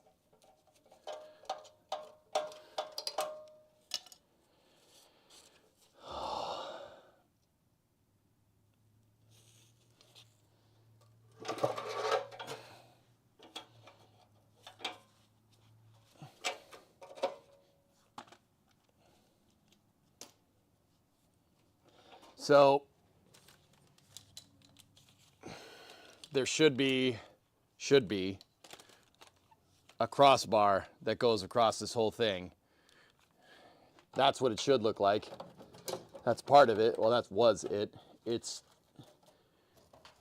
gone from over there. But yeah, that's the rear cross. Yeah, that's not good. That holds the whole back of the car together. Okay. Okay. You can see over there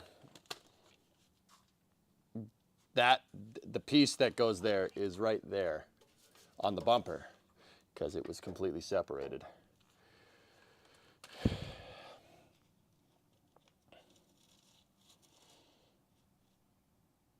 Yeah, we're gonna need a new rear cross.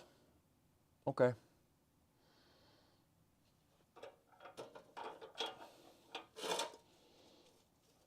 Bumper's good though.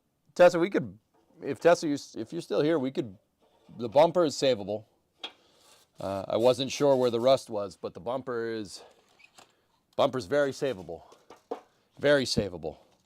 If I could get the bumper brackets off, and the bumper bracket threads don't look too bad, if we can get the bumper brackets off, I can save this bumper. This bracket is still good, but the problem is that it's broken. We'd have to drill and tap the bolts that we broke. Might be better to just buy a new one. This one is pitted to all hell. But the bumper is savable. Oh wow, it's in great shape, the bumper that is. The rear cross member sacrificed itself to save the bumper. Yeah, it sacrificed something. So why does this get like this? Well, the answer is right there. The rear tire shoots up crap, and all that crap gets caught behind the bumper and rusts it from the inside out. It seems to be an ongoing motif with this car. That's what I mean about Dodge trunk. Oh yeah, it's got Dodge trunk. Big problem, that's the frame rail. The frame rail and the rear leaf spring shackle are not having a good day. So, major structural component here. Actually, you know what? This isn't too bad. We can fix that. Yeah. Yeah, okay. All right. Yep, no, yeah, okay.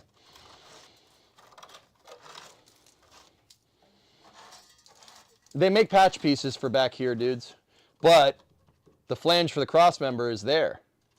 It looked like it was rusted out, but it's definitely not. Nice, big bonus. Yeah. The back of the frame rail is pretty shot. This is no good. This needs to be. There's actually a patch piece that can fit right here. Because once again, this is, believe it or not, this is normal Mopar rust. This is where they rust. That happens. Okay. Guys, not bad. The rear leaf spring shackle holder looks fine. It's actually okay. I'm shocked. Like, shocked, I tell you. Look. Shackle perch is fine. That's the big part. That's why this piece is very structural, because it's holding the rear suspension together. See? Look. Yeah. Actually not bad.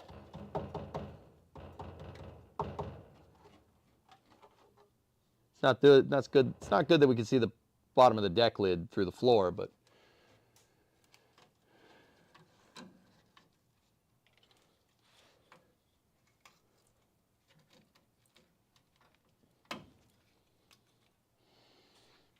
okay.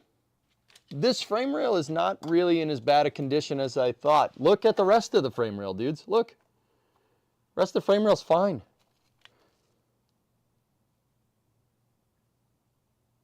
Yeah. Unreal. This is not as bad as I thought. Really. I mean, the end of the frame rail is a little bit troublesome, because this needs to be strong to pick up on the rear cross member. But we can plug weld and fix this, you know. We can re-extend it to where it needs to be, drill some holes in good metal, cut the bad metal out, and plug weld it and make a new flange. And they even make patch pieces for this. As long as this stuff is nice and strong, that's all I care about. And it's strong. It's good. Somehow it's good. I can't figure that one out. Somehow it's okay, despite all the rust. Even the bottom of the sill plate, actually okay. A little bit of rust right there peeking through. Damn, dude. Really, guys, that's normal Mopar rust for an old B body. That's not anything crazy. The cross member is a little weird, but it's weird that it rusted here and not like back here where it should rust, but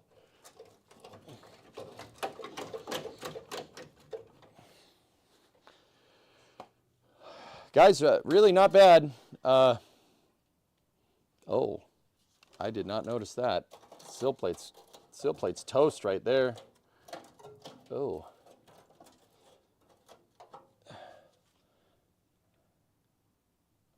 Why is that like that? Why would there be a hole here? See, that's not normal. They don't rust here, usually. That's weird. I don't know why that's like that, but I didn't notice it before. That's not, yeah, that's weird. That's not supposed to be like that, obviously. I mean, but that's not a normal rust spot.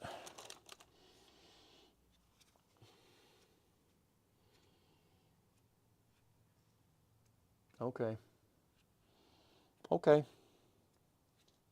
Okay.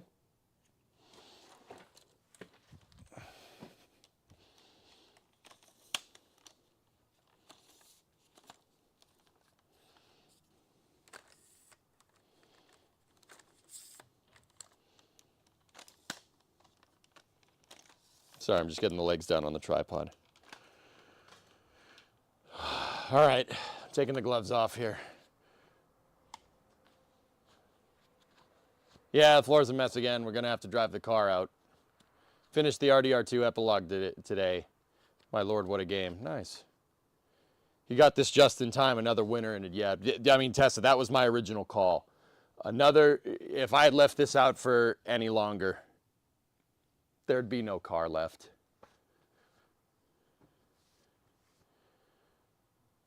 Yeah, there'd be nothing. There'd be nothing left, dude. But yeah, bumper's savable. Got to get those brackets off, but yeah, it's not bad. The trunk, yeah, the trunk's shot. Not anything we didn't know. I just don't understand why the back of the sill plate's rusted out like that. That's so strange. But I can patch that. That's actually patchable. The vast majority of the rear sill is good. Like, yeah, most of it is. That's the only rot on it if I'm looking at this right. I got to see where the seam is.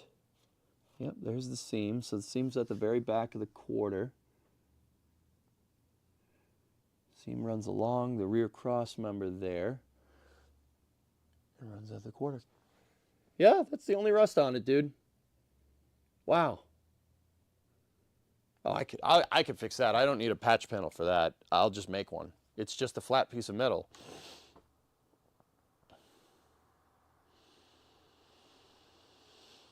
I would probably want to start with doing the interior work. Feel like that's the easier spot and will provide valuable knowledge into how this will work. See, I disagree, Coltec. I think back here would be the good place to start, to be honest with you, man. The reason why is because if we start taking apart the center of the car, you'd need something structural at the back to pick up, like if we made a frame jig, and you need something structural at the front, right? Discovery, go at throttle. There's no structure here at the back. There's no structure because the pan's gone, right? So, dude, I'm thinking we start back here. We start with the trunk pans. Just to build structure back into the vehicle.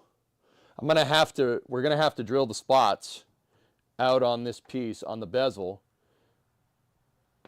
You know, we're gonna have to undo this, take this piece off so we can get the pan in and the trunk extensions. Hey, Doom. Waiting on a supercharger pulley, sitting at 530 wheel horsepower on E85. Hope your project's going well.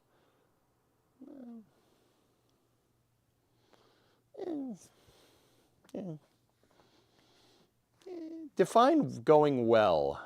Yeah, what do you mean?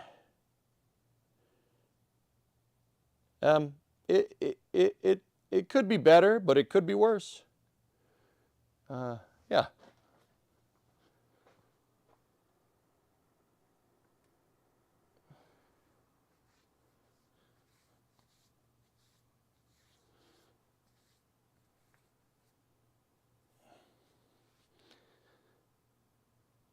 Weld-in structure and make a fiberglass floor pan? Why, dude? A new trunk pan is like $120. Why? I'll just weld the metal back in. This guy, Zoom, this thing was not made Like, it was made to be put together pretty quick, pretty easily. It's just spot welded. The floor is just spot welded to the frame rails. That's all. That's it from what I can tell. Some of the spot welds already rusted away. So, you know, that's good. And the trunk extension on the driver's side is already rusted out. So, you know, it removed itself voluntarily, which makes things a lot easier for me.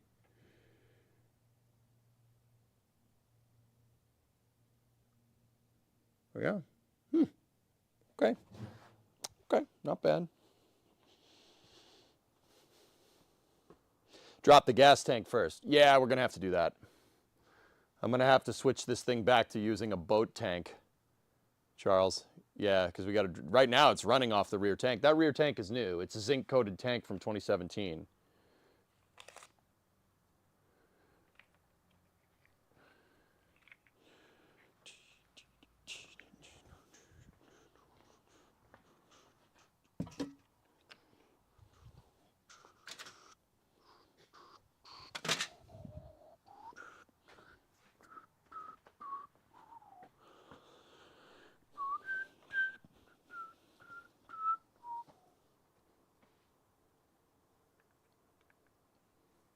Okay, that was a lot of work, dudes, but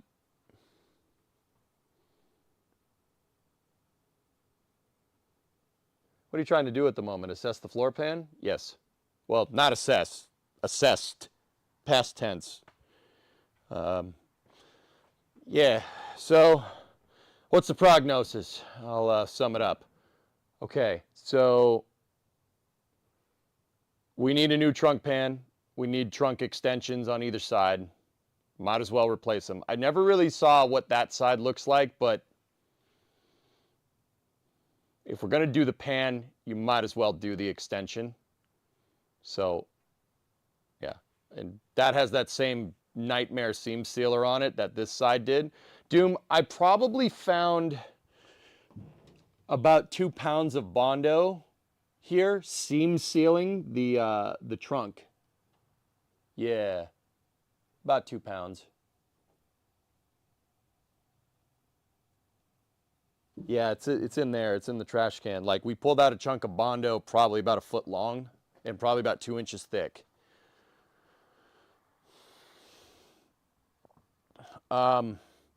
So we need a pan. We need extensions.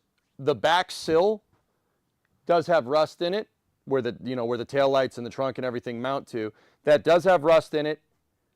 It's patchable. I can fix that. We don't need a repop.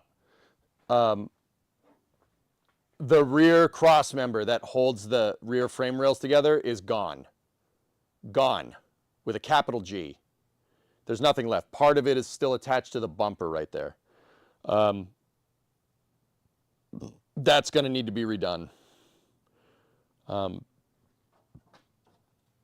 So we need pan, we need extensions, we need a rear cross member. Actually, that's it. I think I might be able to save the quarters. There's some holes in the quarter panel on this side. There's no holes on the other side though, but I don't know if there's Bondo behind it. That's probably the next thing we should do, is take off the trim on either side and see what's good back here. But yeah, the more and more I think about this, dudes, the more and more what we should do is build all the structure back into the rear of the car. So when we go to do the center, we have something to pick up on back here and the car won't crumple from underneath us. Yeah, that's what we should do. I might need to buzz the quarter panels off temporarily and then weld them back in. Because I'm worried that the wheelhouses might be shot. I think the outer wheelhouse driver's side is no good. Like here, let me just squeeze it here real quick.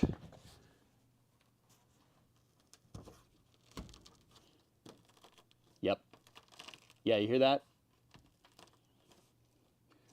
Wheelhouse is shot. We might be able to patch it. In fact, I'm pretty sure I could patch it. And while we're here, you know what we should do? We shouldn't patch it, we should tub it. So we can get a bigger tire back here. Yes, hear that? Yeah, that's shot. I'm gonna have to buzz the quarter panel off, at least part of it, and then maybe we'll put repops back in or something, but let's see this side, see how this side's faring.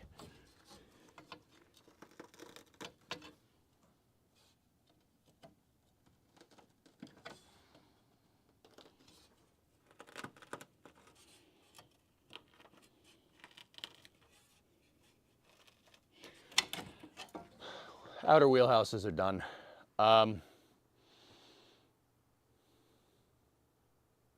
Yeah, I mean, okay. Not anything we didn't know.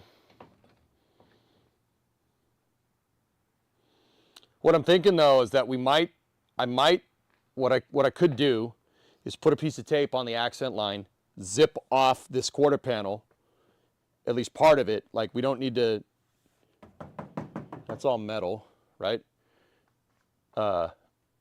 Just zip off a piece, right? Put the wheelhouse in, weld the new wheelhouse in, and then put that back. I really don't want to take that quarter off. That would really suck. Nor do I know how this all goes together either. I know how the coupes are assembled. I have no idea how this thing comes together.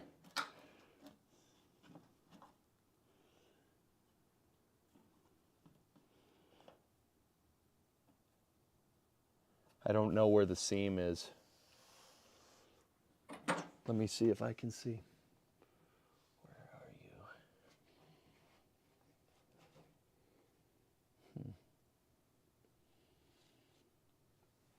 you? Yeah, I'm not sure I know where the seam is.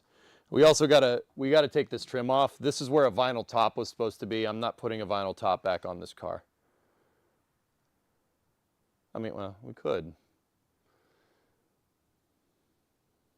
Nah, I'm not doing that. Screw that.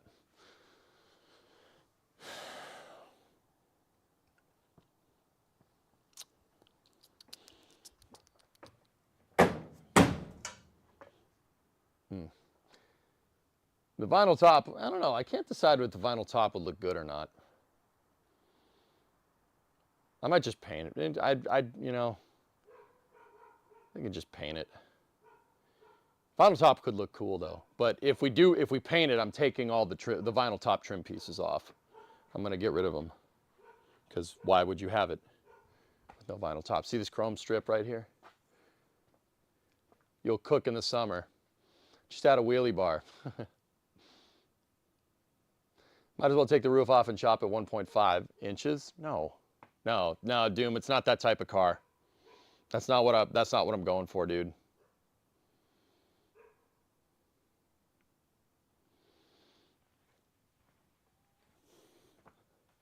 Yeah, dude. That's not what I'm trying to do with this.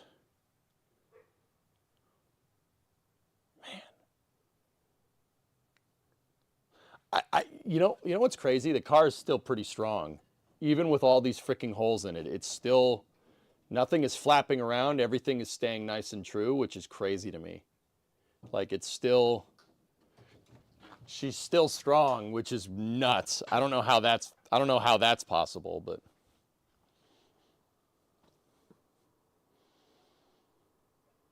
Vinyl is just a way to trap water. Yeah, exactly. I'd rather paint it. What is that? No wrath. Why does a chicken coupe have 2 doors? Because if it had 4, it would be a chicken sedan.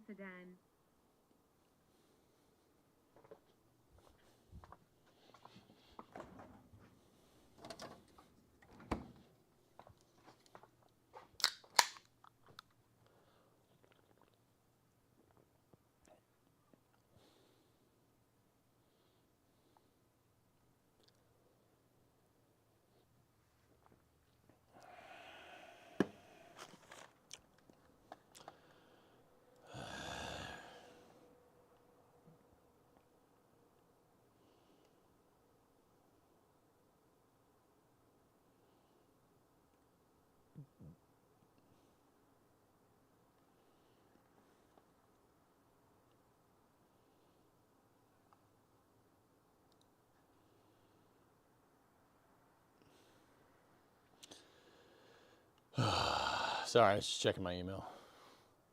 Seems to be a piece on the floor. Yeah, it's the rear bumper. Yeah, it's that's the rear bumper. It yeah, it took part of the car with it, so you know that's neat. Yeah.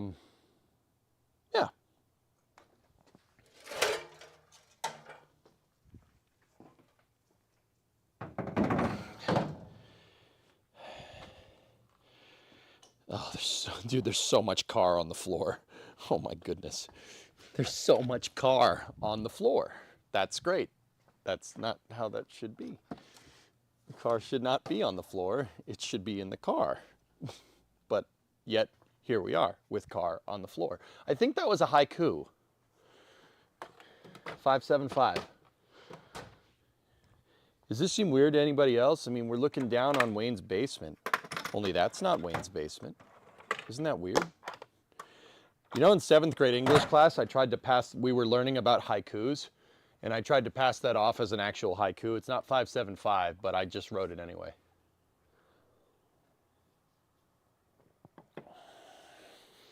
Discovery, go at throttle. Doom, 26-month reset. My sub ran out. Okay.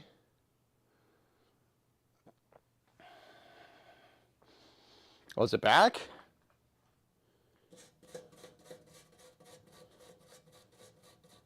How about now?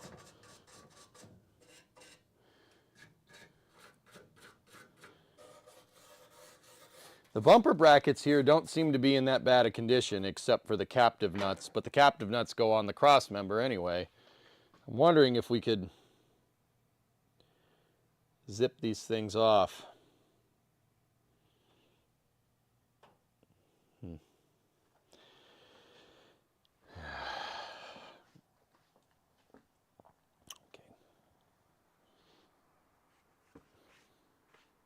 Time is it? 4 o'clock. All right, we actually made some pretty good time today, dudes. I'm gonna take this fiasco and I'm gonna put it with the other fiascos over here.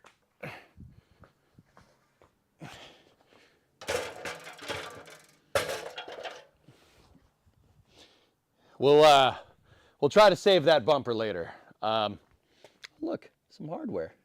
I saved some hardware. All right, cool. Put the hardware with the thing and put the lime in the coconut.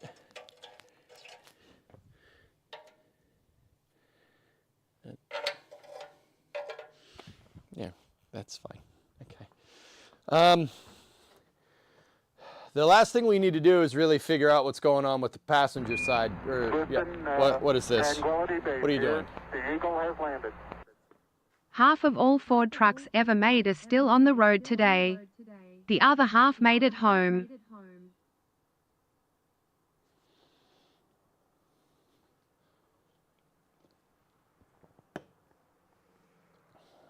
At least the Ford trucks made it to the road. Chevy trucks never made it out of the damn dealership.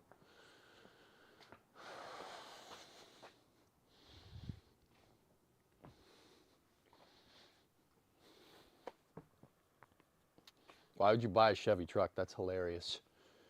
That's hilarious. Would you buy that crock of crap? Oh, man. I want to see if we can pull that trunk extension out. That's what we should do now. Let's see if we can get it out of there. Oh, I missed. Oh well.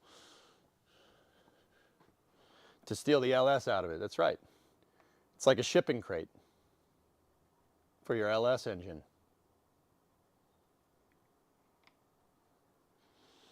Where have I heard this before? Where have I heard that one before?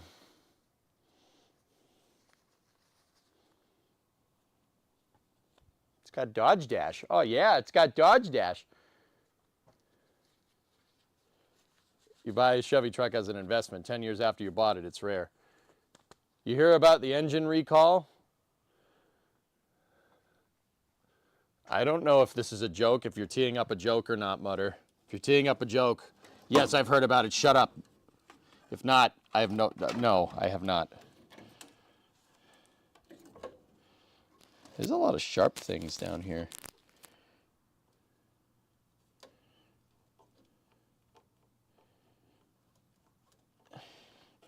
Sharp things. Burning dog poo and a human response. Reflections of society in literature.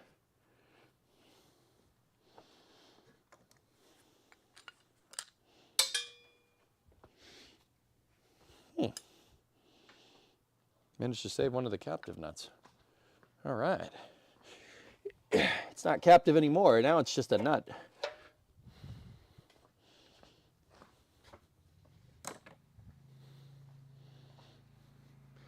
Chicken Sedan, give that man a high five on Twitch. All right. Don't encourage them, Dark Roo, with that $5 super chat.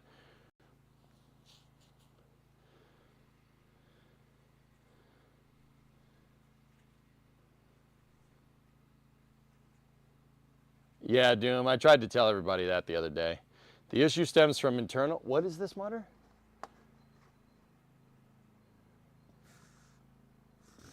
GM recalls 721,000 trucks, full-size SUVs, to defective 6.2s. The issue stems from internal engine parts, crankshaft, and connecting rods that were damaged during the manufacturing process.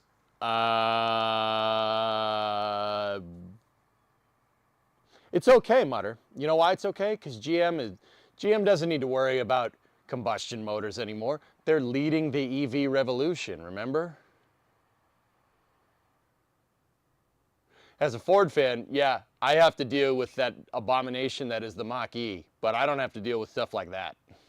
I'm just saying. They're leading the EV revolution. That's what Mary Barra said. Surely CEOs don't lie about things, right?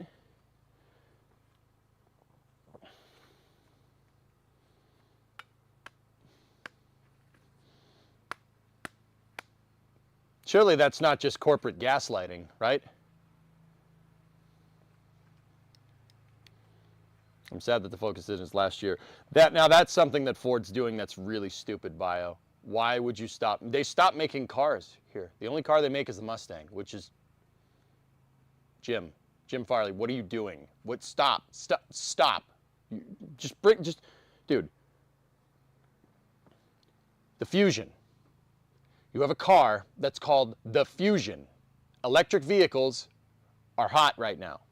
You have a car called Fusion. No, let's get rid of that and let's make something called the Mustang Mach-E instead. You have a car called Fusion. Okay.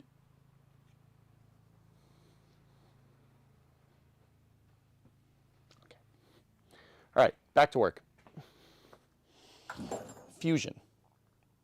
Electric fusion. No? All right, cool. Whatever. All right, whatever. It's fine. It's fine. It's fine. It's fine. These people are tone deaf. It's fine. It's fine.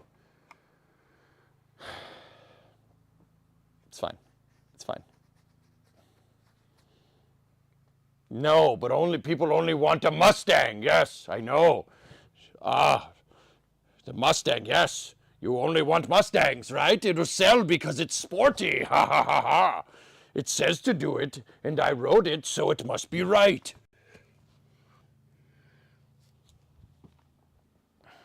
I want to clean up, but I'm also kind of worried about any more car that might pop out of this thing.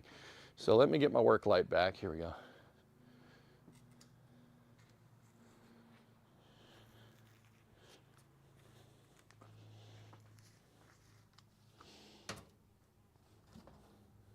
Honeybee. There's a honeybee. Did you see it?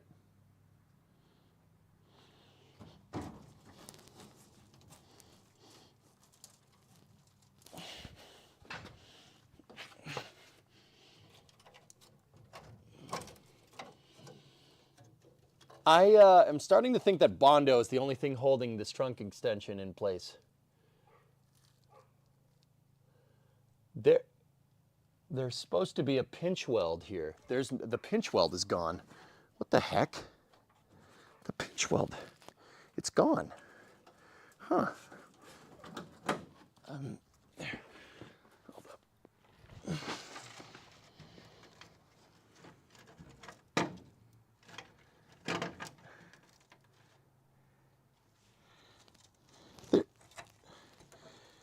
Oh. Oh, there's pop riveted straps here holding this thing in place. Oh, no. No. No. Oh. Oh. Where's the tin snips? Oh, no. There's the dude with the rivet gun. Somebody went to town with a rivet gun on this and called it a day. There. Yeah. Okay.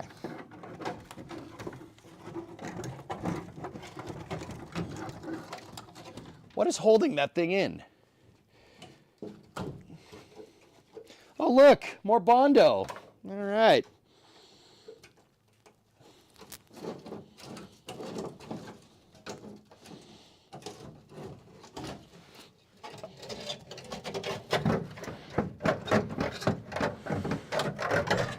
See right here? There should be a pinch weld right there. There's no pinch weld. There's not even a flange. Why? Why, Mr. Trunk Extension Pan? Why are you like this?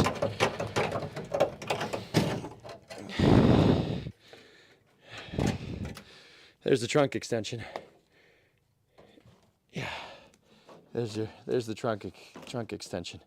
Yeah. Yeah. So this is what I'm talking about. You see right there? See where there's a little bit of a metal tab? Now, there should be a tab running all across this where it'll be spot welded to another tab on the trunk pan. That's what's left of the tab on either side. This is where a pinch weld would be, where they would spot weld the trunk extension in. Yeah, that's gone. That's not there. Somebody also went bananas with the trunk extension and some tin snips. See these? Yeah. See, somebody just went in here and snip. Yeah, the trunk extension should have a piece that goes down that connects to the bottom of the quarter panel, and it looks like they replaced that with a pop riveted strap instead. I just tin snipped this piece off right here. See? Just pop riveted. Yeah.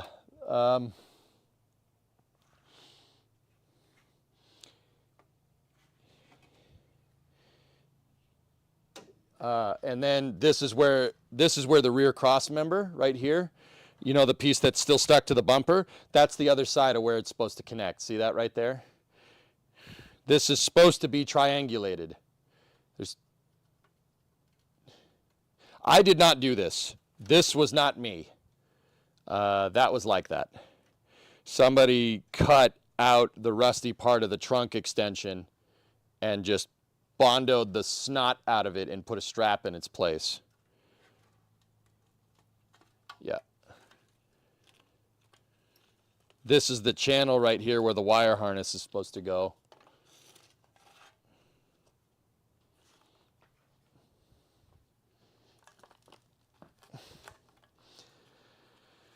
Okay.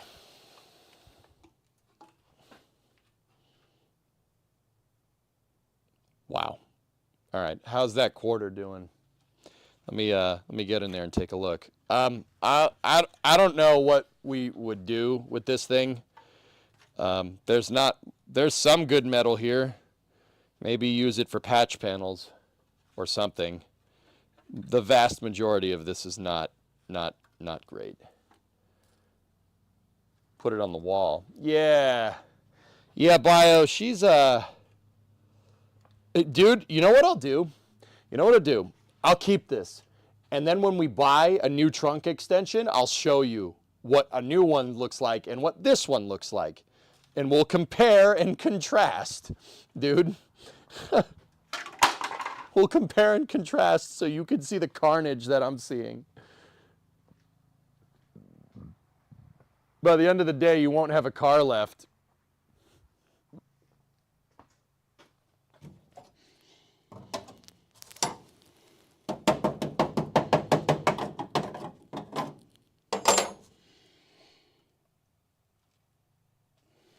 Let me look at the quarter panel flanges.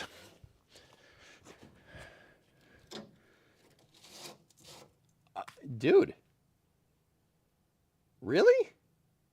The quarter panel flange is okay. Yo, come here. Look at this. How is that possible?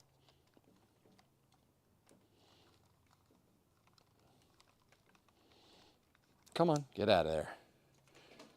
Here, look. So, see this? This right here, this is where the trunk extension is supposed to come down to, and it's supposed to, that's supposed to be pinch welded. But look, it's fine. How is this okay? How is this, how do we have pristine metal and then that right next to it? See, here's one of those, there's one of those straps that guy tried to do as a coping mechanism to fix this.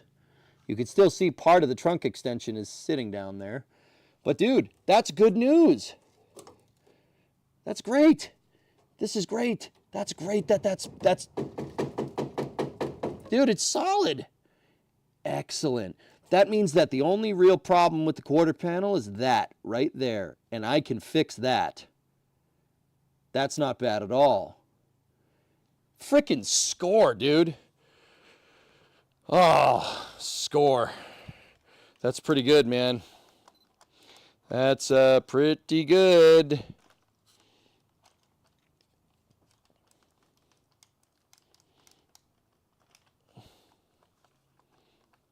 Why is the camera tripod mount not working? Come on. There we go. How's the other side? I haven't really cut into it, Jim. We'll see. But yeah, somebody really went to town trying to repair this thing. Cool. Not bad, dude. Really, really not bad. I can't believe that flange is intact. It's pretty wild.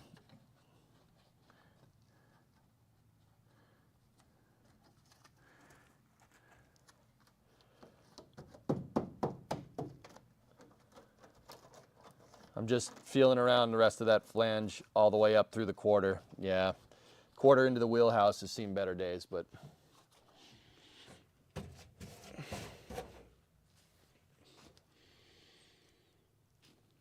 nice. Really, like, guys, it's not, it's bad, but if that's the only thing we have to patch on the quarter panel, that ain't bad at all. That ain't too bad at all.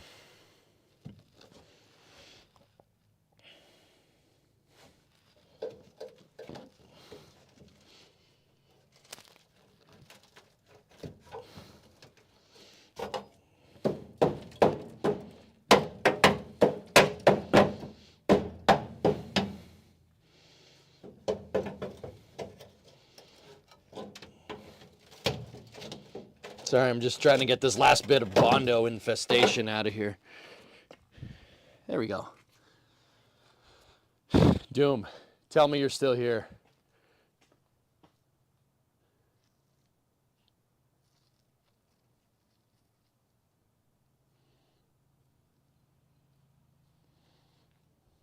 That's Bondo that's been mixed with seam sealer.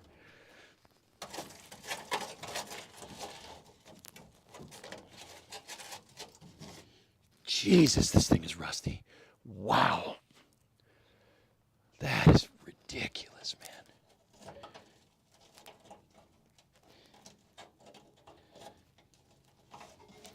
Holy crap. That's ridiculous. That's crazy.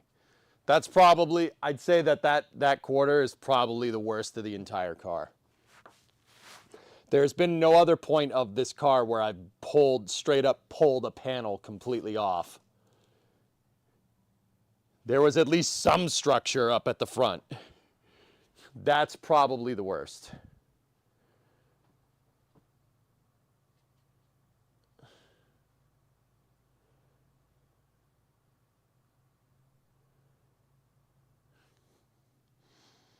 But the quarter panel flange is okay. Meaning, if we clean it up, I can weld to it, which is good. You guys want to see what's in the other side? I kind of don't, but we probably should.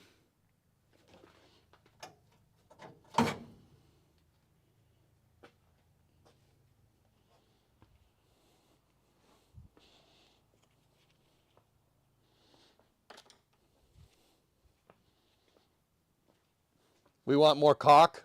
Yeah, I know you do. All right.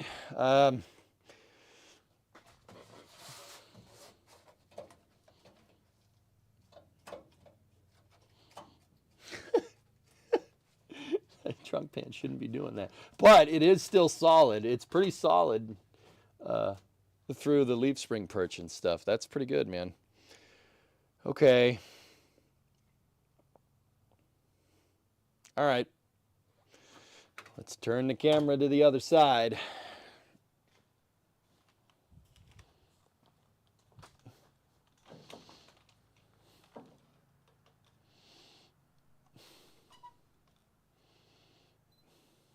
Oh no.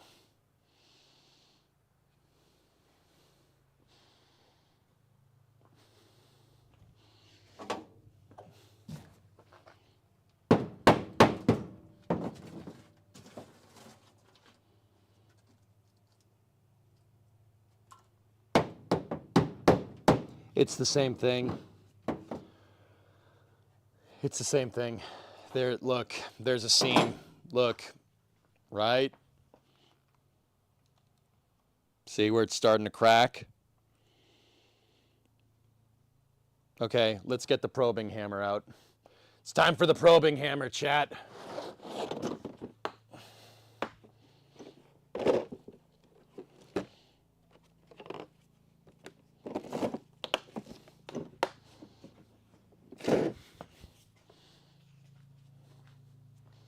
Did you put black goop on it? This is not me. None of this is me.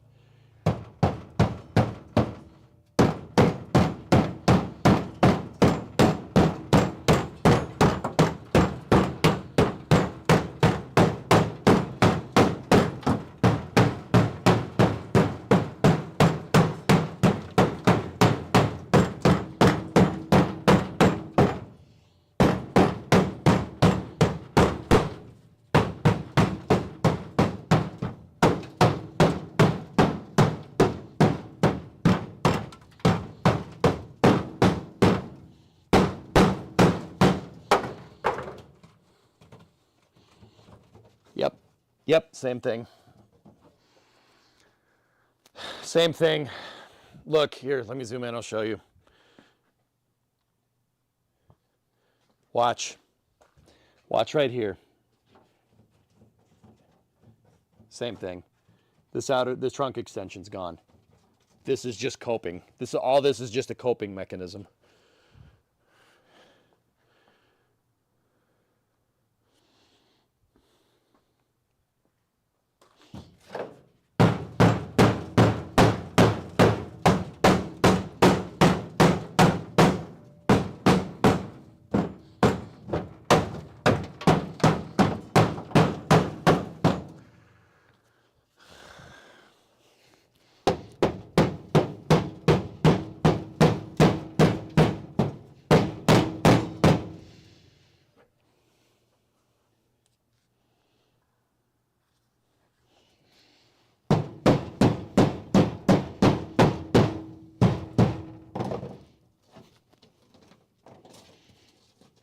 I actually found trunk pan. Some of it.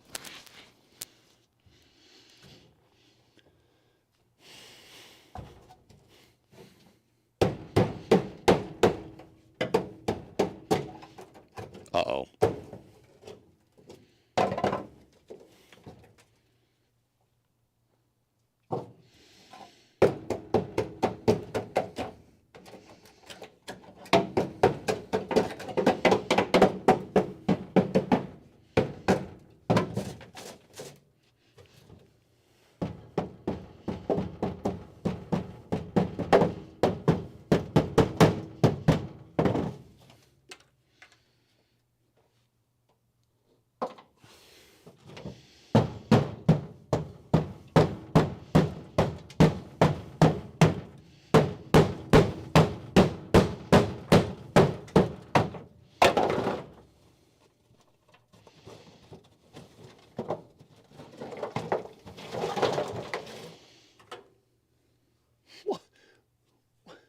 Why? Why? Why would someone do this to their own car? I really hope the guy didn't pay for this. Why would someone do that? Oh my goodness.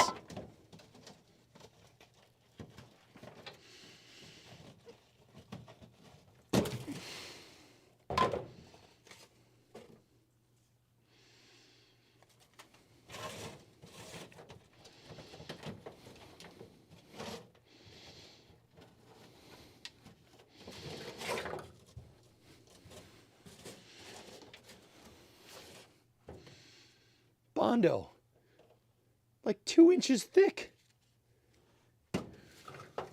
Why would someone do this to their own car? I don't understand. This is like putting a toilet bowl in your living room, not hooking it up to anything and taking craps in it. Why would someone do this to their own vehicle? Like, this isn't even repair. Like, oh yeah, I just installed a toilet in my living room so I can take a dump while I'm watching TV. Did you hook it up to anything? No, I just take dumps in it. What?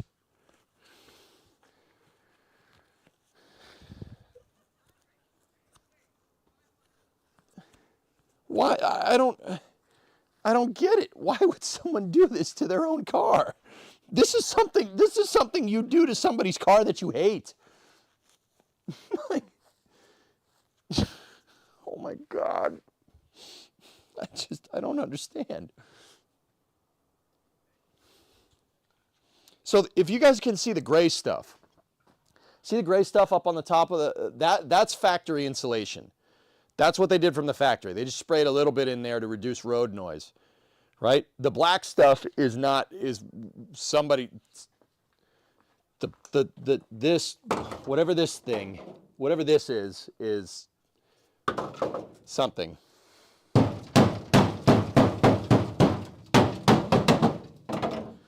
right, let me look at the extension underneath. Oh.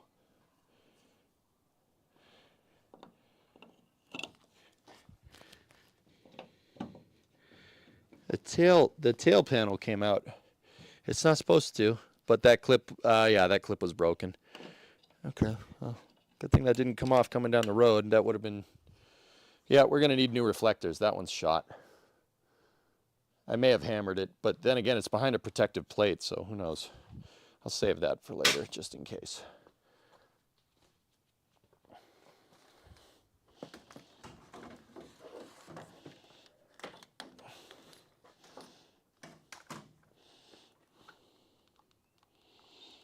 Let's see what's going on over there. See if we can take a peek and see what's good.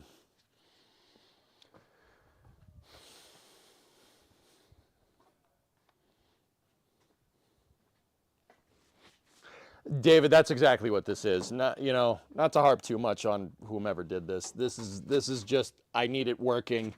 I need a cheap repair. Please just seal my car up. That's what this is.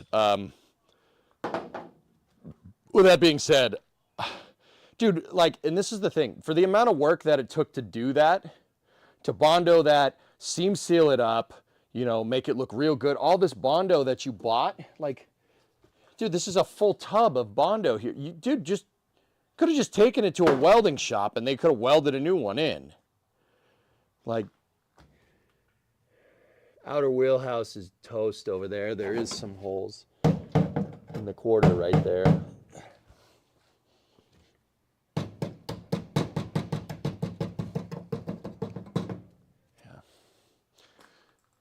All right, let's take a look.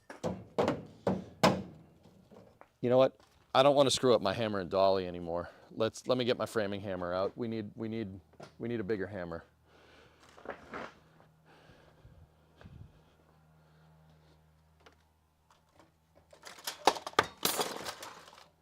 Of course I dropped everything. Okay. We got the big boy out.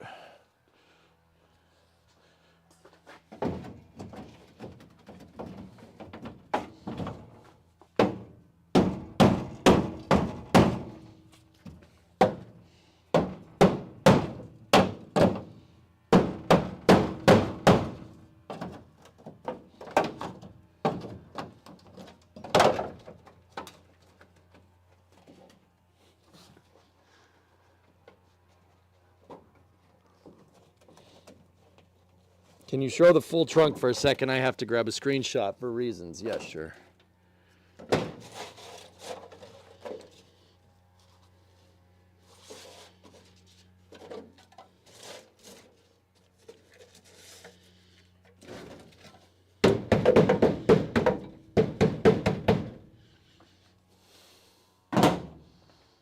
I got all of it.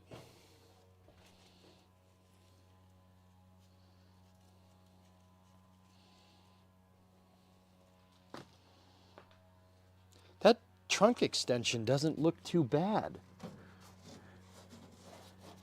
It's still structural. Structural akin, I would say. Creeper, you want a shot of the whole trunk? All right.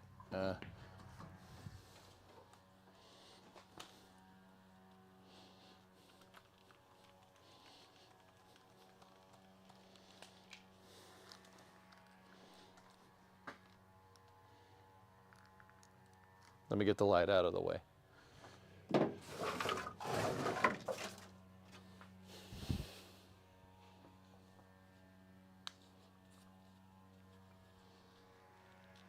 The power of Clarkson compels you. I'm using the Jeremy Clarkson School of Engineering here. Sometimes my genius even amazes me. Okay, got it, thanks.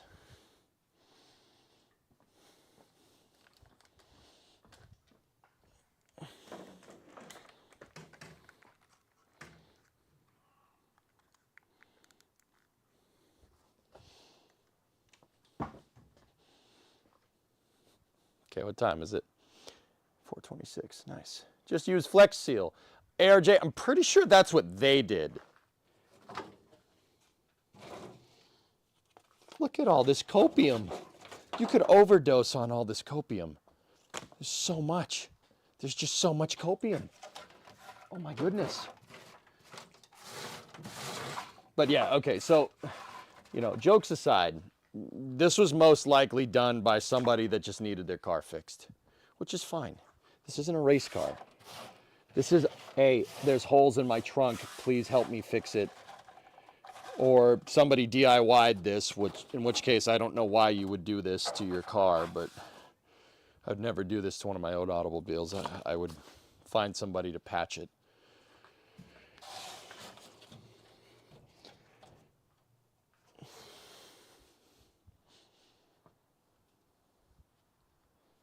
Is this enough product placement to get you a sponsorship from Bondos? I mean, you know what the crazy thing is, dude? Yes and no. Like, guys, okay. You know, I don't, here, let me vacuum this out and then I'll explain. I see something here that is kind of throwing me for a little bit of a curveball.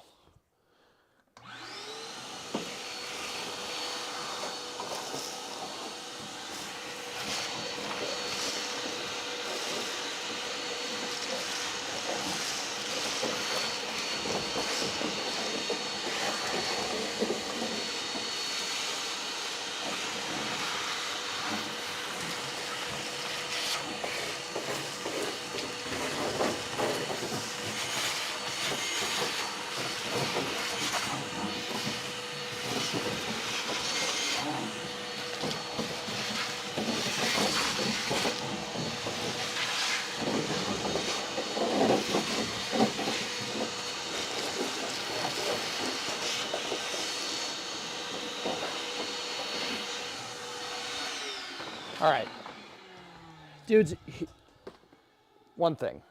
Okay, so look,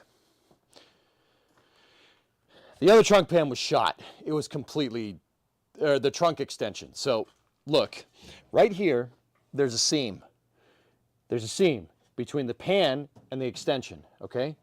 Now what does the extension do? The extension is an L-shaped piece. Once again, the pointer finger side, right, connects to the trunk right here. So this is the pointer finger side, and then there's a thumb.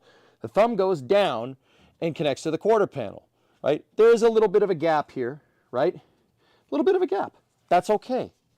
You know, yeah, Mopar didn't pay too much mind with it, right? But okay, here's what's getting me. That side, when we did the other side, it looks like somebody put that on there after the fact. Like it looks like somebody's like, oh, I need holes patched in my car. And that's kind of what I've been thinking up until I saw this and I started thinking about it. So look, here, let me show you what I see. Take a peek. What can you tell me right there? Right in the center of the shot. You see that? You see what I'm seeing? Okay. Now, if you don't know, there's blue. There's blue metal right here. Blue metal is the car. That's the car. That is not factory. That's the factory paint. It's right where you can't. This shot didn't really frame too well. But the point is that there's factory paint there, which means that tells me that somebody did this to the car when there was no rust there. Am I thinking about that right? Somebody did this to this car before it started rusting.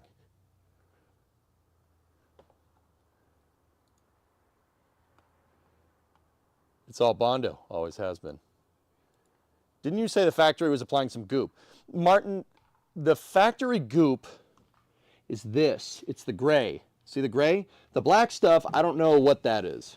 But here's the thing, guys. So, like I said, let me just put the hammer down here. So, all up in here, this is not, there's paint. This was covering up paint, which tells me that if it's covering up paint, that there was no rust over here. I'm starting to think that somebody caked this thing. Maybe they caked one side with Bondo and said, screw it, do the other side, because the other side's just going to leak too. The same thing's going to happen, right? Maybe it's possible, but this was applied, all this crap, somebody put on all this nonsense before this was rusted out. And now why is that pertinent? Why do I bring that up? Well, I'll be honest with you. There's rust. Obviously, you could see it. It's rusting. The back of this is rusting. See it right there? You can see it all up in here. It's all rusting. Do you know why it's rusting? It's rusting because somebody sealed Bondo up against that. And if there was a leak down this crack right here, water was coming up and getting trapped against the stupid fricking Bondo and rusting the thing from the inside out. This is what I mean. You got to be careful with weather stripping.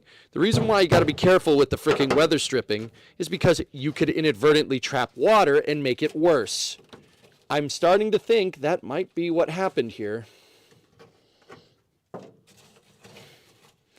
I think that somebody sealed this up and it's like, oh yeah, seal it up real good. It ain't going to go nowhere. You don't have to worry nothing about that no more.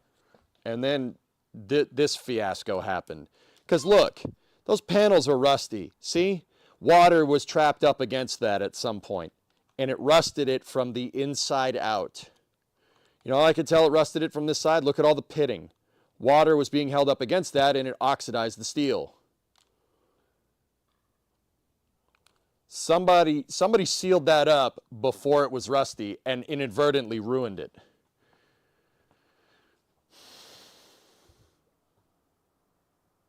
Then they wanted to be able to put ice in the trunk. Yeah, I don't know, man.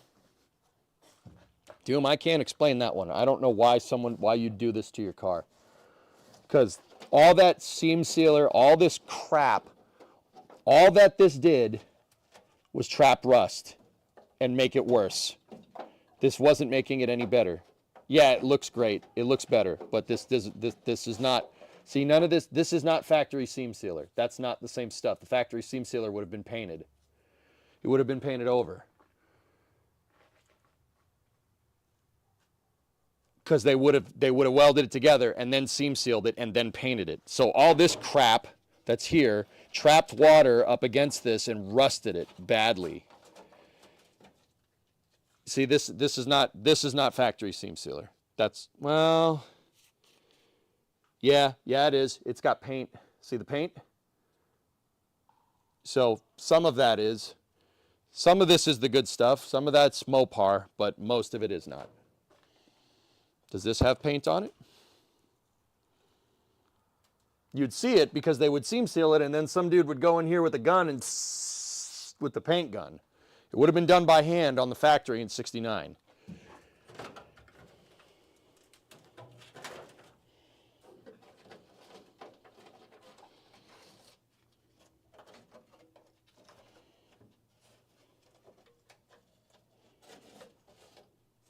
So some of this is factory seam sealer, but most of it is not.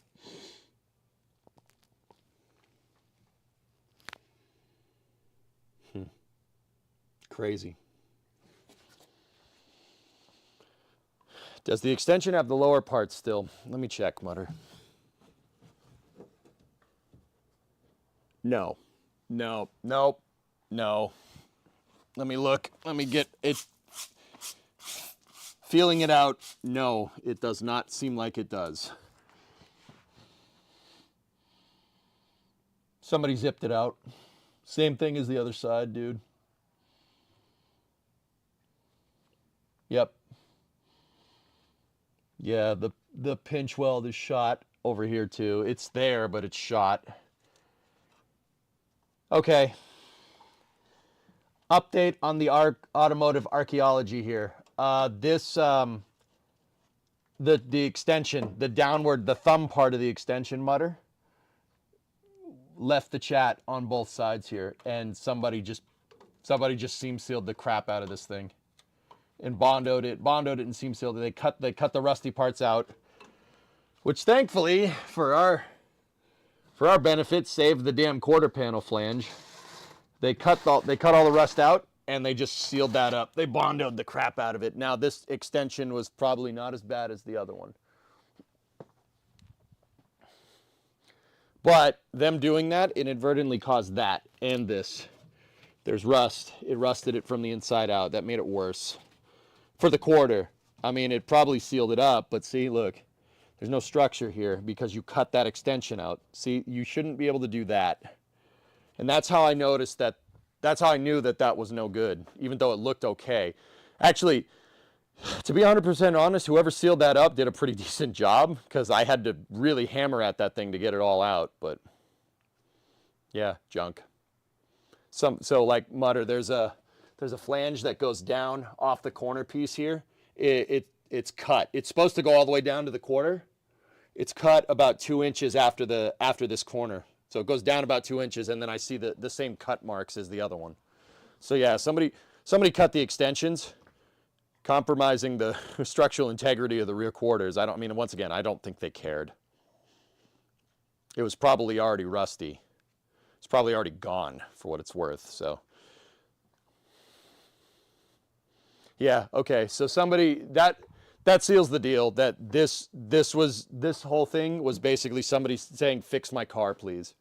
I need it fixed. I don't need holes in the trunk. Please just seal it up. That's what happened. All right, we can confirm that now. I'm pretty sure we could put that one to bed.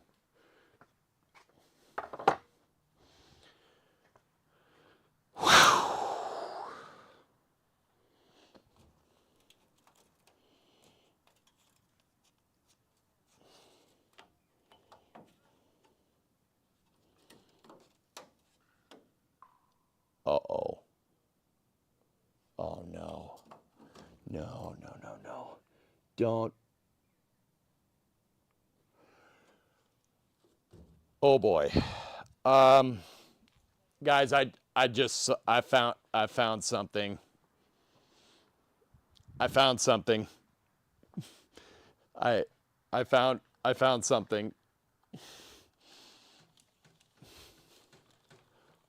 Uh-oh. More fun. Look. So I was looking at this right here. And I noticed, I don't know if you guys can see that. Hold on. Here, let me lower the tripod. I'll just show you.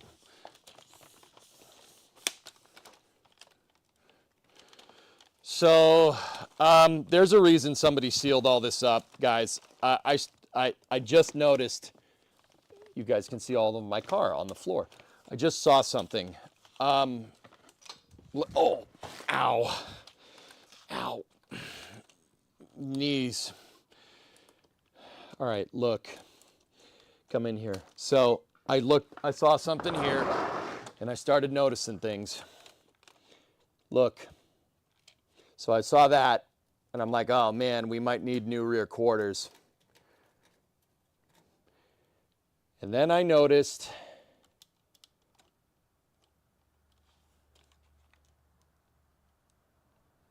that.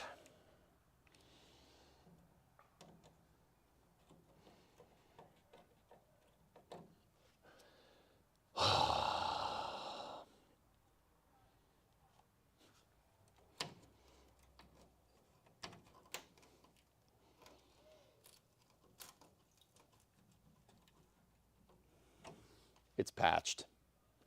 That's patched. But it's not patched. It's patched behind the trim, so it is pretty subtle. But that's patched. There's fuck.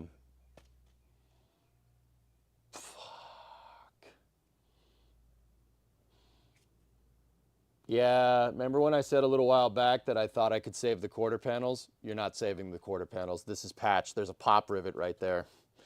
Look at the back. Here.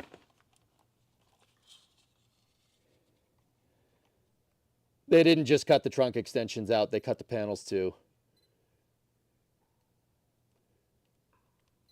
See, that's the original panel. That is the factory quarter panel right there. That's why the flanges on this looked so good. They look good because they're replaced.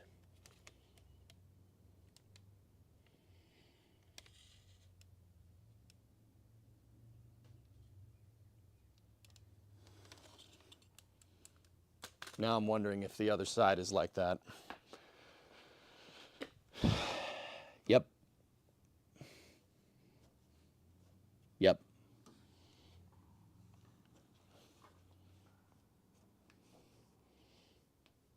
Pop rivet. That's a patch. It looks good. Fooled me for a second. That's why there's so much crap in here. It wasn't, guys, it wasn't just my trunks leaking. It's the whole rear of the car is falling off. Yeah. That's what happened. It was pretty, dude, that was pretty well done. I'll admit that threw me for a second. I'm like, the quarter panels are actually super clean. Nope.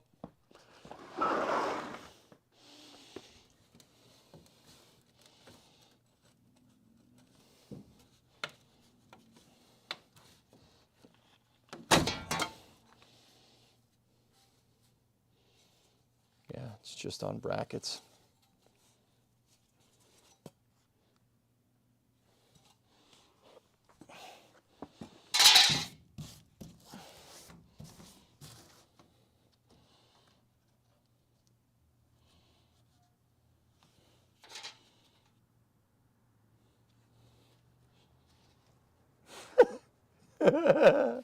That's why the flange looked so good. I was like, what the heck? How is this car in such good condition? Actually, that's a pretty, dude, for all this freaking work, man, you could have just done it right. That's what I don't understand. For all this work, you could have just taken it to a welding shop or taken it to Chrysler and patched it. It wouldn't have been expensive. Why would you do this? Unless the guy was just like, I'll do it myself, whatever. I don't know why he's Southern, but quarters a shot.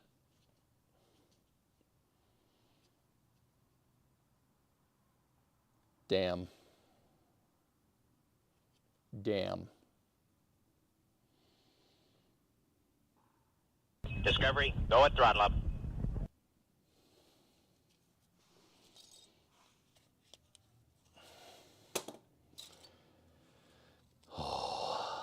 I don't know, dudes.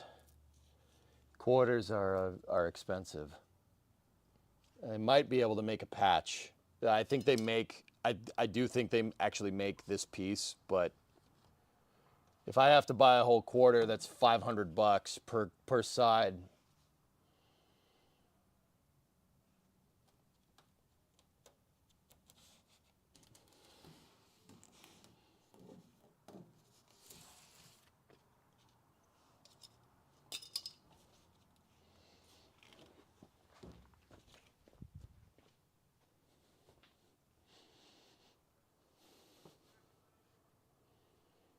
Yeah, they rotted out a long time ago.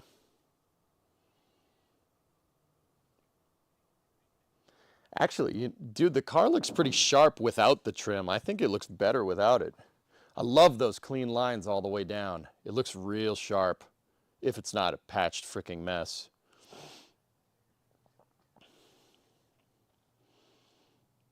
Yeah, we got to cut the quarters.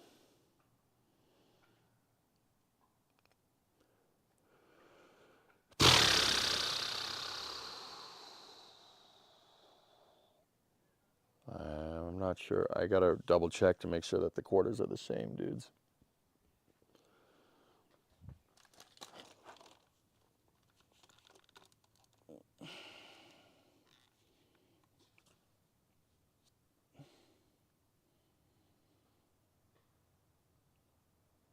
You know,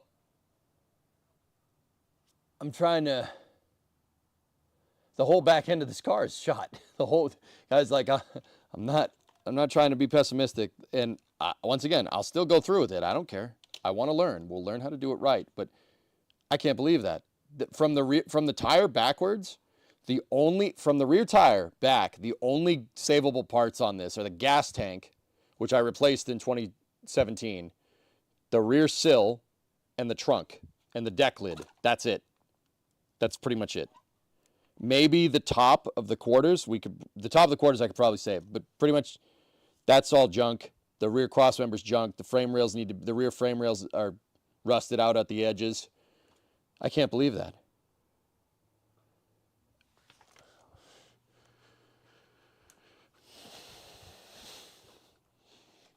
It's a pretty nice patch for what it's worth. I mean, I'm not going to sit here and be like, yo, let's see what's behind this side.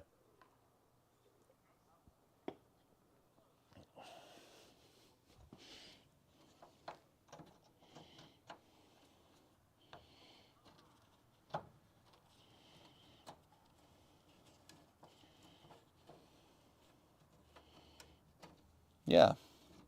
You know, the deck screw in the trim probably was a dead giveaway. Oh, nope, not a deck screw, excuse me, wood screw.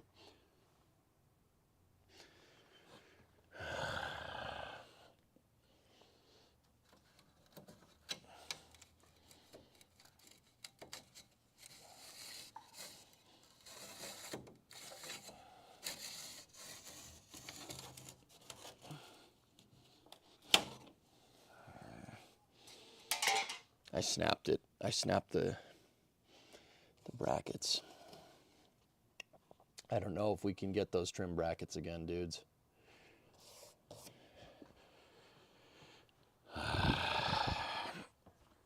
The trim, though, is fine. It's just the mounts. We might be able to get them.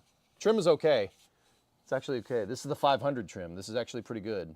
They didn't make many of these. I'm going to put that in my box of trim parts.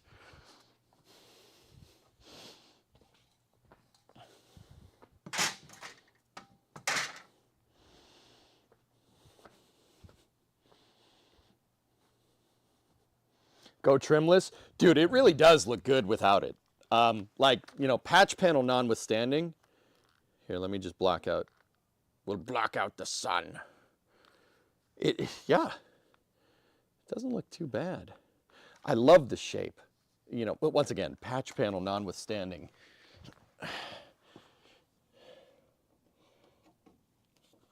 So, you want any good indication?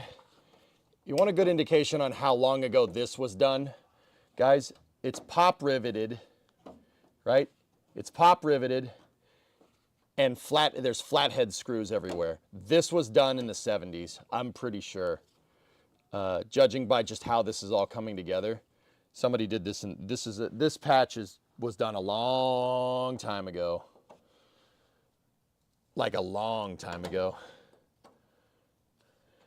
You know, I got to give the guy credit, man. It took a good deal of digging into this thing, and after it sat for 30 years to really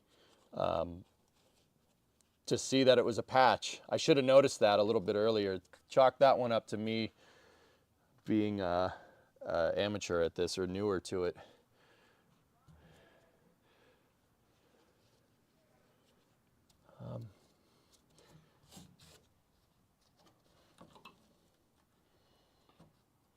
Yeah.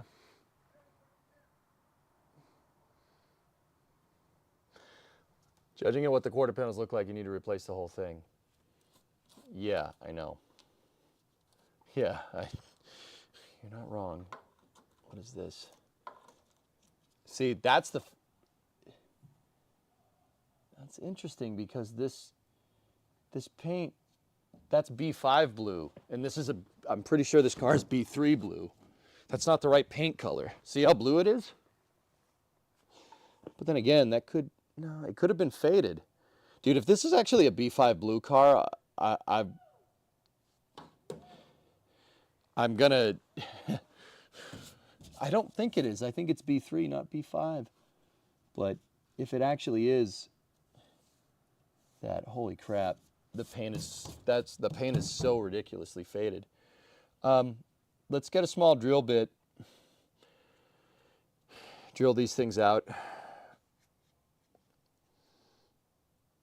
Yeah, let's get the bit, drill it out.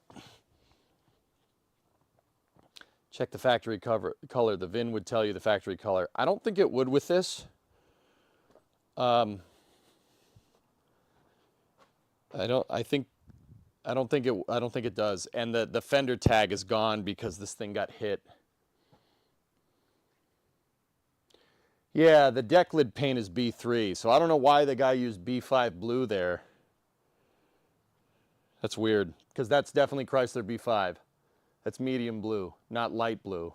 But it's just underneath the trim, which is weird. Maybe the guy, I don't know, maybe he just used what he had or something.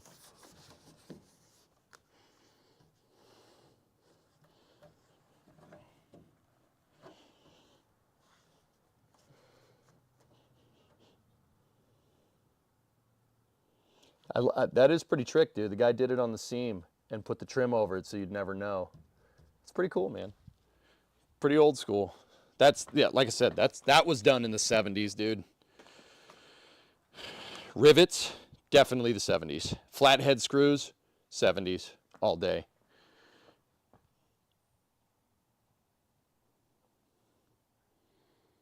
So I still think the prevailing theory here is, please, I don't want my car to fall apart. I don't want it to look like Dookie. Please fix it. Just patch it and make it look nice. I'm pretty sure is what happened here. Which is whatever. That's fine. We don't judge much.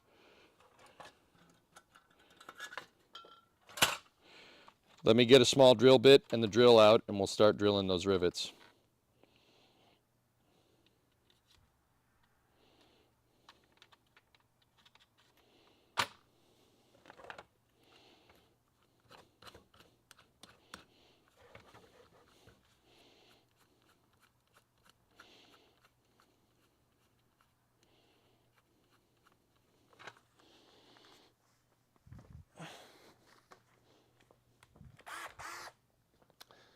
See what we got. Yeah, exactly. Passing for sure. All right, let's see if we can, let's just start at one side and see if we can get the rivets.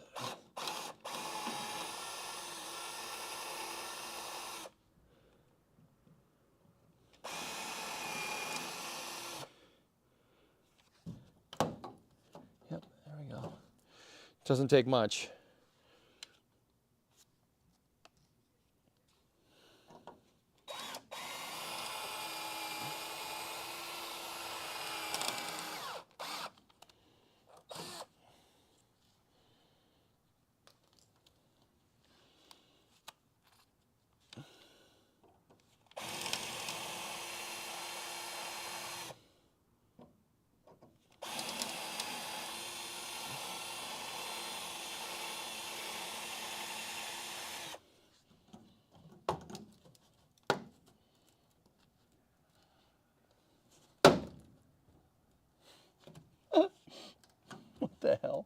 There's like another panel behind this one.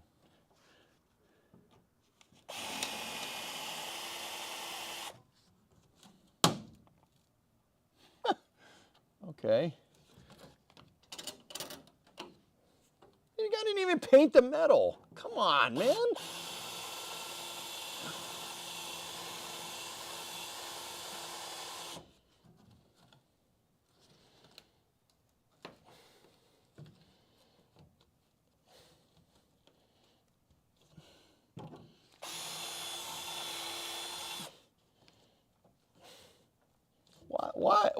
What the hell?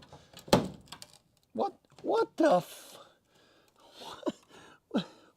what is this? Why would someone do this?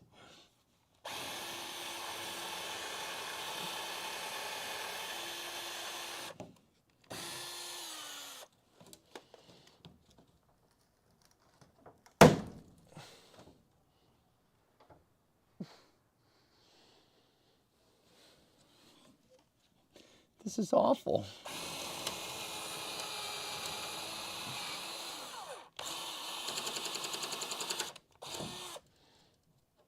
What?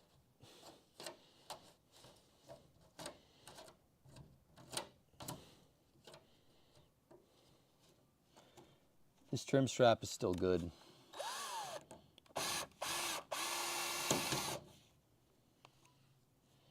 That trim strap's still good. We can keep that. The other one's junk. I broke it by accident.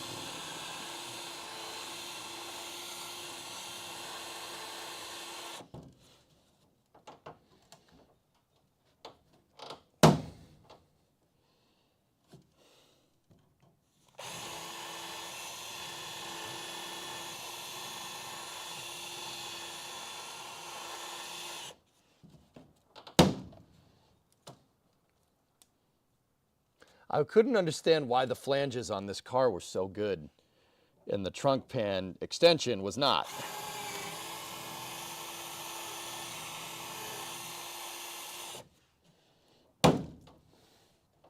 Holy shnikes, that's bad. Okay.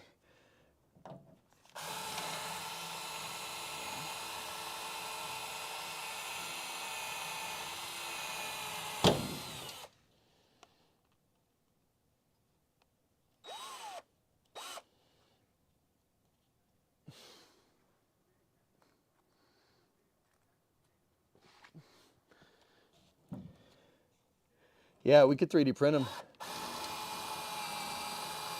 Shy, I should be able to save this one. This one is still good too. Here, I got one rivet. Let's get the other one. Got it. Yep, I saved it. She's good. Excellent. Wow.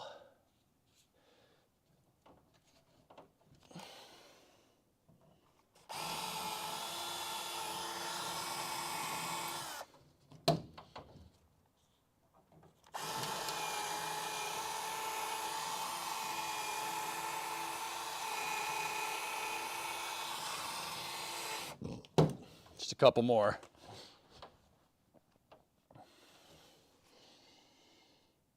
I mean, I appreciate the craftsmanship, dude. I really do. This is actually super sweet. Like, there's a lot of patching work. The Bondo on the top is a little bit overboard, but this is actually pretty good stuff, man. Like, for what it is, like, I just don't understand. For the amount of work, like, there was a lot of effort put in here, clearly. But for the amount of effort, dude, you could have just fixed it. Especially in the 70s and the 80s. It's not like you couldn't find Mopar parts.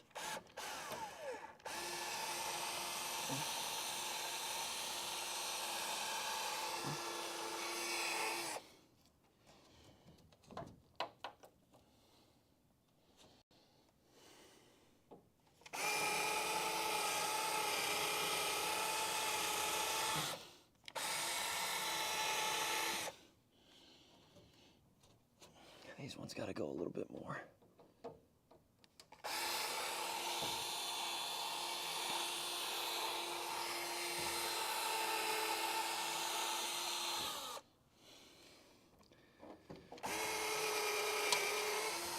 Okay, I got one. This top rivet is giving me a little bit of trouble.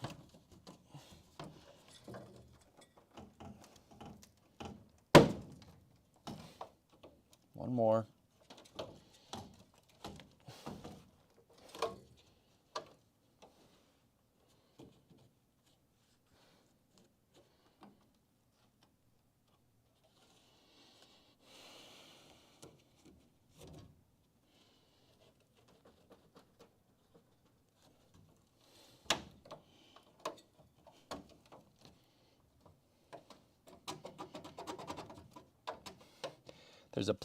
There's a rivet on the plastic that's holding us in place.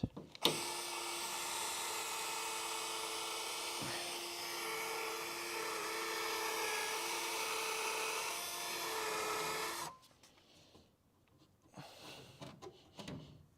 we go. I got it. I saved that one too. One last one.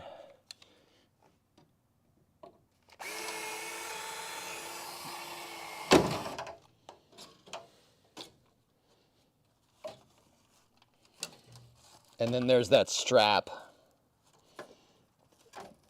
This is the strap for the panel. Let me get the tin snips. Oh, they're right here. Excellent.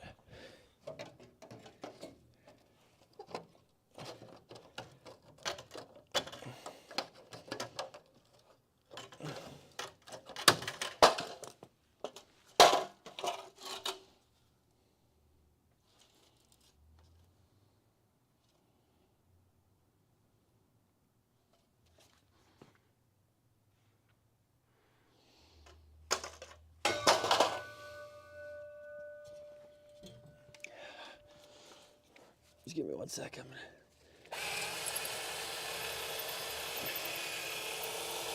There's just another rivet over here that's holding this piece of trim in place.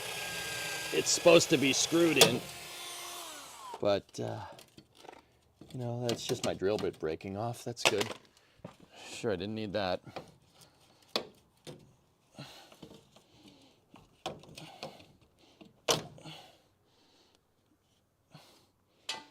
I don't know where the rest of that drill bit went. I think it might still be in the car. Yes, it is. All right, cool, sweet, great, great. Wonderful. That trim is still pretty good. Save that. Drill bit shot. I had a feeling that might happen. Wow. Okay. That was the big one, I think.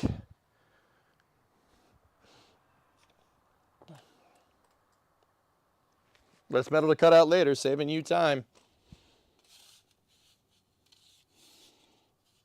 Yep. Yeah, that piece of trim's still good. Put that in the trim bucket.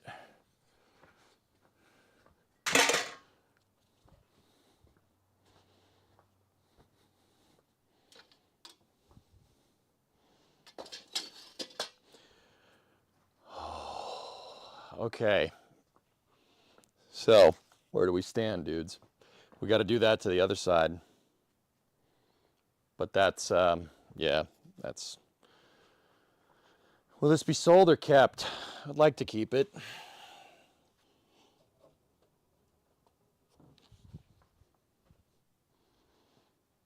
Damn. Damn.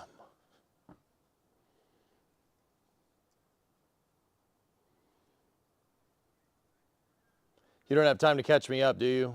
The trunk is an abomination, Peter.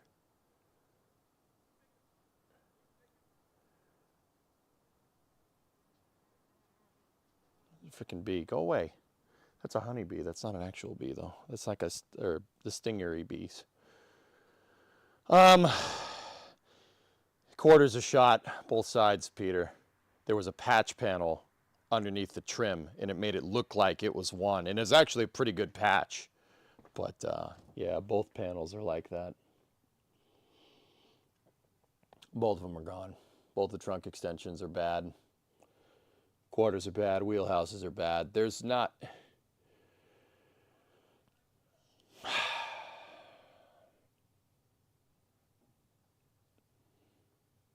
I mean, this is going to be the coronet of Theseus here. It's really, there's not going to be much left of the original car. The doors, the roof, the hood, trunk, the deck lid, that's about it. The pan's good, the footwells are good, and that's, yeah, once again, that's it. There ain't much more. Damn, dude, that's a huge kick in the nuts.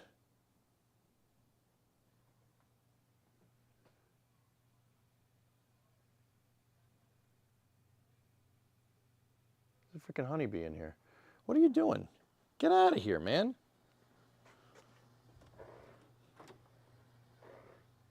Get out of here. I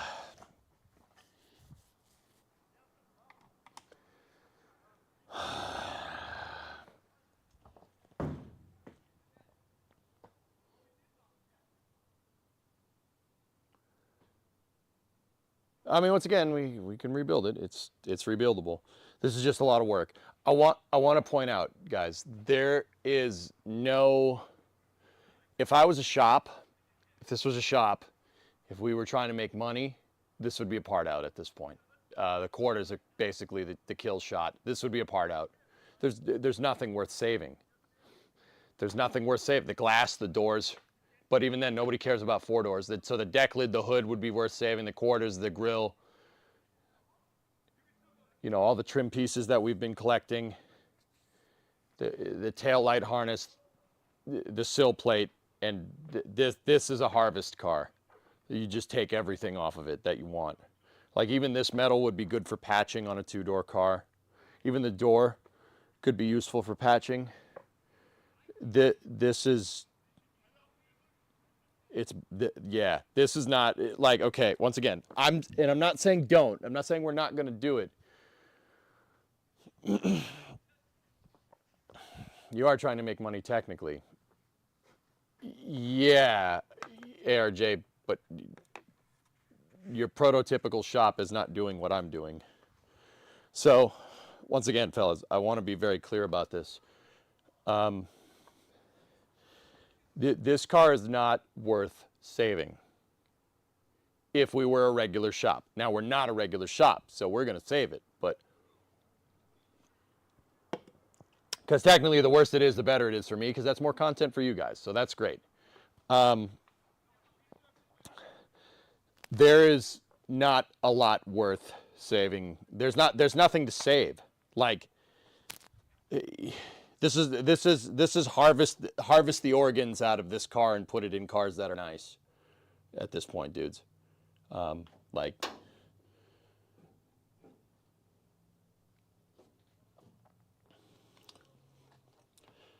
Discovery, go at throttle up. The quarter panels being patched is a big problem. And once again, if we were a regular shop, this wouldn't be worth it. We would part this out. Find a 2-door, part it out. Find a 2-door, part this, build this together with one good car and go. This car is not worth it. But we don't do things because they're easy. We do it because they're hard. Right? That's why we're here. So I'll do it. I'll do it. It's just like I can't really emphasize enough how not worth it is, but we'll do it. Yeah, that's a big kick in the nuts. Whoa, you shaved your head. Yes. Shame to you to get saved. I'm gonna do it, man. We're gonna save it. I'll do it. I'm gonna do it. Sure. I'm good with that. I'm fine with it. It's just a lot. It's like I want to say, dudes, that if we were a regular shop and we were looking to make money off this, we make money off taking the parts and selling them, harvesting all the parts off this. This trunk lid is worth money. This is an original Mopar. That's worth money. The grill's worth money. The hood's worth money. The tail lights are worth money. The bezel is worth money. Like that is what you should be doing with this car. But I'm not. I'm not. I just want to make it very clear in case there's anybody out here watching this VOD, this car should not be saved. This car has no business having a frame off restoration, but we're still going to do it because we want to learn how to do it, because frick it. Don't shave your head again until the car is done. Oh boy.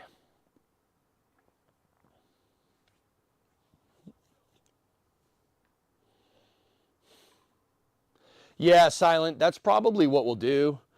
I'm probably going to cut it, section the quarter panel along, like just a little bit below the accent line. That's what I see everybody do on YouTube, and that's a good idea because it retains the shape.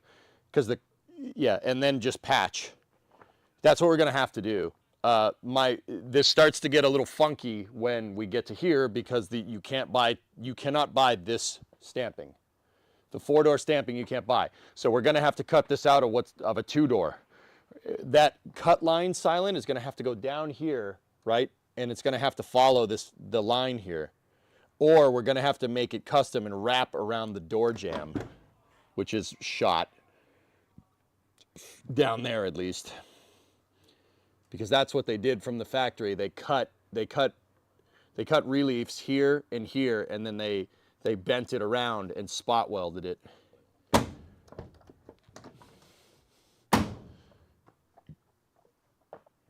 Yeah, but there's really no. Yeah, if this was just if this was a shop, if we were a regular shop, this car is not worth saving. There's nothing worth saving on this. The floor pan, maybe. The hood, trunk, stuff like that. But, like I said, we aren't a regular shop. We're going to frigging do it. It's basically the entire rear quarter, though. Yeah, I know, Hellfish. I mean, dude, do you have a better solution?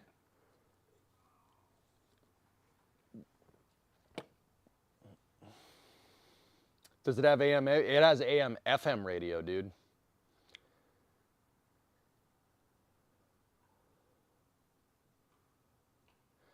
Yeah, Doom. So here's the thing, guys. If this was a 2-door car, I would feel guilty about using it to learn. I want to learn how to work on B-body Mopars. This is the perfect candidate to do that. Because if we were working on a 440 Magnum A833 with an 8 1/4 or 8 3/4 rear end, if I was working on the car, if I didn't get it exactly right, the value would tank. It wouldn't be worth, like, you could take all the worth out of the car if you don't patch something correctly, right?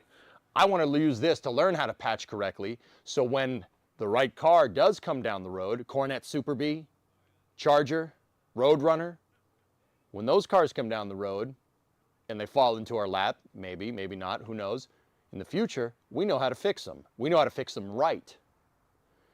This is a great, this is a great teaching car. It's a great car to learn on, and that's it. Like, that's the other reason why we're doing it, because I want to learn.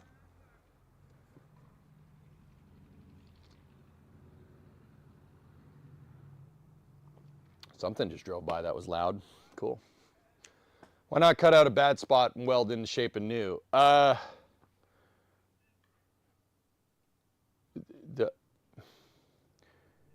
There are some places where we can get away with that, Shogun, but the vast majority of this, no, probably not. Probably can't get away with it. But, whatever. It's fine. You have a lot of time to learn at this rate. Dude, I want to learn. This is a good car to learn this on. It really is. That's why I'm doing it. And it's a good teaching tool for you guys. And if I screw it up, and I really can't fix it, junk it. Take all the parts off, find a 2-door and build that. Or another 4-door, screw it. 4-doors don't go for much money. They go for pretty short money for a good reason.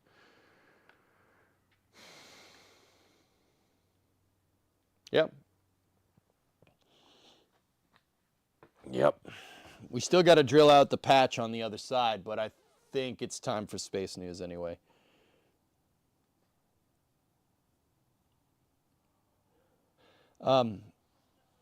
Guys, what we're going to have to do is I'm going to have to cut a line up here, and I want to cut this way. I got to see what rust is behind this. Cutting it on the accent line is probably a good idea. I'm really starting to notice some stuff that I don't like here. Here, let me show you.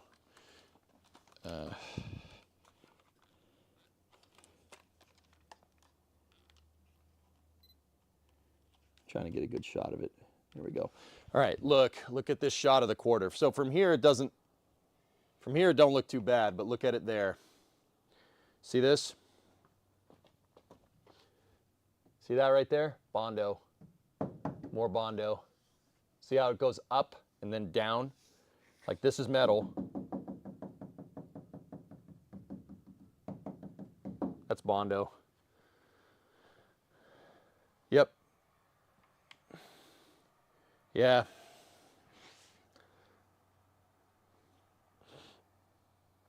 No more cutting until you find replacement parts. Paul, I know where the replacement parts are at, dude. The reason why I'm doing this, well, not, sectioning that out.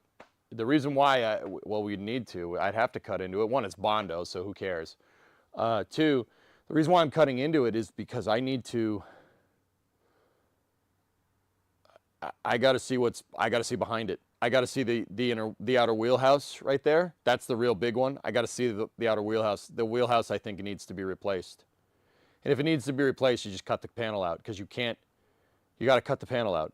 I mean, don't get me wrong, we could butt weld it back into place. It's not a big deal. It's just metal. Do you have a magnet? It's Bondo, dude. I know it's Bondo. Did you hear that? Like, look, okay, look, this is metal.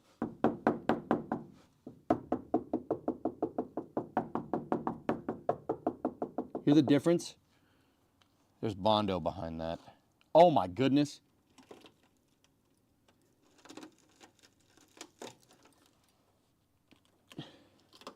That's the wheelhouse. It's junk. Junk. Junk.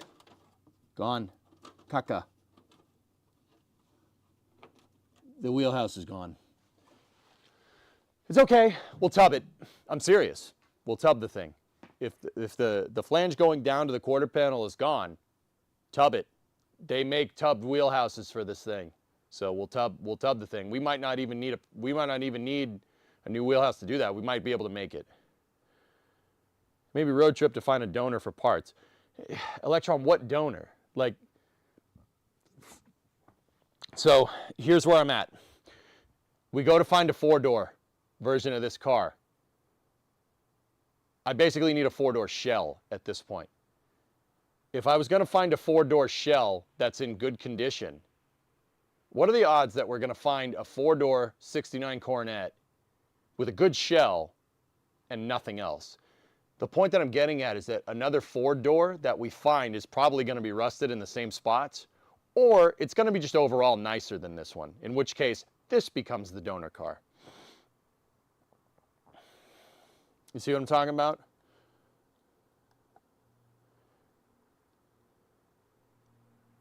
Honest question, is this car really something you want to invest time and money into its state? Yes. Yeah, I do, geek. I want to learn how to patch B-bodies, so I love B-body Chryslers, man. Yeah, I do. This is a good car for me to learn. It's a good car to learn on. And that's what we're going to do. We're going to learn on this car. I'll learn how to do the spots, learn how to drill the spot welds, learn how to do the patching right, butt welds, welding, plug welds, spot welds, maybe I'll go buy, the Harbor Freight has spot welders that are not expensive. They're like $200.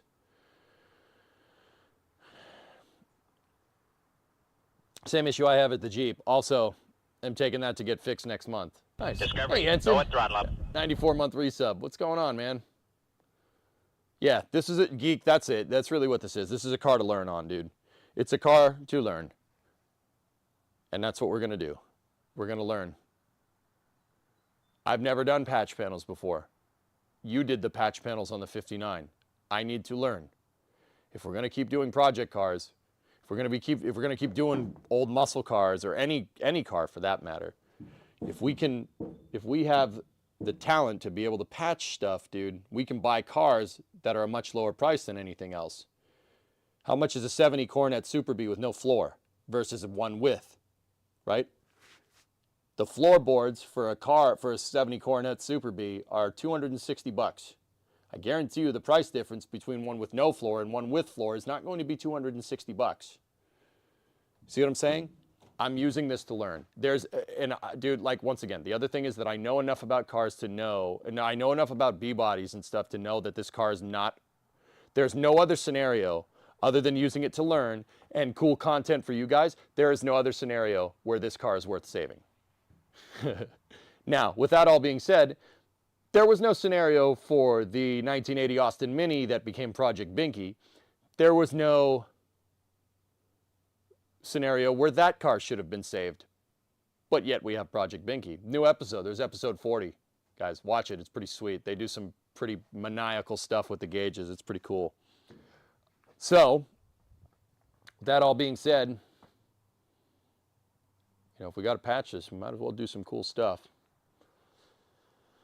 5.7 Hemi, maybe put an 8.8 from an Explorer in the back of this thing with posi, disc brakes all around. That's actually kind of cool. I like that idea. Or maybe put a 9-inch in if we want to go more period correct. Only if you like doing the work. Rust isn't most people's thing. I like it, Doom. Don't do annoying stuff for content. No, I want to. I want to work on it, dude. I'm really enjoying the stream because it's something I have to do similar to mine here soon. I had body damage on the rear quarter panels and got to replace the tailplate too. So I appreciate the heads up this is given me. Might pick your brain about a couple things when time comes around. I'm accruing, yeah, Metric, exactly. I'm accruing the knowledge to do this. That's really what's getting me. So, Metric, if a 69 Coronet Coupe comes my way, one way or the other, say we take a road trip to a junkyard out west, find one. It can have no floor. That's no problem. I can fix that. See what I'm saying? Let's build something cool with this, man. I'm not giving up. We're not going to give up. Shut up and fix it. Let's do it. Will the current tubs fit 395 tires? No.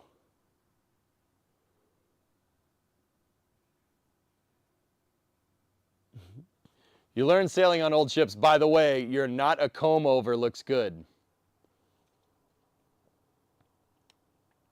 Dude, I'm starting to get some shine up there. Hell yeah. Hell yeah. Starting to get some shine. Look at that. Look at it, shiny. All right. Buffed out. The paint's going to be that shiny when we're done. It's going to be sick.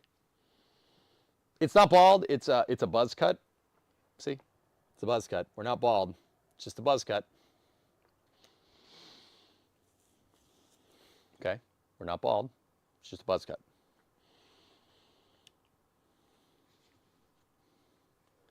Gamer dent? Dude, I got a hard gamer dent, man. All day. And I even went bald on mine. That's how much I wear my headset, dude. I'm having another beer. I don't want to talk about that anymore.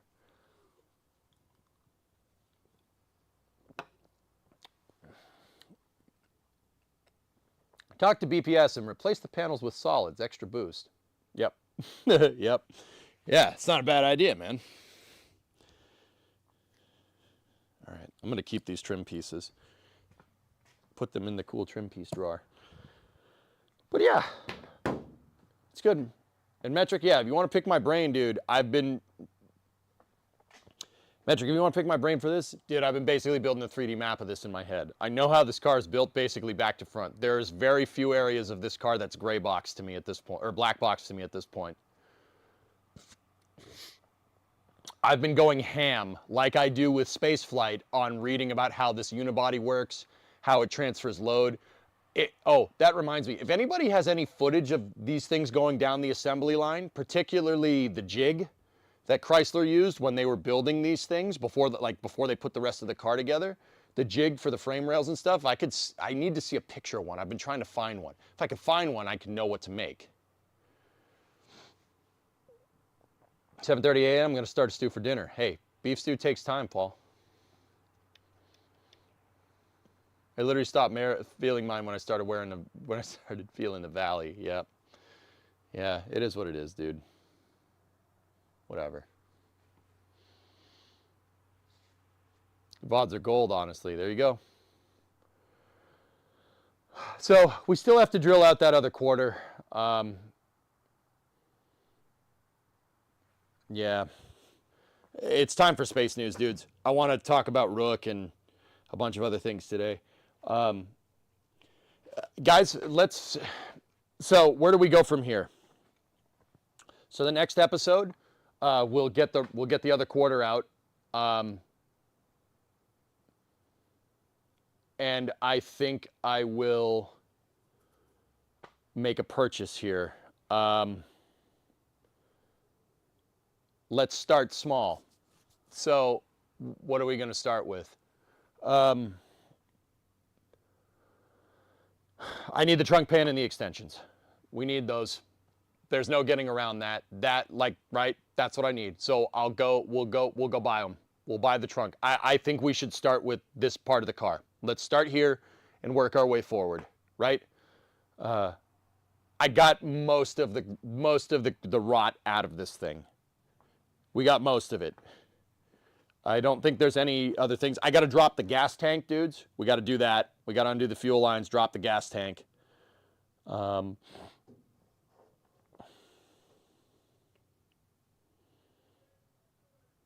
Yep. That's what we got to do. I'm going to buy a trunk pan. We're going to buy trunk extensions. And, yeah, we'll go from there. Actually, let me rethink that for a second. I got to get rid of that panel. We got to get rid of the patch panel on this side. We're going to need new quarters, dudes. There's no getting around it. So we got to start cutting into this thing. Especially if we're going to do the extensions and whatnot. Don't you have to put it on a jig first? Not for the back of the car. No, not for this part. No, not for this. The frame rails are carrying most of the load, dude. For the back of the car, there's just the 2 frame rails, Phil. That's it. That's the structure. The real big part for the back of the car is where the suspension attaches. So this has got a leaf spring. There's an attachment point up front, right around that big pile of rust. And there's an attachment point in the back. We looked at the attachment points today. Both attachment points are actually fine. So that's a godsend, frankly. That's a godsend. So we're going to need a trunk. We need trunk extensions left and right. I need a new rear cross member panel. I could probably save the bumper brackets, even though they got broken bolts in them. We can definitely save those.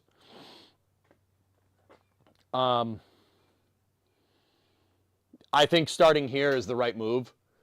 Now, Phil, so hear me out. That's the other thing. Starting here is the right move, because if I go to put this car on that jig and build all the structure into it, and the jig is anchored here and it's anchored up at the front and there's no structure here, who cares, right? Doesn't matter. So if we build structure back into the rear of the car, we can hold this up in the back, hold it up in the front, jig the thing, connect, make a frame jig, connect the front to the back, which has structure. I know the front has structure. The front's fine, as far as I can tell. There might be some surprises up there. Who knows? And then we build out the middle of it. You know what I mean? So building the structure into the back of the car, I think, is a good place to start, and that's what we're going to do.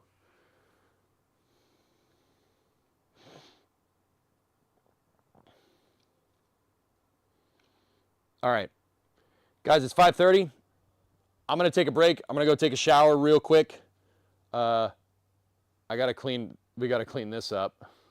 Hey, after we cut all that out, does the trunk still close? Hold on, ready? Oh! Nice. Sweet. That deck lid is worth money, dude. It's worth some good money. Okay, and now here's the fun part for these rust assessment streams. I'm going to move the car out of the garage, and we'll see how much car ended up on the floor today. Now, does it still open? I don't know. I left the keys in the trunk now. Bro. There's a mouse nest in that thing, Element. Listen to this, dude. You hear that?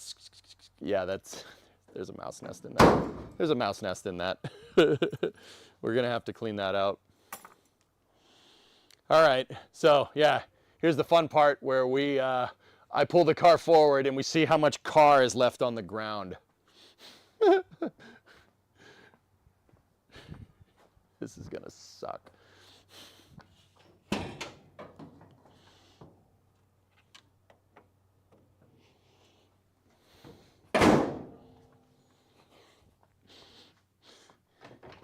Who thinks it's gonna start? You think it's gonna start? I think it's gonna start. Hey, you need the keys to do that. What? Really? When did they start doing this?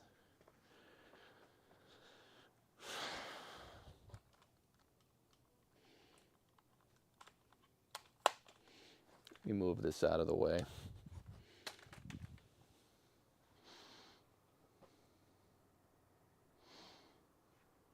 Better access for the mouses. There's still mouse nests in this thing, dude. I found another one. Actually, I found two. One's in the frame rail, and the other one is tubbed up against the wheelhouse, which probably is why there's rust there, because the mouse nest traps moisture, and they pee and stuff. Okay, ready? She gonna start? See if she starts today. Bro.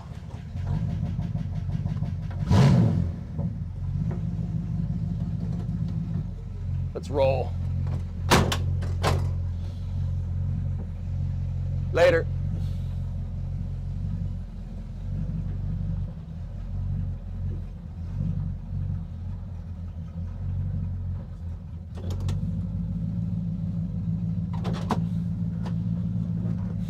I'm quickly finding out that the motor is one of the best parts of this car. Okay, shut that off. It's not happy. For now. All right, how much car is, oh my goodness. Oh, that's a lot of car.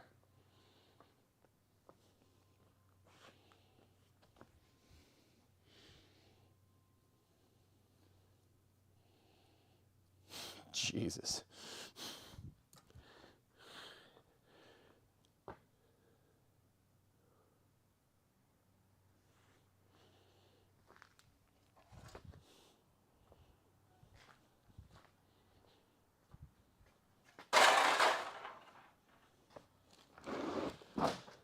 Oh, that's a lot of car. It's a lot of car on the floor. Probably shouldn't. Car sucker 9000, not mouse sucker. Yeah. Some of these parts might be a little too big for that, bro.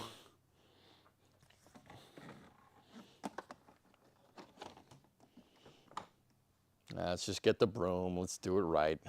Do it freaking right. It's freaking rust.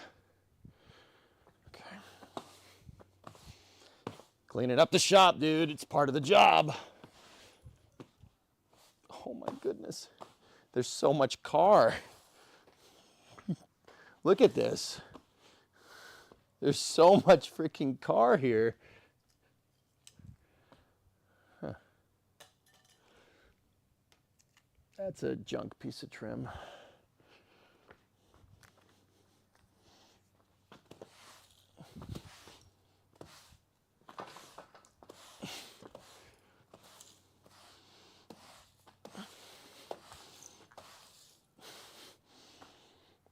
That is legitimately a lot of metal. Well, not metal, iron oxide, I guess.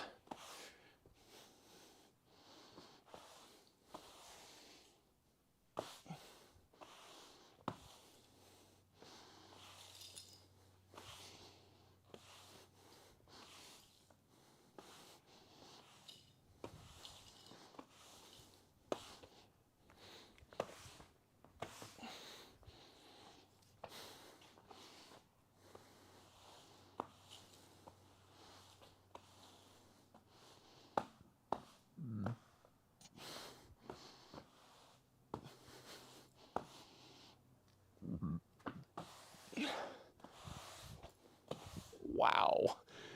Dude, that is a pile of 69 Coronet. Oh, it's a pile of 69 Coronet on my floor.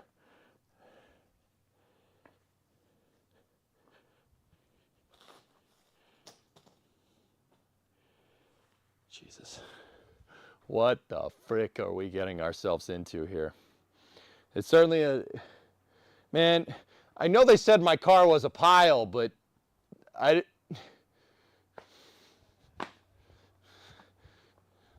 It's a little much. Send the pile back to the factory. Finn, the factory doesn't exist anymore. Yeah, lowering the unsprung mass is good.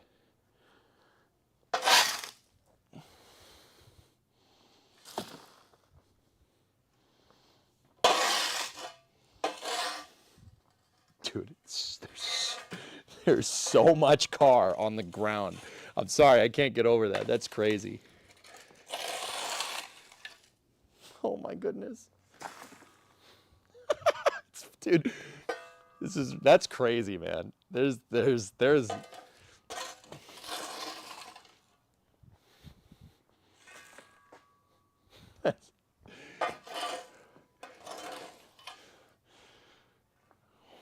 wow.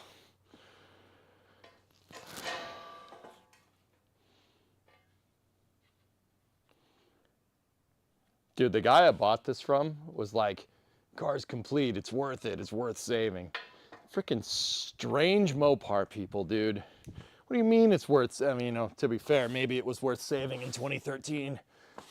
Most of that rot's probably from me. But also, jeepers creepers.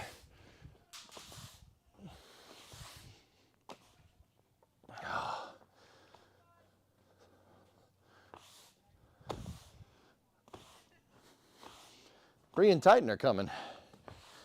I can see them coming up the driveway.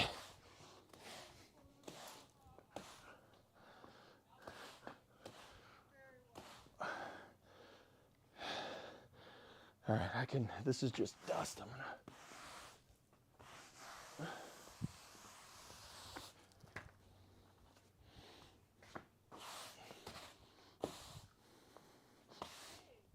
Hey, what's up? Yep. Cleaning up the shop is part of the deal. You know, I'm looking at these skid marks on the ground, guys. This thing actually did a burnout. How it did a burnout, it didn't just rip itself in half. I'm actually kind of wondering. Like, maybe I shouldn't have done a burnout in it. Maybe we'll do that later when it's not junk, but like, how did we do a burnout in this thing? Damn, dude. Look at the back of the car. Wow, you took pieces off of it. Yeah, some of the,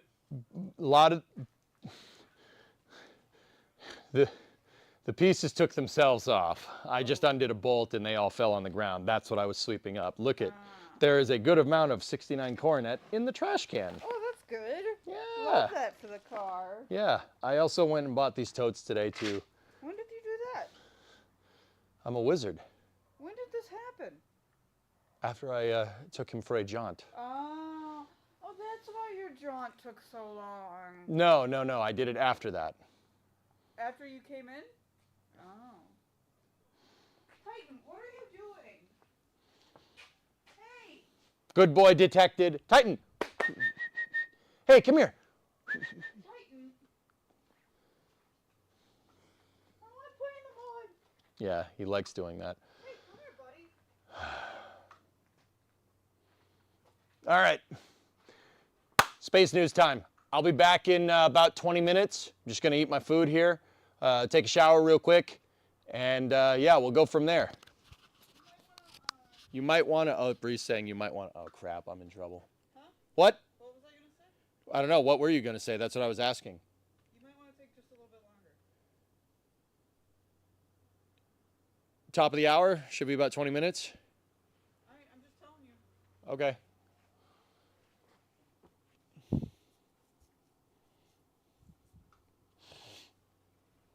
RDR2 will be for after hours tomorrow. We're going to do space news now for a couple hours, and then we have My Summer Car, part 2. My summer. Car. Tata Bear! Titan! Hello, buddy. Hello.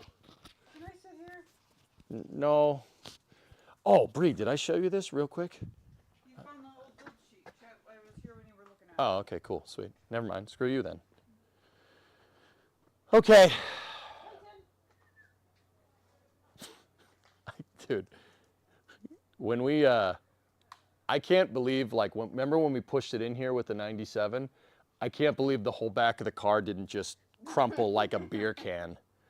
That shows that the frame rails are still good. I pushed this thing in when we first got it in here. I pushed it in here with the 97 because it wouldn't run. I was trying to tell you there's people with the neighbors you might want to stop and No, say I know. hi. Yeah, Oh, I'm going to. okay.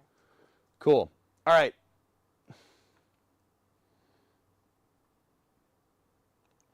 Brimo. This is Bree. Bree. Hi. That's Brimo, Stufa Man. And that's my dog Titan. You can't see him right now, though. Here, we switch to the high. No, I don't want to switch to the high cam right now.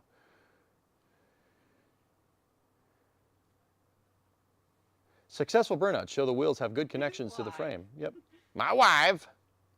Brimo's the better half. Yeah, you're absolutely right. Aw. You know what makes good marriage is that you're both the better half. This is what we like to tell people. You know, apart, we kind of suck at what we do. But when our powers combine, we form one functioning adult. Damn.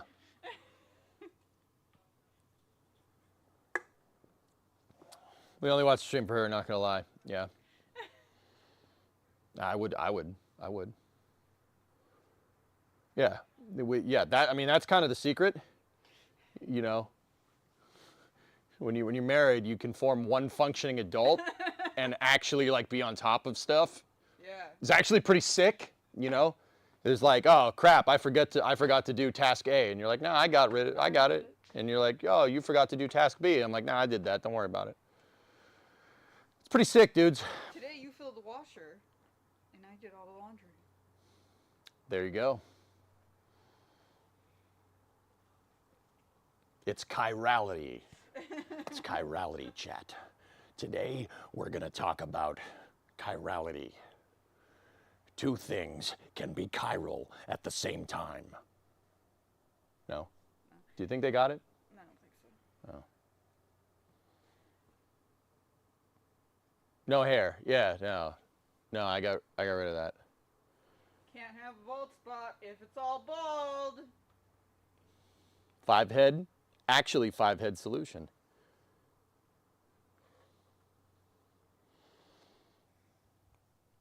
Yep, getting old sucks.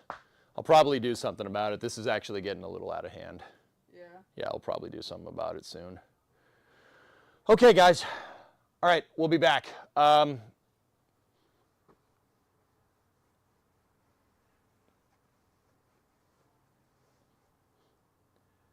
Project Binky, crownless.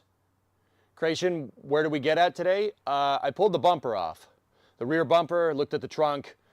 We found a lot of fun back there. The rear bumper was attached by 8 bolts.